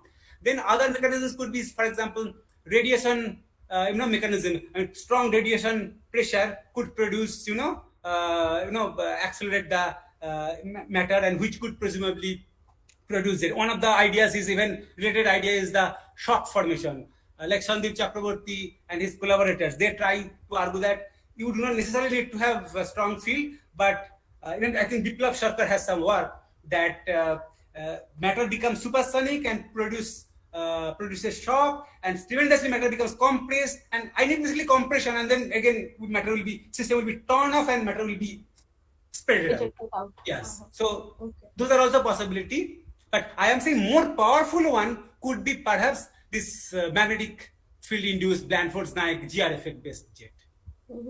So coming to the related question, when the GR effects are important, so I understand your talk or your work is basically focused on black hole binary or black hole systems, but how do we relate this mechanism of producing jets in the case of neutron star Xa binaries, and where we do not strictly follow the correlation patterns as we observe in the black hole binary systems? Or as I said, as long as disk is there, see, neutron star binary also, suppose it is X-ray power pulsar, accretion disk is there, and this could produce jet in principle. And again, magnetic field need not be through the ergosphere, but the disk magnetic field could produce jet. But more important point, perhaps, maybe it is in your mind already, say white dwarf. Many white dwarf sources are also showing jet these days. I'm not sure whether power is same as that of black hole jet. If power is same, I'll be in deep trouble. I have to know. You rather will tell me. But if power is low, then I would say other mechanism, non-magnetic mechanism, what I said, which also might be playing important role for those kind of jets. But I would say, depending on this hierarchy, GR effect, one power, GR but disk-based magnetic field effect, little less power, non-magnetic, another less power. I think there's a hierarchy, I believe. I hope I could answer. Yeah, it was clear to me.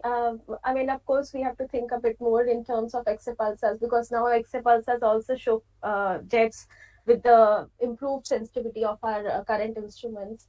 But the magnetic field is, very high compared to the low mass X-ray binaries. But when we talk about the hierarchy here, so in that case, your magnetic field actually becomes at the second largest in terms of jet power. But then, perhaps. But then the strength of the jet power in the case of X-ray pulsars is way less than what we observe in low mass X-ray binary neutron stars. Yeah, you give me the data, I can. Thanks. Yeah, but I can say for sure, Blandford-Naik is most powerful. Other one I can't say. Really, Blandford-Payne is more powerful than shock-based jet. I can't say. Sure. Yeah. Thanks. Thank you. So, Professor Vanibhatras, we have two questions in the chat box. So the question is, what is relay stable? And then another one is, what is magnetic diffusivity? Yeah, I didn't have time to explain. So let me go back to the, So basically Rayleigh stability means when I have, say, accretion disk here, not necessarily accretion disk, but suppose I am accretion disk, or I have series of circular orbits. You pot up the orbit. Once you pot up the orbit will be distorted, and then it will, generally speaking, try to come back to the original configuration by some oscillation. It is pot up, it will be disturbed and try to come back with some oscillation. The oscillation frequency is called epicyclic oscillation frequency. Now, if after perturbation, if it does not come back with the oscillation frequency, rather it gets more and more diverted, and then orbits will be completely destroyed, and the system that basically is telling rotation induced instability, and that basically very simple language Rayleigh instability.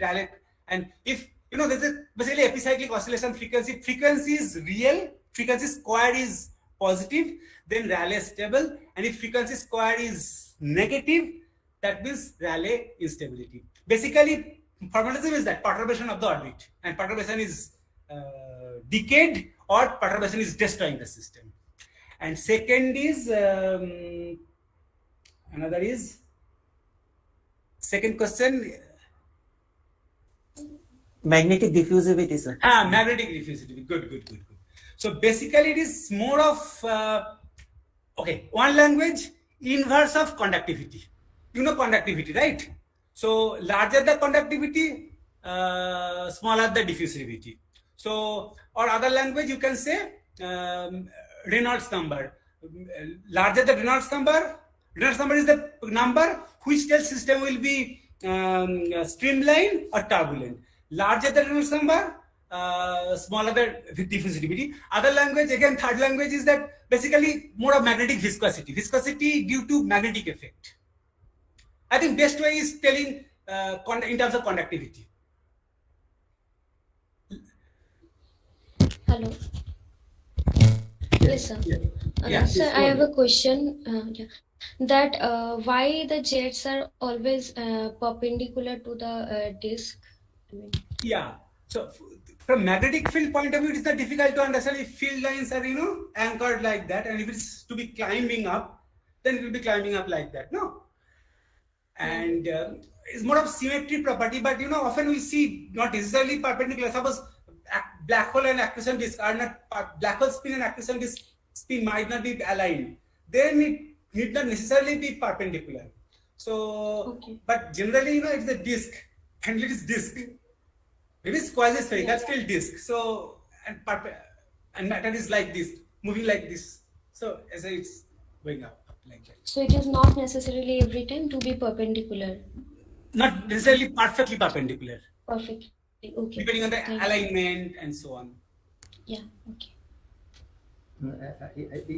Professor Manibatra, as me, as a learner for understanding, so I have one curious thing which I like to know.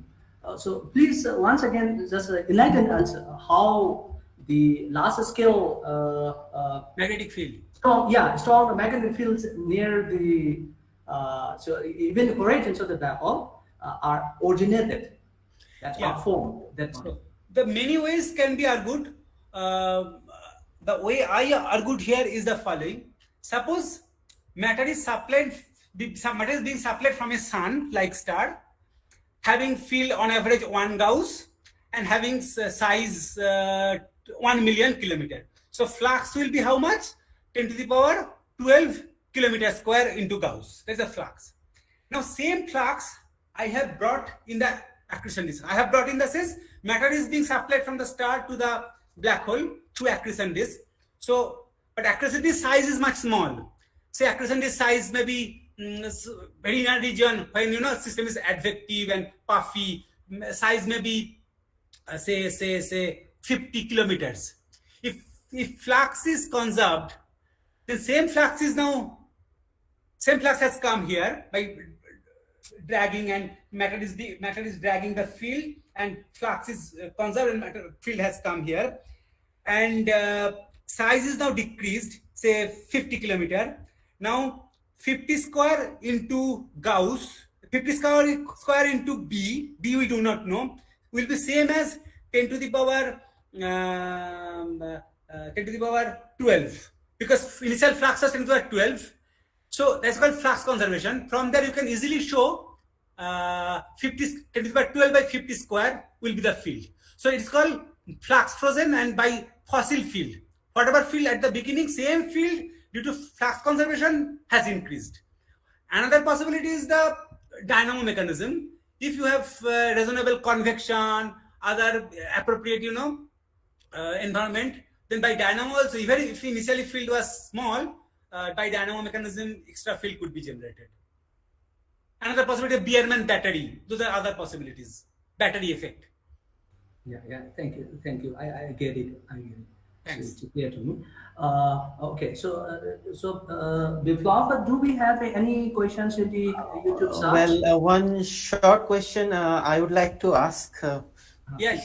Professor Mukhopadhyay, very nice talk. So one issue I would like to request you to clarify, this anchoring of the magnetic field lines. We know that the accretion disk is very thin.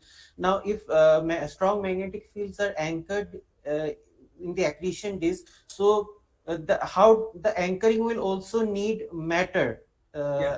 Isn't it? So, yes, exactly. That's why I tried to emphasize one fact. You are the one of the experts.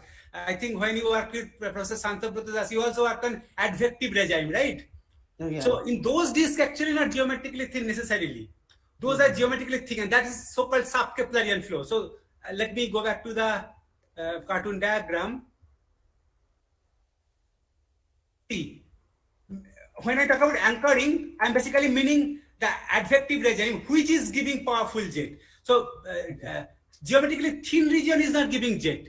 Jet is coming from the inner region, which is sub-Keplerian, quasi-spherical, and maybe still it is tenuous, but system is quasi-spherical. So field lines kind of piercing from up to down. So that exactly I tried to show. Actually, I borrowed from my ex-mentor Ramesh Narayan this slide. He says always I can borrow slide from his collection.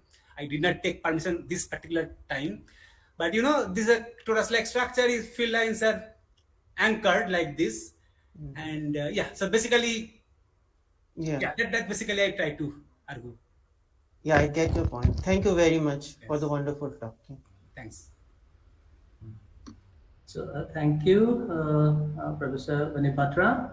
So I think we have no more questions for the participants. So let us thank once again, the Professor Vanipatra. My pleasure. So thank you, Vanipatra. Thank you. We have the last invited speaker in this afternoon session too, Dr. Arun Berry, Inspire Faculty, Physical Science, ISR, Mohali. So Dr. Arun Bihari is an Inspire, Faculty of Physics from the Indian Institute of Science, Education and Research, Mohali.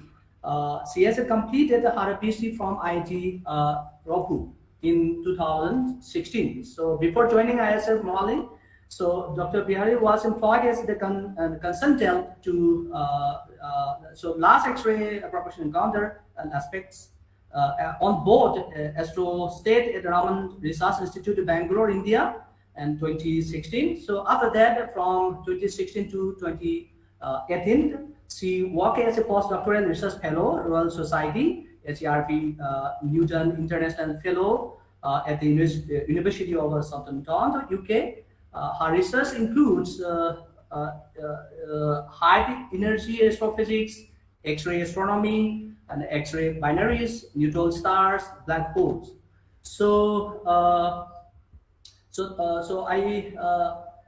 would like to request Dr. Arun Birani to kindly to present a talk.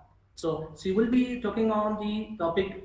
Here is multi-band insight into the interactions of stellar remnant and their environment with the state and beyond. So please. Thank you everyone, and I would like to thank organizers specifically for giving me this opportunity to talking about work with AstroSat. So as the title suggests, it says multi-band insights into interaction of stellar remnants and the environments with AstroSat and beyond. So thanks to all the previous speakers on this session who have actually very nicely demonstrated this image. So I do not really have to go into detail about an X-ray binary artist impression, which is shown here in this image, where we have a companion star sitting here, and from the companion star, we do have a matter which is accreted or attracted towards the strong gravity object sitting at the center. Let me turn on my pointer. Yeah. So sitting at the center of this accretion disk, and then because of the angular momentum conservation, we do lead to the formation of an accretion disk. And because of this disk is hot, it eliminates basically or predominantly in X-rays, and hence we call them as X-ray binaries. However, this X-ray binaries are not only restricted to one band, which is X-rays. We observe different range of variety of phenomena which occurs in different electromagnetic spectrum bands. So say what Professor Mukhopadhyay was explaining you for about jets, the example. So jets are usually observed in radio band. So these are like inflows and outflows which are giving us the comprehensive picture of how an X-ray binary looks like. So as a talk theme is more surrounded about what we have explored so far with AstroSat in terms of X-ray binaries. So this is again the instrument overview of AstroSat, where we could see it's the first India's multi-wavelength space mission, where we do have different payloads onboard this onboard satellite. So we can see these red boxes, which are large area X-ray proportional counters, which is something similar to what we had on Rosie X-ray Timing Explorer satellite or NASA mission in the past, which was excellent for performing timing study of X-ray binaries. Now we have much wider, collecting area in terms of collecting number of photons. When it comes to large area X-ray proportional counters, we have three such uh, box-like systems or detector systems, which is proportional counters, which are with a very excellent time resolution, helping us to have precise information of the photons reaching us from the compact object. And then we have additional instruments on board, which is A60, which works in the soft energy band and works similar to X-ray telescope on board Swift observatory. We do have CCTI, which works on a rather higher energy band, which is like above 20 keV or so, and excellent for observing hard X-ray emission from these objects, and including other GRBs and even crab pulsars. So and then we have a UVIT, which makes us a multi-wavelength observatory, because UVIT works in both, has instrument filters which works in UV bands. And then we have scanning sky monitor on board, which is something like all sky monitor on board RXT, which allows you to track all the transients or exotic phenomena which takes place in the sky throughout. Now, unlike previous talks, my talk will be more focused on neutron star. I will be very briefly in the later part of my talk will be touching upon black holes. In case of neutron stars, we do have large variety of, classification based on large variety of exotic phenomena what we observe in neutron stars. But in this talk, I'll be focusing on two subclasses of neutron star systems, one with the high magnetic field and other with the low magnetic field. I think somehow the range of the magnetic field here is missing. So it's the order of 10⁻⁷ to 10⁸ Gauss when it comes to low magnetic field. And it is high magnetic field neutron stars have the magnetic field of the order of 10⁻12 to 13 Gauss. And this is very huge compared to the Earth's magnetic field. So the first part of the talk will be focused on the low magnetic field neutron stars, which is also part of the low mass X-ray binary systems, which we have already observed the artist impression of. So one of the major issues or challenges what we are trying to understand till date is understanding the equation of state of the neutron stars. So by equation of state, I mean what is the composition of the neutron star. And in this image on the right, we can see it's a impression showing the neutron star structure. We have different layered structure, or we usually call it as an onion-like structure of a neutron star, where we have atmosphere around the neutron star, then we have an outer crust, inner crust, and then outer core, inner core, and so on. So, and different layers are believed to have a different composition, where we have atmosphere, which is basically the matter which is accreted from the companion star, can be of freshly hydrogen, helium, which is accreted from the companion star. Then we do have outer crust, which is believed to be a hard surface of the neutron star. And then we have the inner crust, which is now believed not to be very hard, but also includes superfluid neutrons. And then comes to the inner and the outer cores, which is sort of a question mark for us. What is we do believe the outer core is also having a superfluid neutrons because of the electron capture reactions. But what actually exists in the core of the neutron stars is still a challenge or a mystery for everyone around. And as you can understand, these are the neutron stars which we cannot like really go and look at this. Probe into those neutron stars, unlike various high energy experiments going on the Earth, like LHC or so. And also, these are like systems where the density is supranuclear and the temperatures are rather low. So all these experiments even cannot be done on the Earth's lab availability or labs which are available to us. So how we can probe into the question of what is the composition of the neutron star is now relying upon observations. And there are different ways or different techniques of performing observations, or rather looking into those observations to infer what is the composition of the neutron stars. Here I'll be talking about one such technique, which is based upon the thermonuclear X-ray burst. And if you look at the image on the top right, top left, we observe. So on the y-axis, we have plotted intensity versus, and on the x-axis, you have the time information. And you see there is a fast rise in an exponential decay profile, and this is known as a thermonuclear X-ray burst profile. And why thermonuclear? Because if you recall, Ranjit very nicely mentioned about comparison of your nuclear power to the gravitational power. And here in this case, when we compute the total energetics or the energy released during these thermonuclear X-ray bursts, it turns out to be because of the unstable thermonuclear burning. It's a runaway process which is happening onto the crust of the neutron star and leading to these rapid flashes which decay exponentially. And these are transient behavior. It's not periodic. Not every neutron star shows such behavior. And even in a single neutron star system which exhibits thermonuclear X-ray bursts, do not actually show these systems periodically. So they are not strictly periodic. You have to be lucky enough to observe such features in the X-ray light curves. And now the question is how these features are helpful for us in helping to know more about the neutron stars or answering the open questions of neutron stars. So some of the observational features of this is the X-ray spectra. So if we look at the X-ray spectra at each narrow bin of this profile, then usually it is fit, ideally it can be fit with the black body function.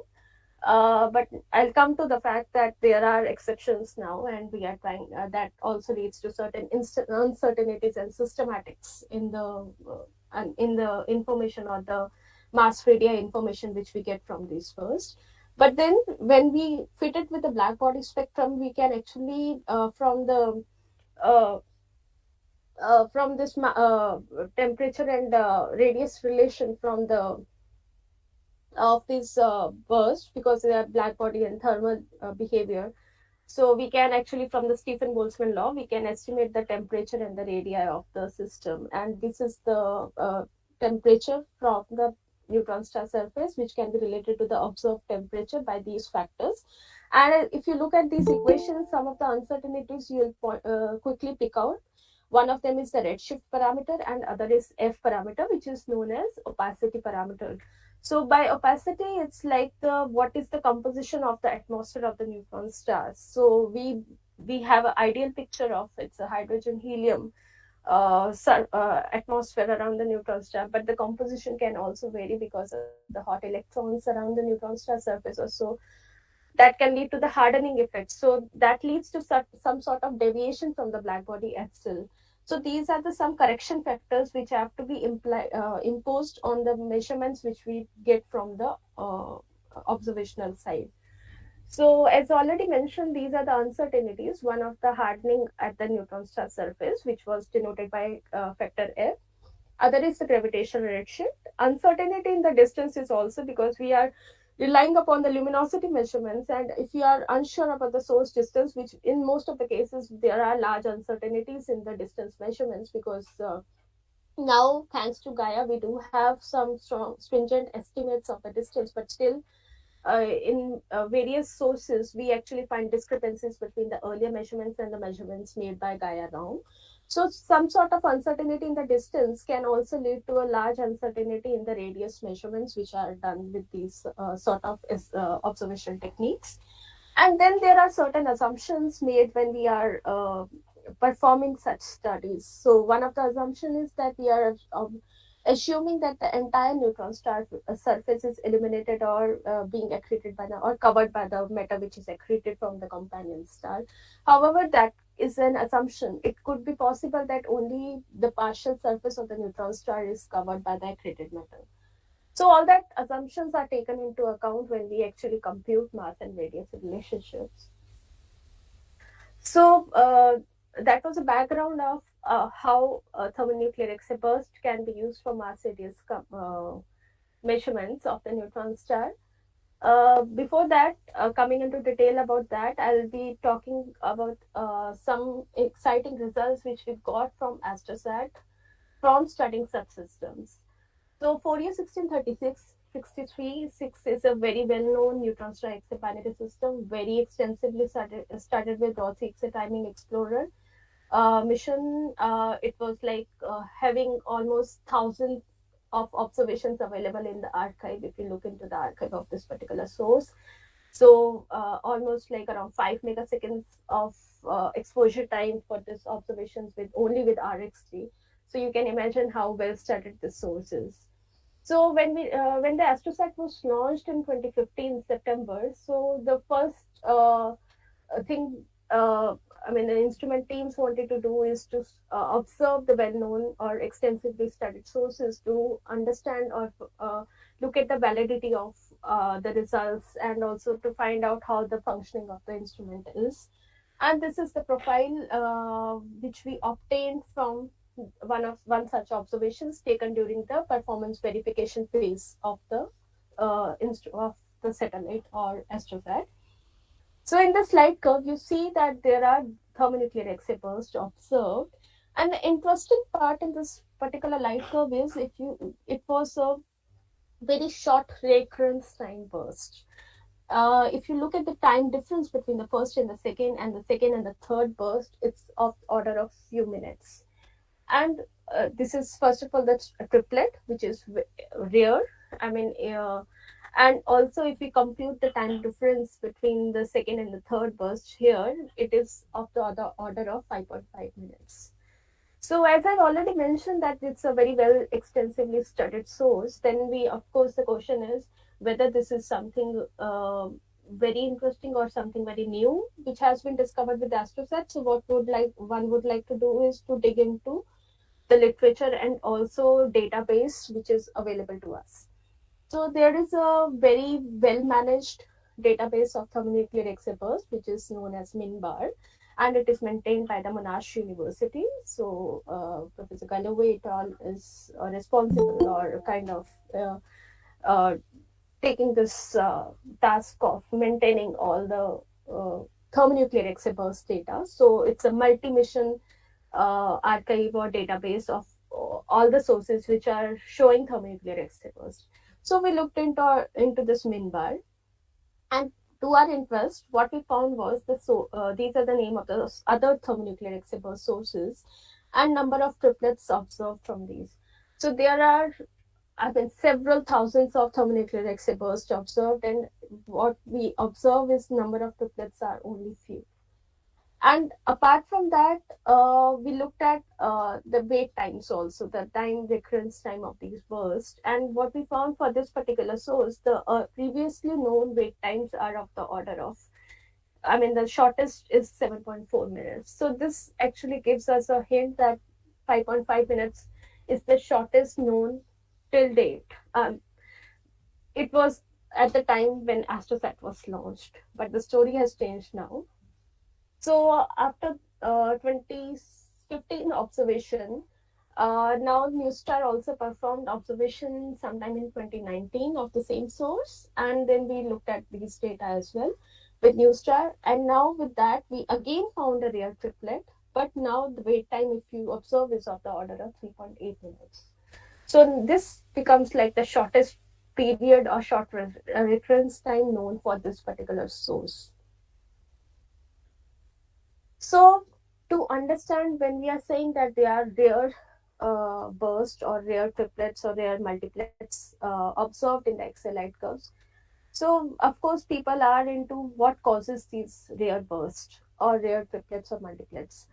There have been several possibilities discussed in the literature for explaining this short recurrence time exaburst. One of them is the waiting point in the nuclear chain reaction. As I mentioned, they are because of the unstable nuclear burning. So, of course, nuclear reaction networks are employed to understand the energetics and the occurrence of these bursts. So it has been believed that there exists in the nuclear reaction network, there exists a wait point from where the reaction stops for a while until the second set of reactions begins.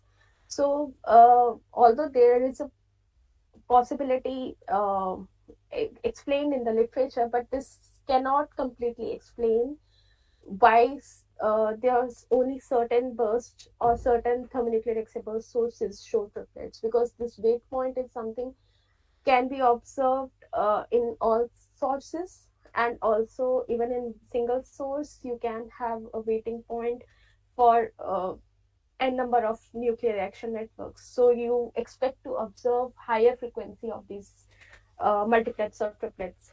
So this is something very unclear, that how wait time is leading to this short recurrence time burst.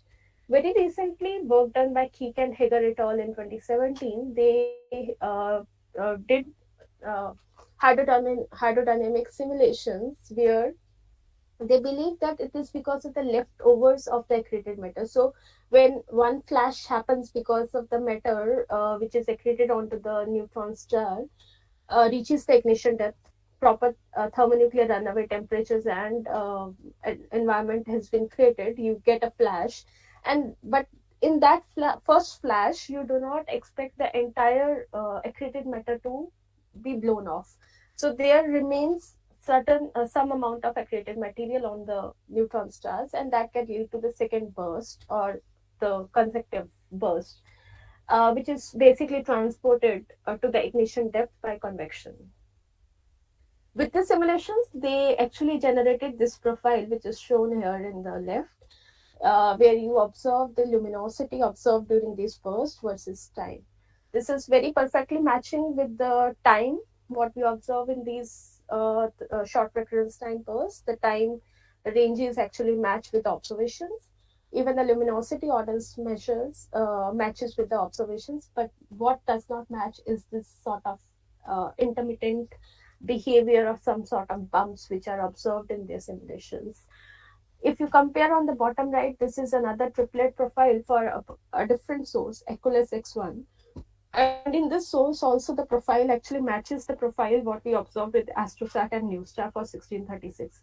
And we do not really see any sort of bumpy behavior between the different thermonuclear exabursts.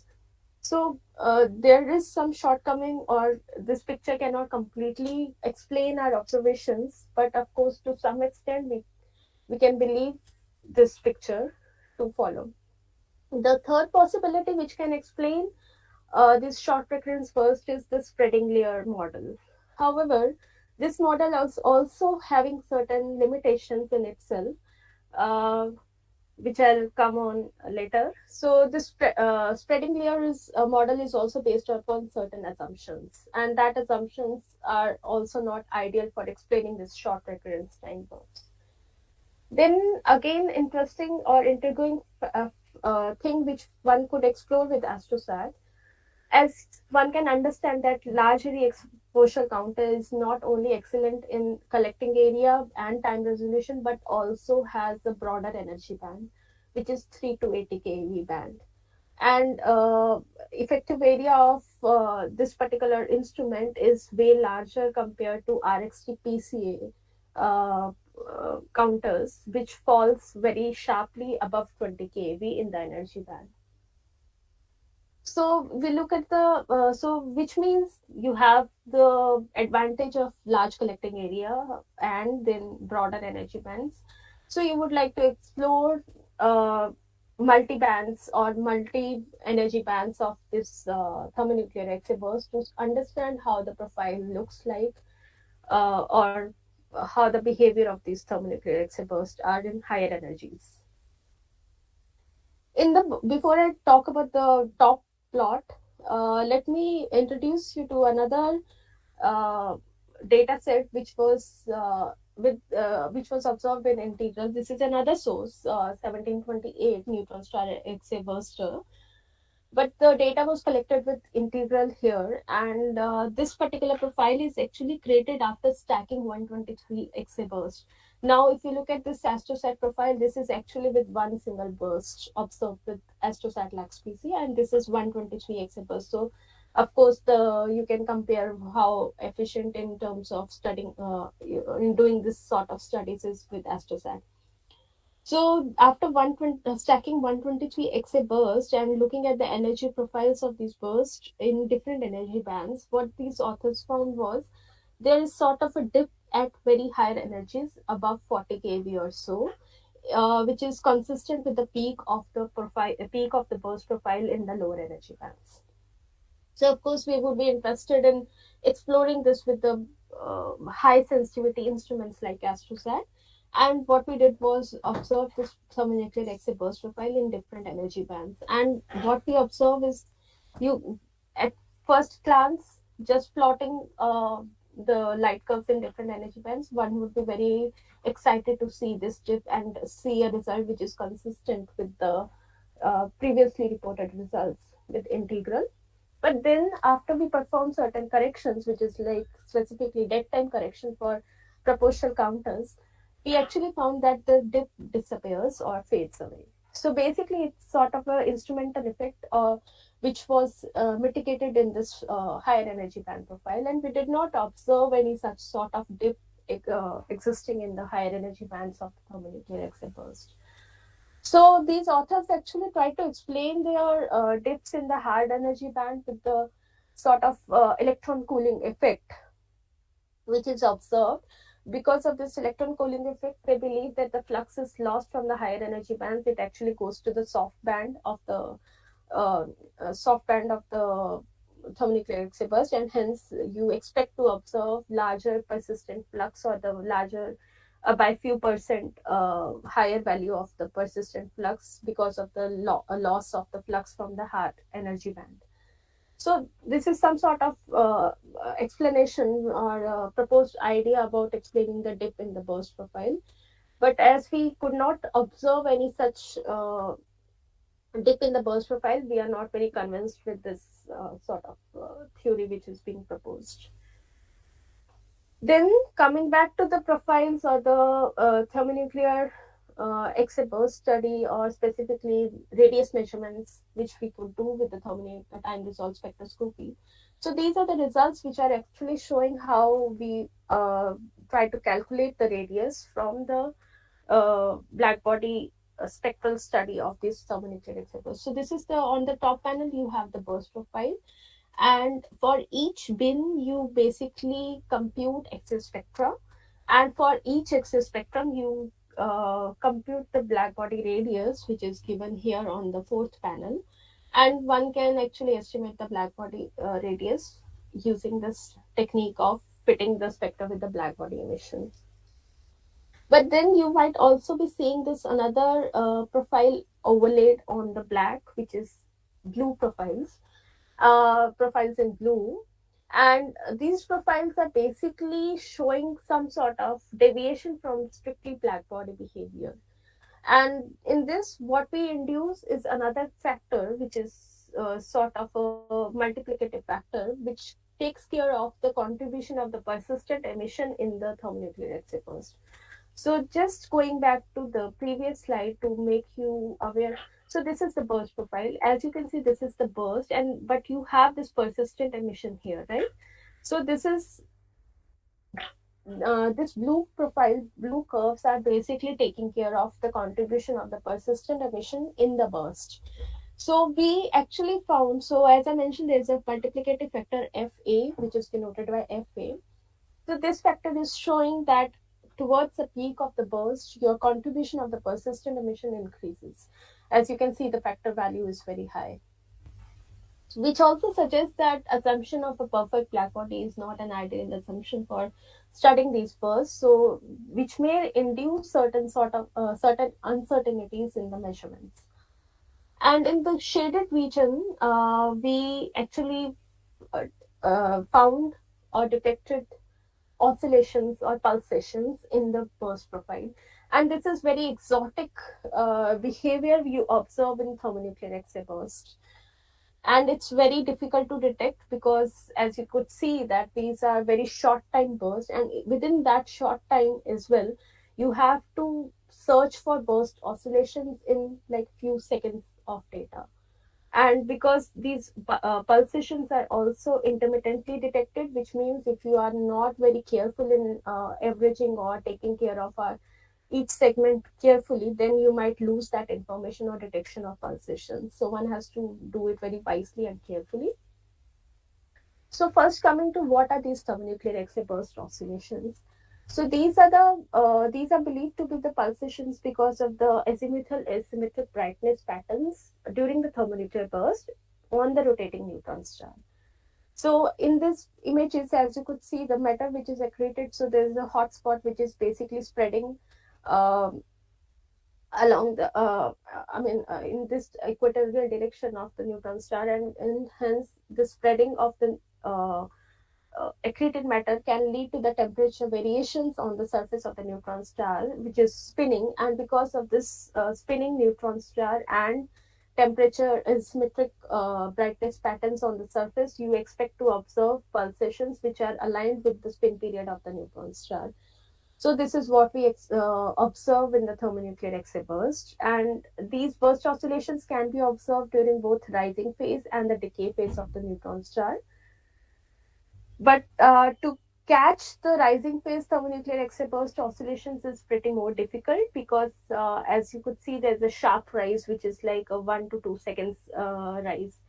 So within that 1 2 seconds to detect burst oscillations becomes further more challenging, and in that case, you really need a very sensitive and instrument in terms of time resolution and also the collecting area, because for 1 second data you should have at few thousand seconds, few thousand photons or counts being collected per second, so that you can actually do such sort of study or detection of pulsations. Otherwise you might not significantly detect these features in the power density spectrum.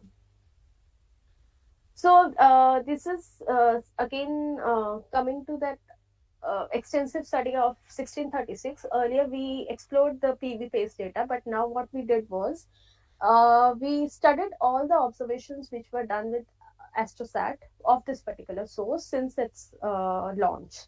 So these red dots are basically showing the alignment of all the Astrosat observations, where the cyan or green color data points are actually from the RX-3 observations for this particular source. And on the y-axis, we have hard color. On the x-axis, we have the soft color. And in this hard color, basically, as the name suggests, it's basically harder photons on the numerator and the lower photons, lower energy photons on the denominator.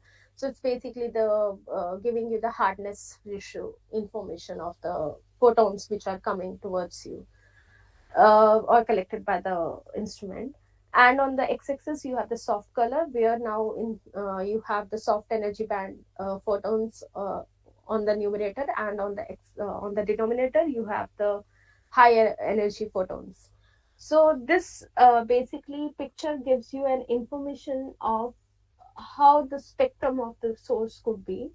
Like if you have higher value of hard color, which means that your spectrum will be very harder, and which is obvious. And if you have a soft colored values at a higher energy range, at the higher energy end, then you expect the soft X-ray spectrum. So this is some sort of time independent way of probing into the spectral state of the source, because these neutron stars, X-ray binaries, or black hole X-ray binaries in general, they basically show different state transitions, which is basically because of the inflow of the matter, because mass accretion rate is variable, and these are highly variable sources. So based on your high mass accretion rate, your accretion disk can move inwards and outwards, because if your mass accretion rate is higher, basically your matter can actually go close to the compact object. But if your mass accretion rate is lower, your basically disk which is formed because of the accreted matter can recede away from the compact object.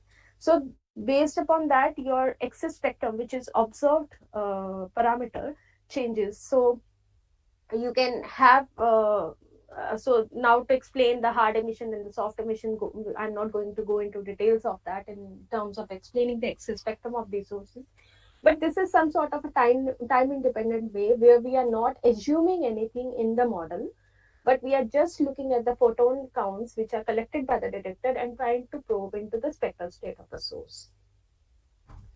And from this, by alignment or placement of these astrosat data points, one could infer what is a possible state of the source. So as you could see in observation 1, 5, 6, and 4, the spectral state of the source was its hard. And in this observation 2 and 3, it was in the soft state. So this is the typical profile what we observed in the power density spectrum of during the thermonuclear X-ray burst. So this profile was created using 1 second of segment during the thermonuclear X-ray burst, and on the top, on the y-axis we have the Lee power, and on the x-axis we have the frequency information, and there is a sharp spike which is significantly detected above 4 sigma, and the frequency of this feature was around 581 hertz, and this is the spin frequency of the neutron star. And on the right side, we plot the dynamic power density spectrum. So this dynamic power density spectrum basically shows how the evolution of this frequency with time happens during the thermonuclear X-ray burst. And this is the time during the rise time of the burst. And this green point is actually showing the high power which we observed in one segment of the burst. So in 3 such bursts, we actually detected thermonuclear X-ray burst oscillations, and this is on the top panel. We observed the profiles of the or the contour plots of the power which was detected during these bursts. So these are like burst oscillations during the decay phase, and from the these contours are basically giving you the information about the power of these bursts. And on the bottom panel, you see that there are power contours in the rising phase of the burst. Now, the interesting and one very important discovery which happened during this thermonuclear X-ray burst oscillations or of this particular source was, if you observe this fractional RMS amplitude behavior of this in this particular profile, which is in the bottom, you see very high amplitude oscillations during the rise phase, which is very well studied with other observatories also. But then during the decay phase oscillations also, we observe very high amplitude burst oscillations. This is very distinct in terms of explaining it with the existing models. So there are theoretical models proposed to understand what causes these burst oscillations, and specifically there are models which are explaining rising phase oscillations and the decay phase oscillations, where the rising phase oscillations are basically believed because of the spreading hotspot model, where basically the image what was shown there. So the matter which is secreted onto the neutron star spreads across the neutron star surface, and then there is effect of the Coriolis force, and that is causing those. Coriolis force is essentially responsible for the certain behavior of the fractional amplitude, which is shown here on the bottom, on the top panel, which shows this sort of behavior, or the concavity of the profile which is observed here can be well explained by the spreading hotspot model. Like Coriolis force, which is like having a factor which is latitude dependence. Basically, that factor comes into picture. Specifically close to the equator, and hence we observe like a decline in the fractional amplitude as the burst rise or the radius of the burst increase. And then, of course, with AstroSat, we had an advantage of exploring further features or performing much detailed study of these features. Like, for example, we could do the subband study where we understand the fractional amplitude versus energy in different energy bands. And we see an increasing trend of the fractional amplitude, which could be explained by simple effect of contribution of the persistent emission. So in the soft energy bands, basically your contribution of the persistent flux may be higher, and which may decrease as you go to the higher energies. So all that effects or the features what we observed could be explained. But coming back to this picture where we are not able to understand clearly what they have limitations. So for example, if you have surface mode oscillations in explaining this decay phase oscillations, basically you expect to have low amplitude oscillations.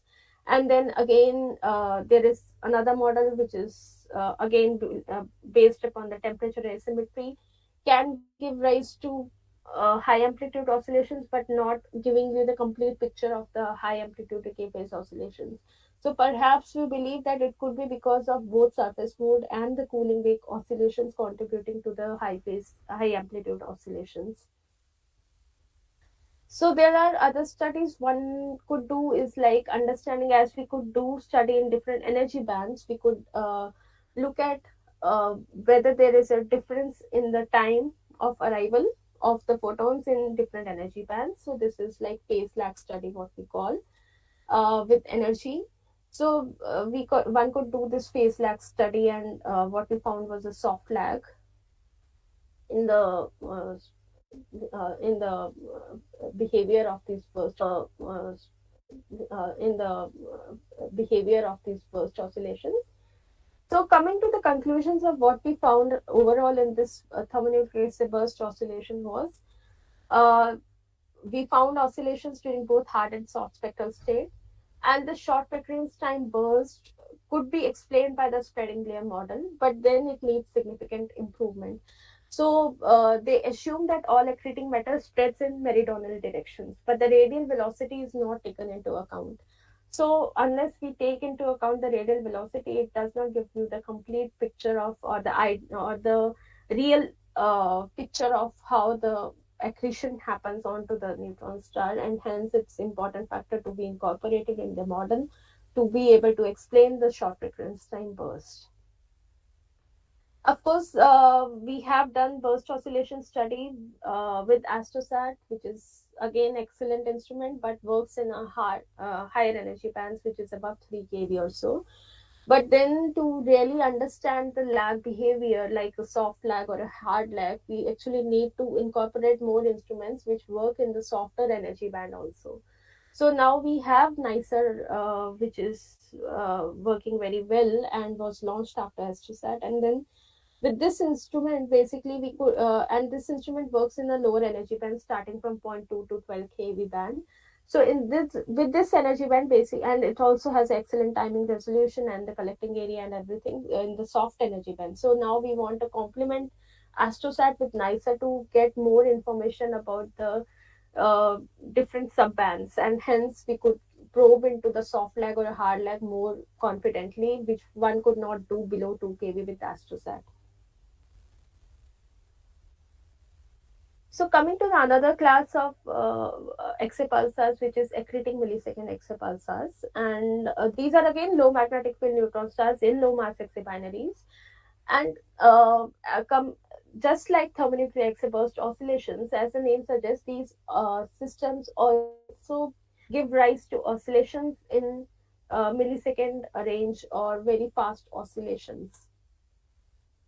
And these are very important systems to understand or understand the system, bridging the gap between different classes of neutron stars. So in radio pulsars, or we have millisecond exapulsars, and accreting millisecond exapulsars in, as the name suggests, exapulsars. So now what are the recycling scenario, or what is the bridge between these two classes of neutron stars? These systems play a very important role. And in the same case, in one case you are observing thermonuclear exaburst oscillations, in the other case you are observing burst oscillations in the same frequency range but with due to accretion. So now understanding the differences or the cause or the origin of thermonuclear exoburst oscillations and accreting millisecond oscillations becomes an important tool, important way, because there are systems where we observe accreting millisecond pulsations, but also thermonuclear burst oscillations. So if we probe into more such systems, then we actually be able to understand what is the role of the magnetic field, what is the role of the spin of the neutron star, and things like that can be explored into more depth. And what causes inhibition of the burst oscillations, what could cause burst oscillations or accreting millisecond pulsations. So one has to explore or dig into more such systems, and going into that way of exploring such systems, we came to looked at this particular system, which is SAXJ 1748. And interestingly, we found the accreting millisecond pulsations from the system at 442 hertz. I'm sorry to disturb and interrupt Dr. Berry. So if you could please in 2 or 3 minutes. Okay, sure. I'll try to run into. So these systems, actually, the broadband broadband capability of AstroSat allowed us to also probe into the X spectrum of these systems, where we could actually understand the composition of the accretion disk, where in this case it was like having iron abundance, or even the reflection spectrum was observed, which is from the accretion disk. We can compute the magnetic field of the system because of the pulsations which were detected, and the magnetic field measurements could be done by these systems. And further we probed into furthermore such systems. But now the challenging part is to model these pulse profiles theoretically, because to understand or to obtain the mass radius constraints from these systems, one has to model it theoretically, and there are certain factors which have to be taken into account into the model to model these pulse profiles, which we observed with AstroSat. So there are some theoretical images or picture of these burst oscillations, which have been computed or simulated by theoretical models. Very briefly, another class of high magnetic field neutron stars, which are X-ray pulsars. Now, unlike low magnetic field, the matter is channeled onto the poles of the neutron stars, and there we have hotspots on the poles of the neutron star. And then there are subclasses of X-ray pulsars, which is BE X-ray binary, and where the companion star is a BE star. They show different sort of thermonuclear outburst, which is like type 1 and type 2. Which is basically because of the diffraction disk or the circumstellar disk which is around the companion star can lead to this outburst. And to understand these systems, these are again transient systems. One can explore into the accretion geometry of these systems. One can probe into very exotic phenomena like QPO, cyclotron line, and things like that. And this is one recent work which has been done with AstroSat, showing a QPO as well as cyclotron line, giving us the very magnetic field measurements of the X-ray pulsar. And similarly, one study was done with ultraluminous X-ray pulsar. So most of the ULX are believed to be black hole systems, but there are few exceptions to that. We have neutron stars as a compact object sitting or illuminating in ultraluminous regime. And this particular system was observed with AstroSat, and one could explore very higher energy bands of 100 to 150 keV with this system, with this AstroSat. And the pulsations were detected showing an increasing trend. We could study the broadband energy spectrum with this instrument, AstroSat. And then one of the important characteristics which came out from this was we could actually, this particular ULP allowed us to detect pulsations up to 150 kV, and our also broadband spectroscopy helped us in understanding the existence of optical thick outflows. And that varied from super Eddington to sub Eddington regime. I'm not going to go into detail because these are not AstroSat results, but what we could do now with AstroSat is to have more multiwavelength coordination with other observatories, which is ground-based. So these are optical light curves for this particular very interesting system. where it's believed that there exists a torus-like structure in the inner part of the accretion disk, and that is causing the dips in the optical light curve, which was observed, and the simulation is showing that dips. And what we have to explore is, so these are the new star results where we are trying to explore the torus origin. And this is like optical versus X-ray light curves, and we observe dips in the optical, but in X-rays we do not observe any dips, and this is the X-ray light curves collected in new star. So when we do this sort of multi-wavelength study, we basically try to probe into all the regimes of the of these systems, and one could probe into the geometry. So what causes optical dips and what is not causing optical dips in the X-rays? And once when we do simultaneous multi-wavelength observations, then we could actually try to answer those questions and also help theoretical modeling. So this was the image which we basically proposed for this particular source after performing multi-wavelength study. But of course, we need more coordination with AstroSat for performing such studies. So with that, I would say thanks and sorry for exceeding time. It's okay. It's okay. Thank you, Dr. Valerie, for your nice talk.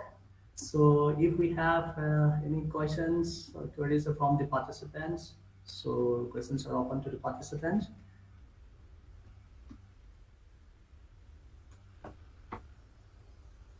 So here I don't see any questions in the chat box. So if Biplop Sakers checks in the YouTube data chat box, if there is questions. I mean, at present there are no questions in the chat box, but I thank Arubari for such a wonderful lecture. And Aru, I have a curiosity. So, hello, Aru, can you hear me? Yes, I can hear you. Yes, Biplop. So, Aru, what do you think will be the most convincing model to explain the time lags, the soft lag and the hard lags? I'm asking about the accretion geometry. Which accretion geometry do you think will be the most convincing explanation? So it's a very good question. So when we talk about soft lags and hard lags, both type of lags have a different explanation.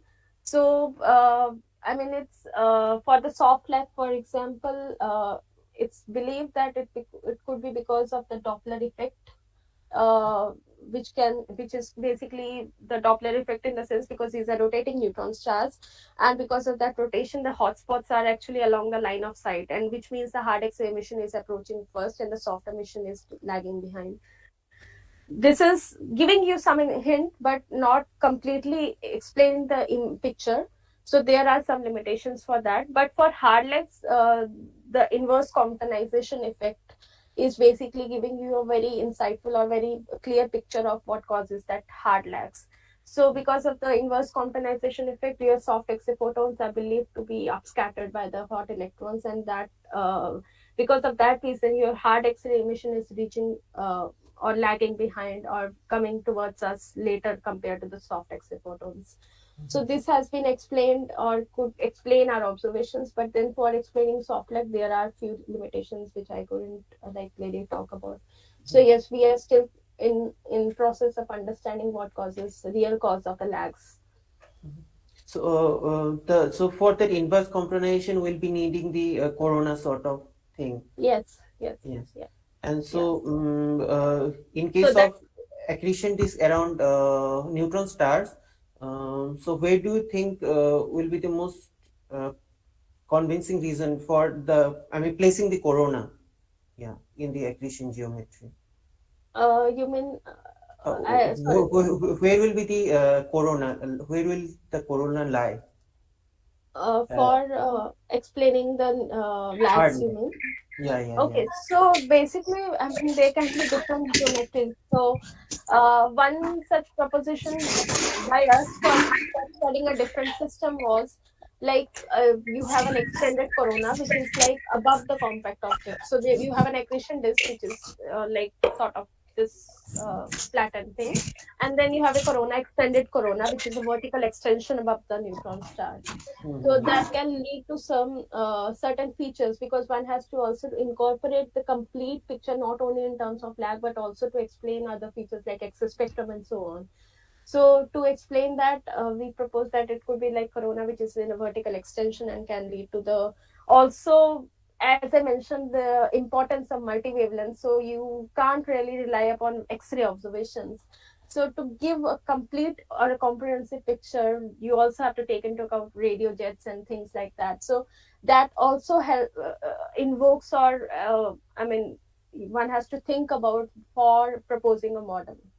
So for this last case where we actually proposed a model for explaining our all observations, was a very diligent multi-wavelength effort, which was part of SmartNet.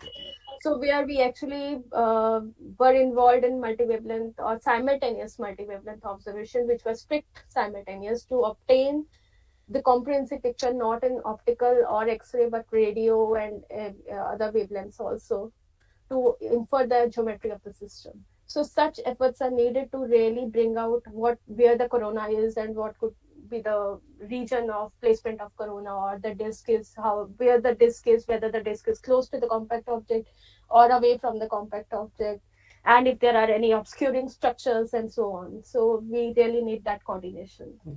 So Aru, so since the corona has to have it's a hot region and we need hot electrons there. So somehow it has to be a part of the accretion disk itself, because there has to be hot matter there. And Yes. and placing the corona, somehow the corona has to be sustained. So placing the corona on top of the compact. Sustain, the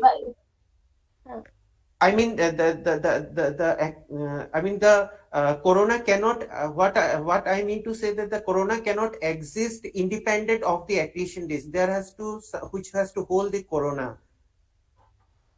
somehow.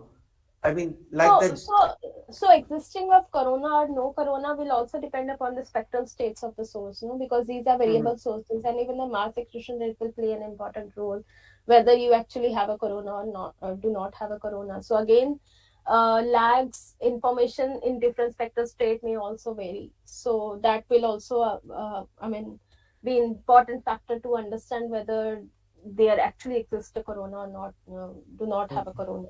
Yeah, so there are different factors. One has to have a very systematic study of understanding the picture. Yeah, thank you, Dr. Aru, for such a wonderful lecture. If there are other questions, any other questions? Yeah, so I sure want that Shyam does unmuting his microphone if we wish to have some questions. I sure.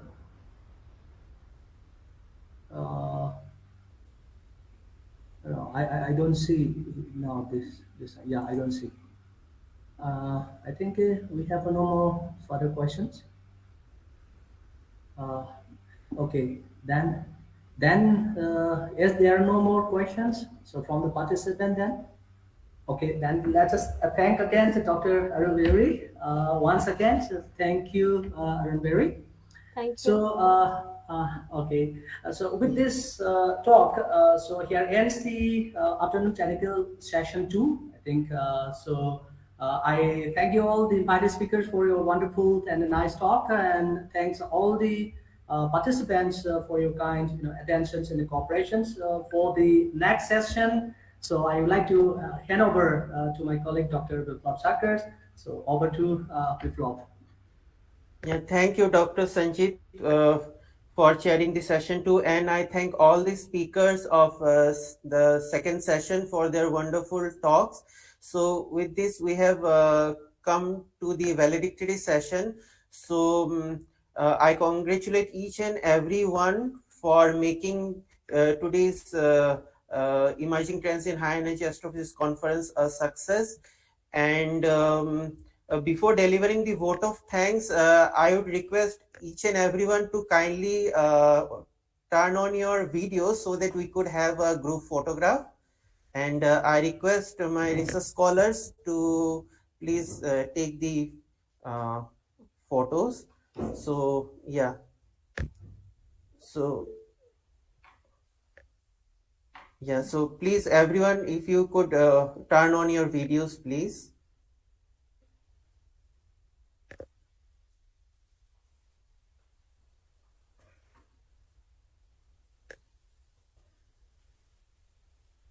Okay.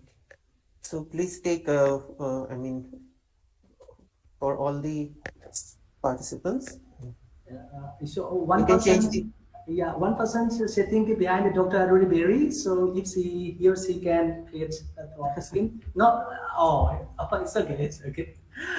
So let him create. Okay, fine. Uh,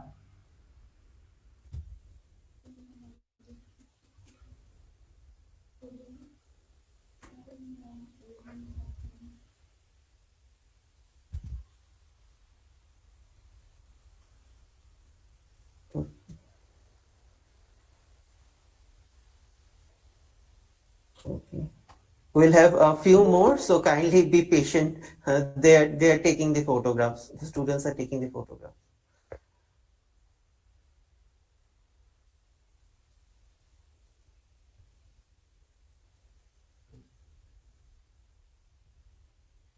Is it done? Okay.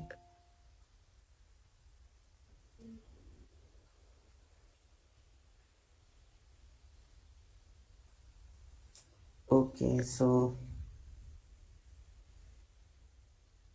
yeah. Okay, thanks to everyone. So now I would deliver the vote of thanks.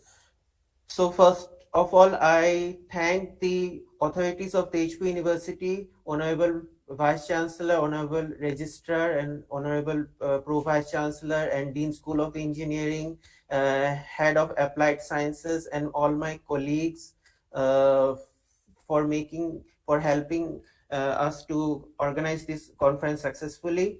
I deliver my vote of thanks the to the authorities from Indian Association of Physics Teachers, Northeast, Dr. Ranjita Deka and Dr. Runima Baisha. They have been helping us all throughout, and I look forward collaboration with Indian Association of Physics Teachers in future also for our future programs also. I thank all the participants. So as I told in the morning also, we had participants starting from undergraduate till faculty members and also astronomy enthusiasts we had.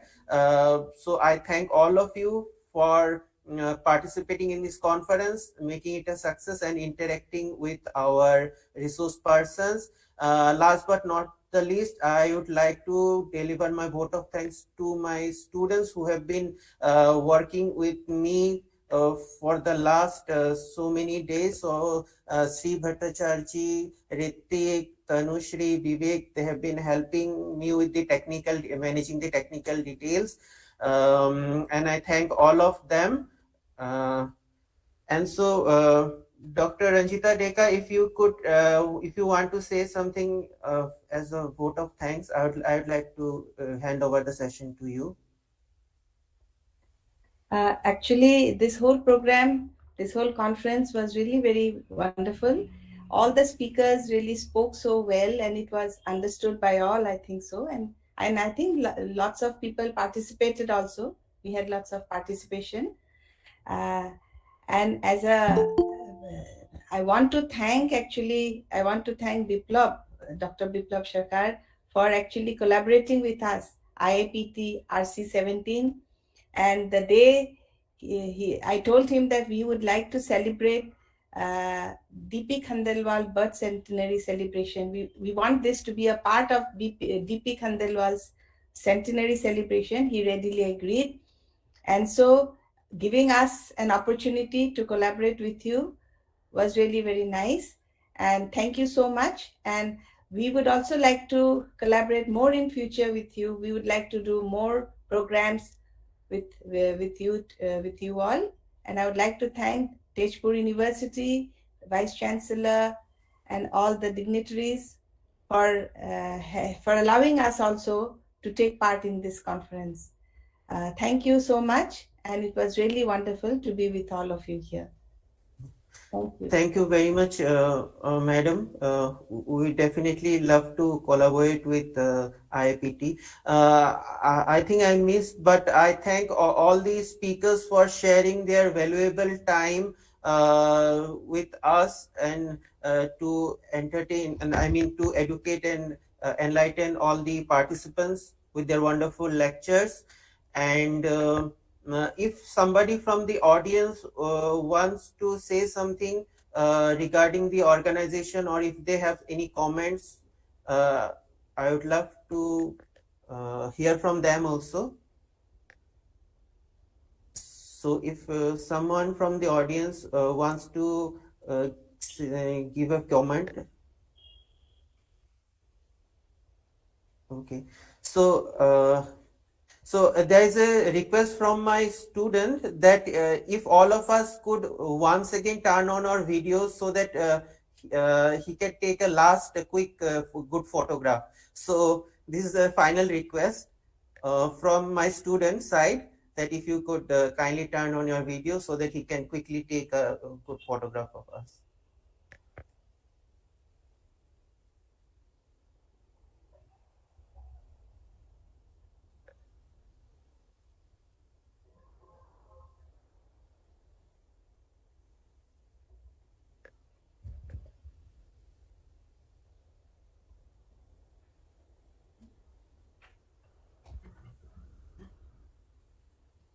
Okay, it's going on, the photographs.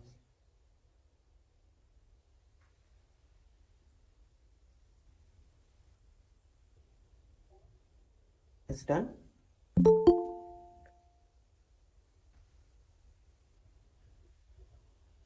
Okay, so it's done. And to the participants, this is for your information that we'll be sharing with you the feedback link shortly after some time. You can fill that up, and you will be getting your certificates automatically generated. Well, there is a limitation that in one day you can get only 100 certificates. Okay, so we'll be opening the link tomorrow and day after tomorrow also, so that eventually all of you can get your participation certificates.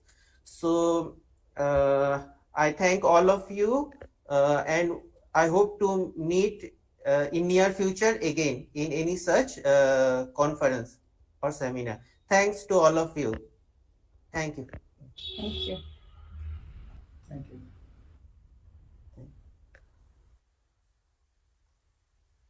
So with this, I declare the conference to end. Thank you all. Yeah.